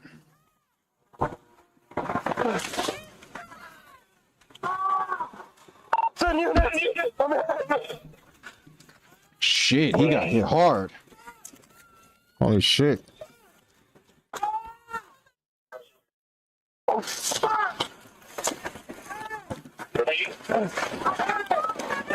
John, stay on the radio.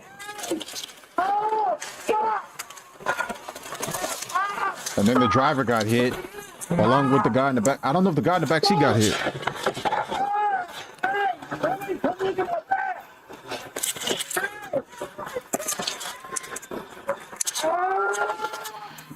Damn. White male, flat bill, hard jacket. Don't know if he's 77 still. That's crazy. I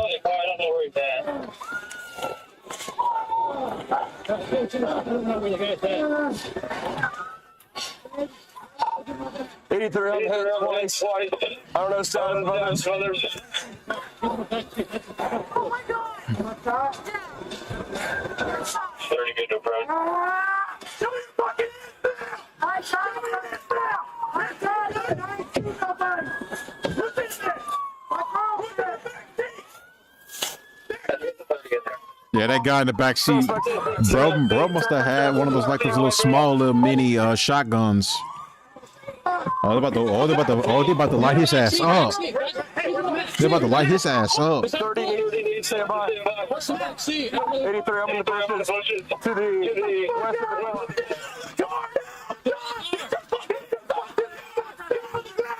of the I'm about to light his ass up. Right there, he's the one. Get your hands up! Hands up! Hands up!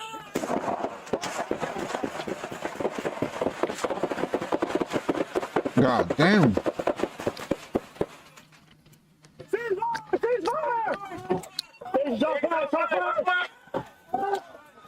83, I'm just to the west of the suspect.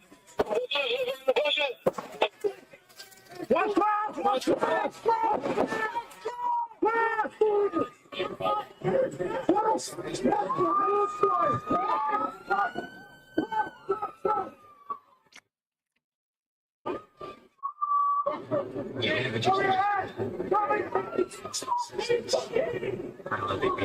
the hell's swimming like that?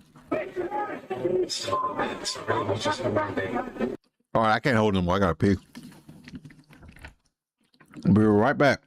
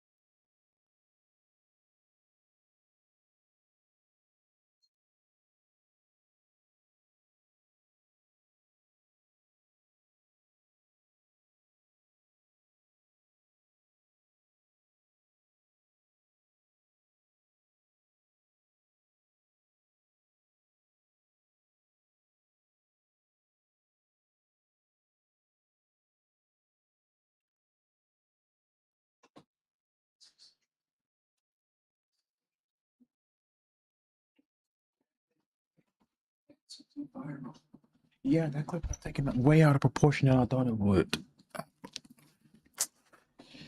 All right, back.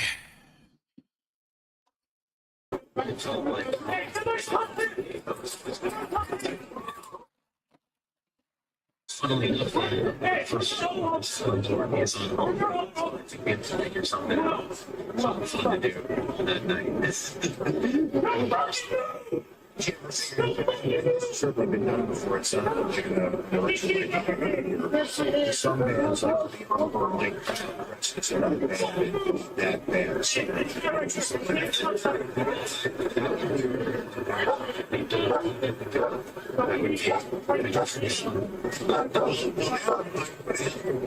Extra interest.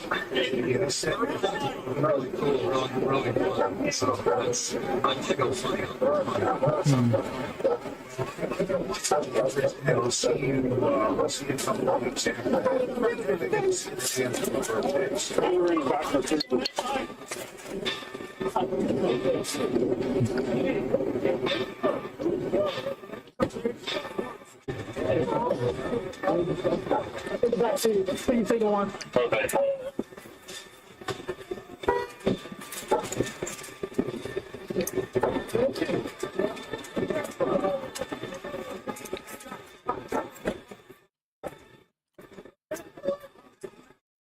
Hey, we don't need everybody up there. 30, have the 30 approach on second. They're going to transport meds. Man, Hey, they good to approach, guys? dude got lit the fuck up, bro. He got lit the fuck up. Hey, are we good to approach, guys? There's no way he survived that. There's no way he survived that. They unleashed a barrage of bullets on this guy. This guy, bro, I can imagine the amount of holes he's filled with. Pause. That's a hit.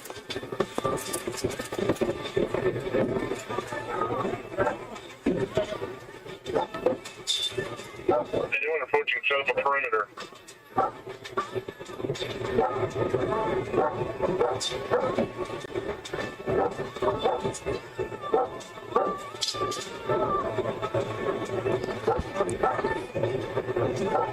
that rock music is hitting right now. That rock music is hitting right now.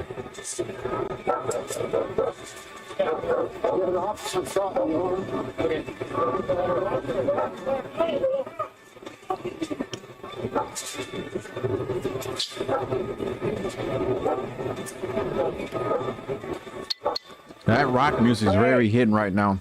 He's there right there. He's on the other side. Come on. Turn around the other way.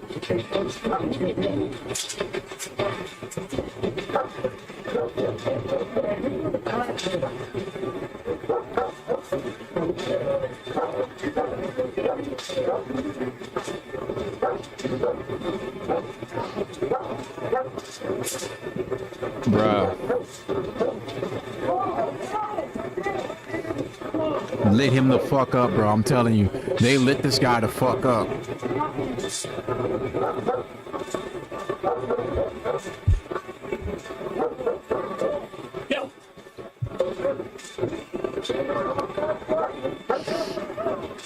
They lit this guy the fuck up.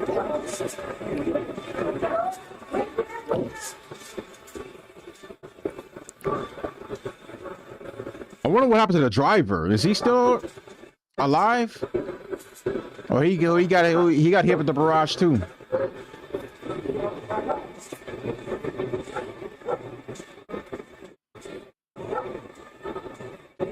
Skip ahead a little bit. Let's see what's going on.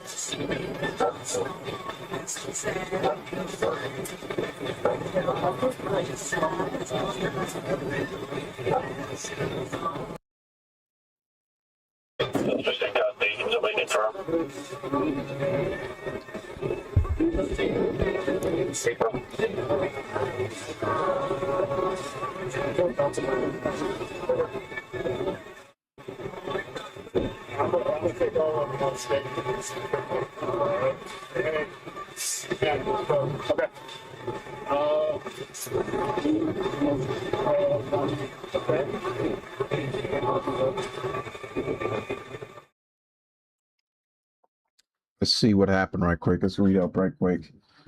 Okay.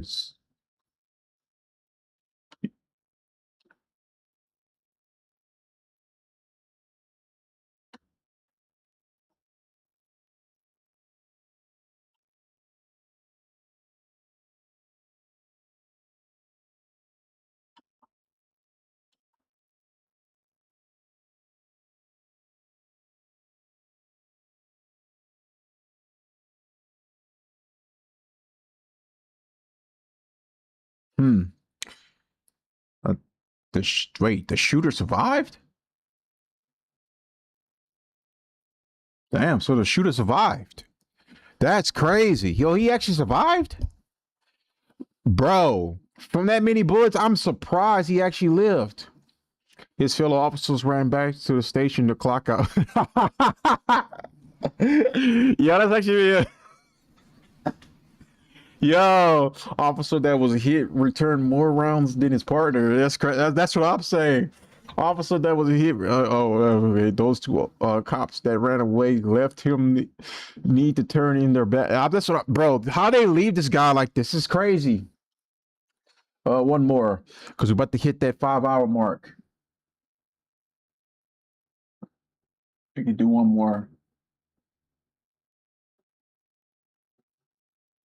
Find a shorter one.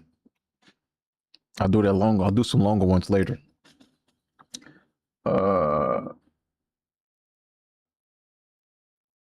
I saw that one.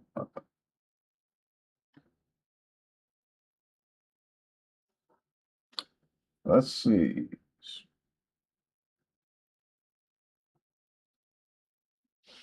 All right. Let's see this one. And this is the last one right here. So, hey, this is Tucson PD. I have the address of we reached 5 hours right now on stream. The longest stream I ever did. Melendez holding here on the line. We did it to the sun up too. I'm tired as fuck right now, bro. Good morning. His father shot his sister. He's currently locked in a room there at that property. Okay. All right, sir. You can go ahead now. Hey, is this Axel? Yes. Hi. Okay, you said that your father shot your sister? Okay. Do you know where your father currently is? I don't know, but the last time I saw him, he was inside the house, and he saw my sister. I ran inside the room and locked myself inside. Okay. Okay, what is your father's name? I'm panicking. That's okay. Just talk to me, okay? What is your father's name? Robert! Head outside! Come on, your hands up! Okay. There's Bowman! Anyone outside? Come out, your hands up! Okay. Get that quarter. Push up on this side if you can. Yeah. There's Bowman! Anyone outside? Come out, your hands up! There's Bowman! There's Bowman!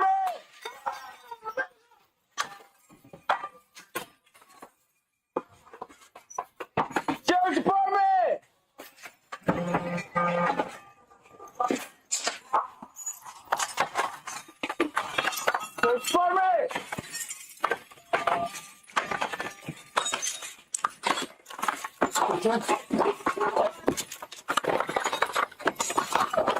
Sheriff's Department! The last one's your hand!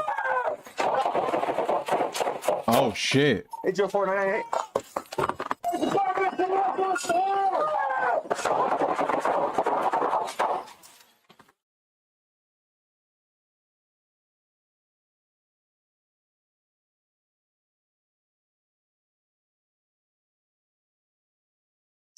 Damn, man. What? Let me see that again. Sheriff's Department!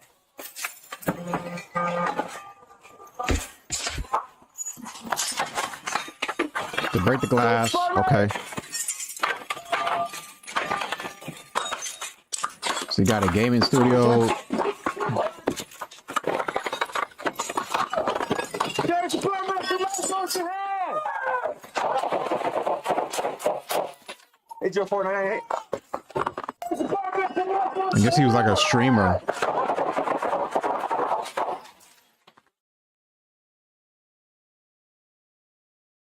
Oh, he was hiding in there. Could see where he was.